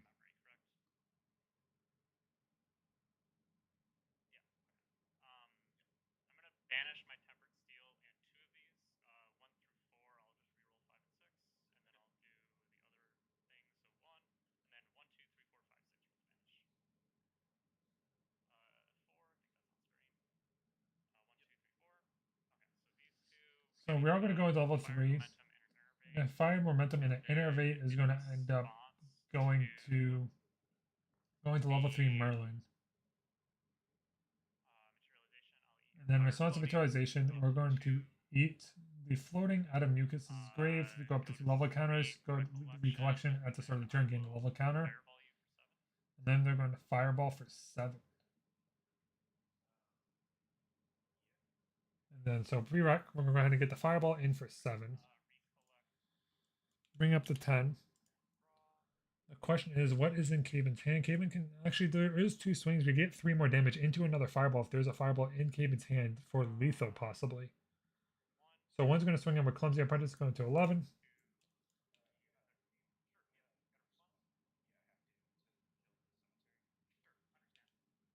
So 11.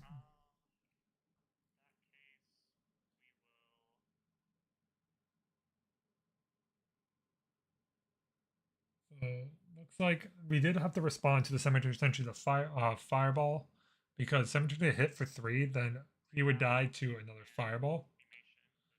So we're going to Cremation the Clumsy Apprentice. Draw 3 cards. Or draw 2, I should say, not 3, because it's not a Library Witch. And then there is going to be a passing of the turn. Yep. So Kim's going to pass the turn on over. Caben is sitting at 13 life before death. Mucus is sitting at pretty much 11. No, sorry, 8 life before they die. Counting how many cards in the grave, looks like we have about 4 or 5 fire cards in the grave right now. So not enough to deal to 13, unless we have some insane combo with erupting and a whole bunch of fireballs. But I don't think we have that right now. So what's going to happen here is that Mucus is Monger going to sit there and search for something to stabilize. More likely possibly level up themselves, because knowing that Caben probably has another fireball in hand themselves, is 7 cards sitting in Caben's hand, 7 damage sitting on board possibly for the start of his next turn.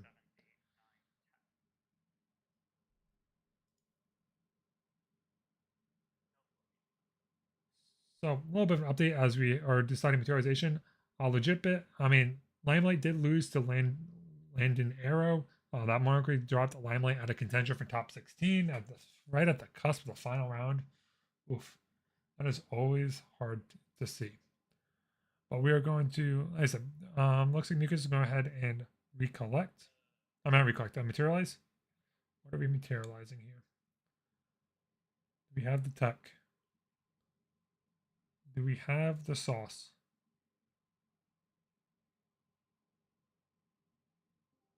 Looks like we are materializing Safeguard Amulet. I'm going to try not to die to another fireball at the beginning of the next turn. We're going to go ahead and recollect and draw. And then from there, we are going to begin our turn.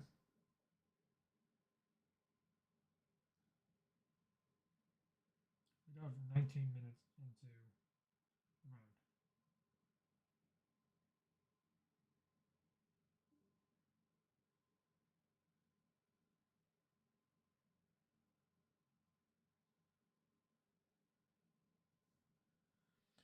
So we're going to go ahead and put 4 down on item for a Cemetery Sentry in terms of. Nope, that is Innovate Fury. The D level.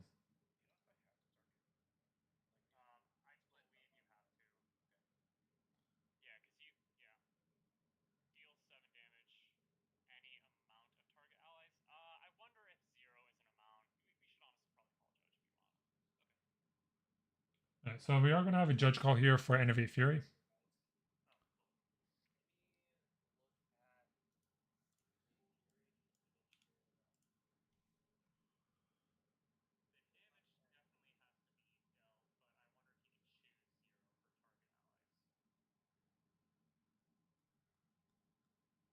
So we're having a rule around that Innovate Fury does have to target to deal damage, because it does say up to, or amount. Sorry, it says amount of allies. So it does make that wording a little bit questionable. So right now we are getting a judge ruling on whether the Innovate Fury can target no allies.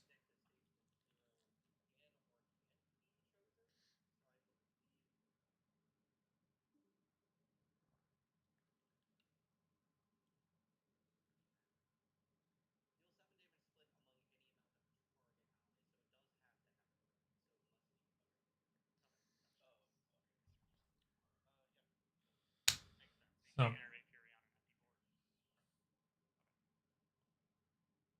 it looks like there wasn't interfere comes through. Did D-level. Ended up healing down to 6. Sorry, not 5. Cleared the board. But I'm not sure. So we're going to restand. Begin materialization phase for Caben.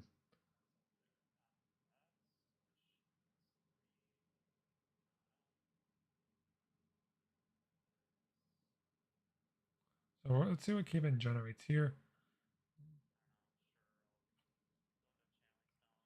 So each channeling, each shieldmate for channeling zone, going up to draw a card. Is in response going to fireball. So to deal 4.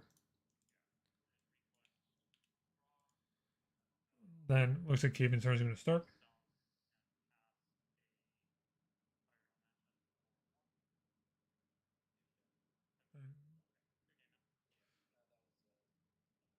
Caben ended up winning. So congrats to Caben for going into, looks like 6-1. We are going to bring us back into myself here.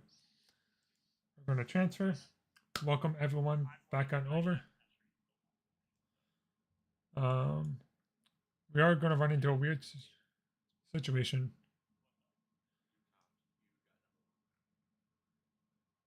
I don't think so. No, because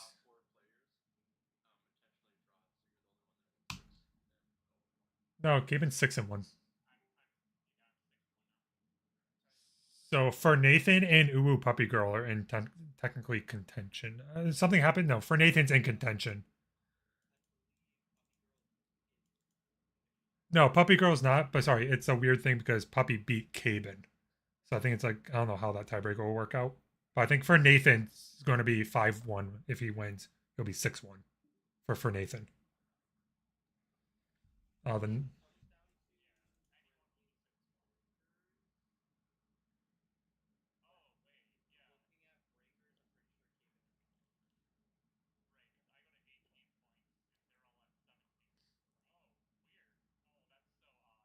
so Caben. Oh, interesting. Okay, yeah, I wasn't sure because I said I knew Free Nathan will be at 18, but I know he's playing Uwu, so I thought it was like a weird tiebreaker situation because of that. No, he'll be 18 if he wins.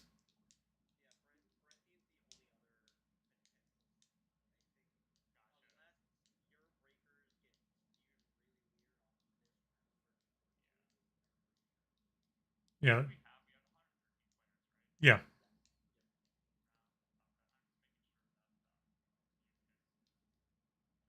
It's it, it's 5-2. We have a lot of ties. It's going to be really close. And a lot of 4-1-1s. So like if this is the whole thing becomes weird. Like if Uwu wins, she'll be 5-1-1 and that will open up more 5-on-1 top 16, but make it Caben wins the whole event.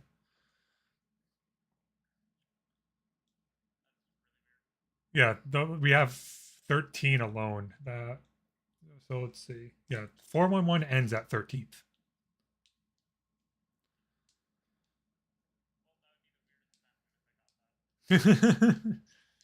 Regional.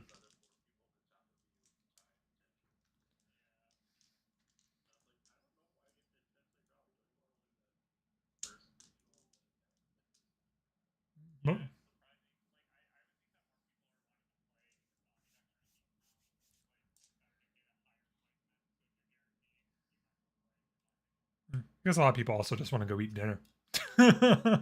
Like for me, if I was still playing at 7 o'clock. Yeah. Yeah. But hopefully all works out. We're going to drop down the channel. So we're going to go ahead and jump on down into.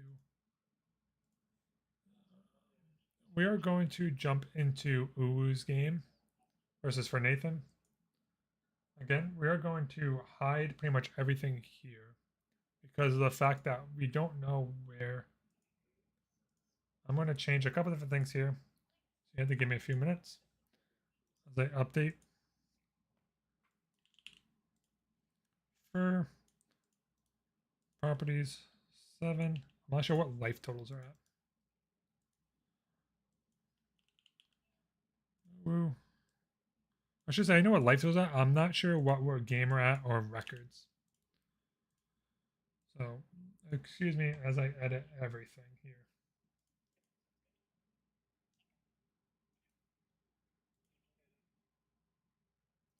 Properties. We're going to hide this. And then damage is at 10. So we're going to transition this up to a more updated life total.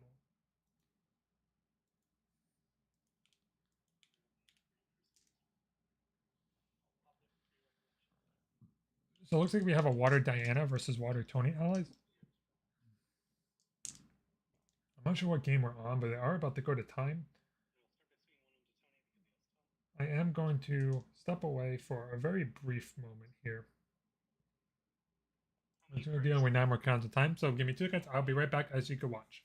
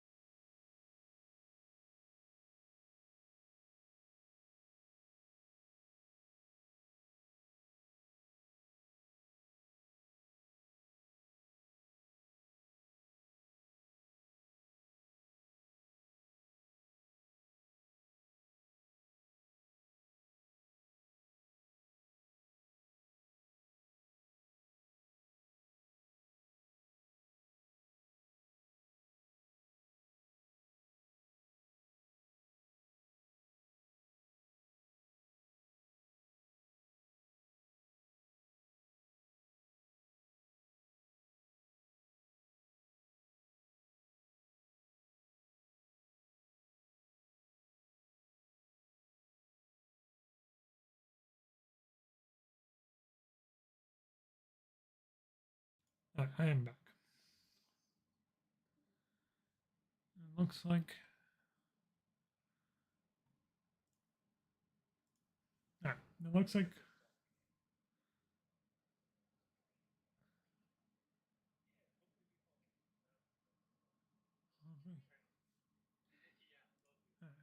So hopefully,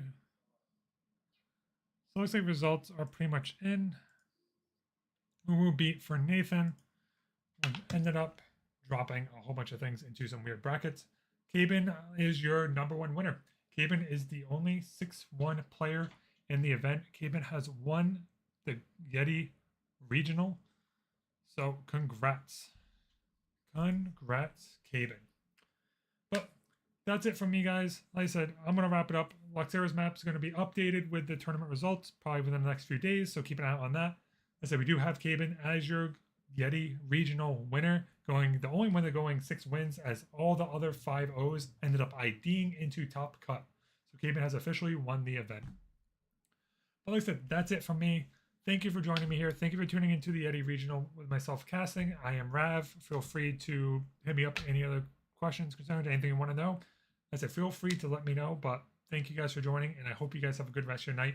Have a good one.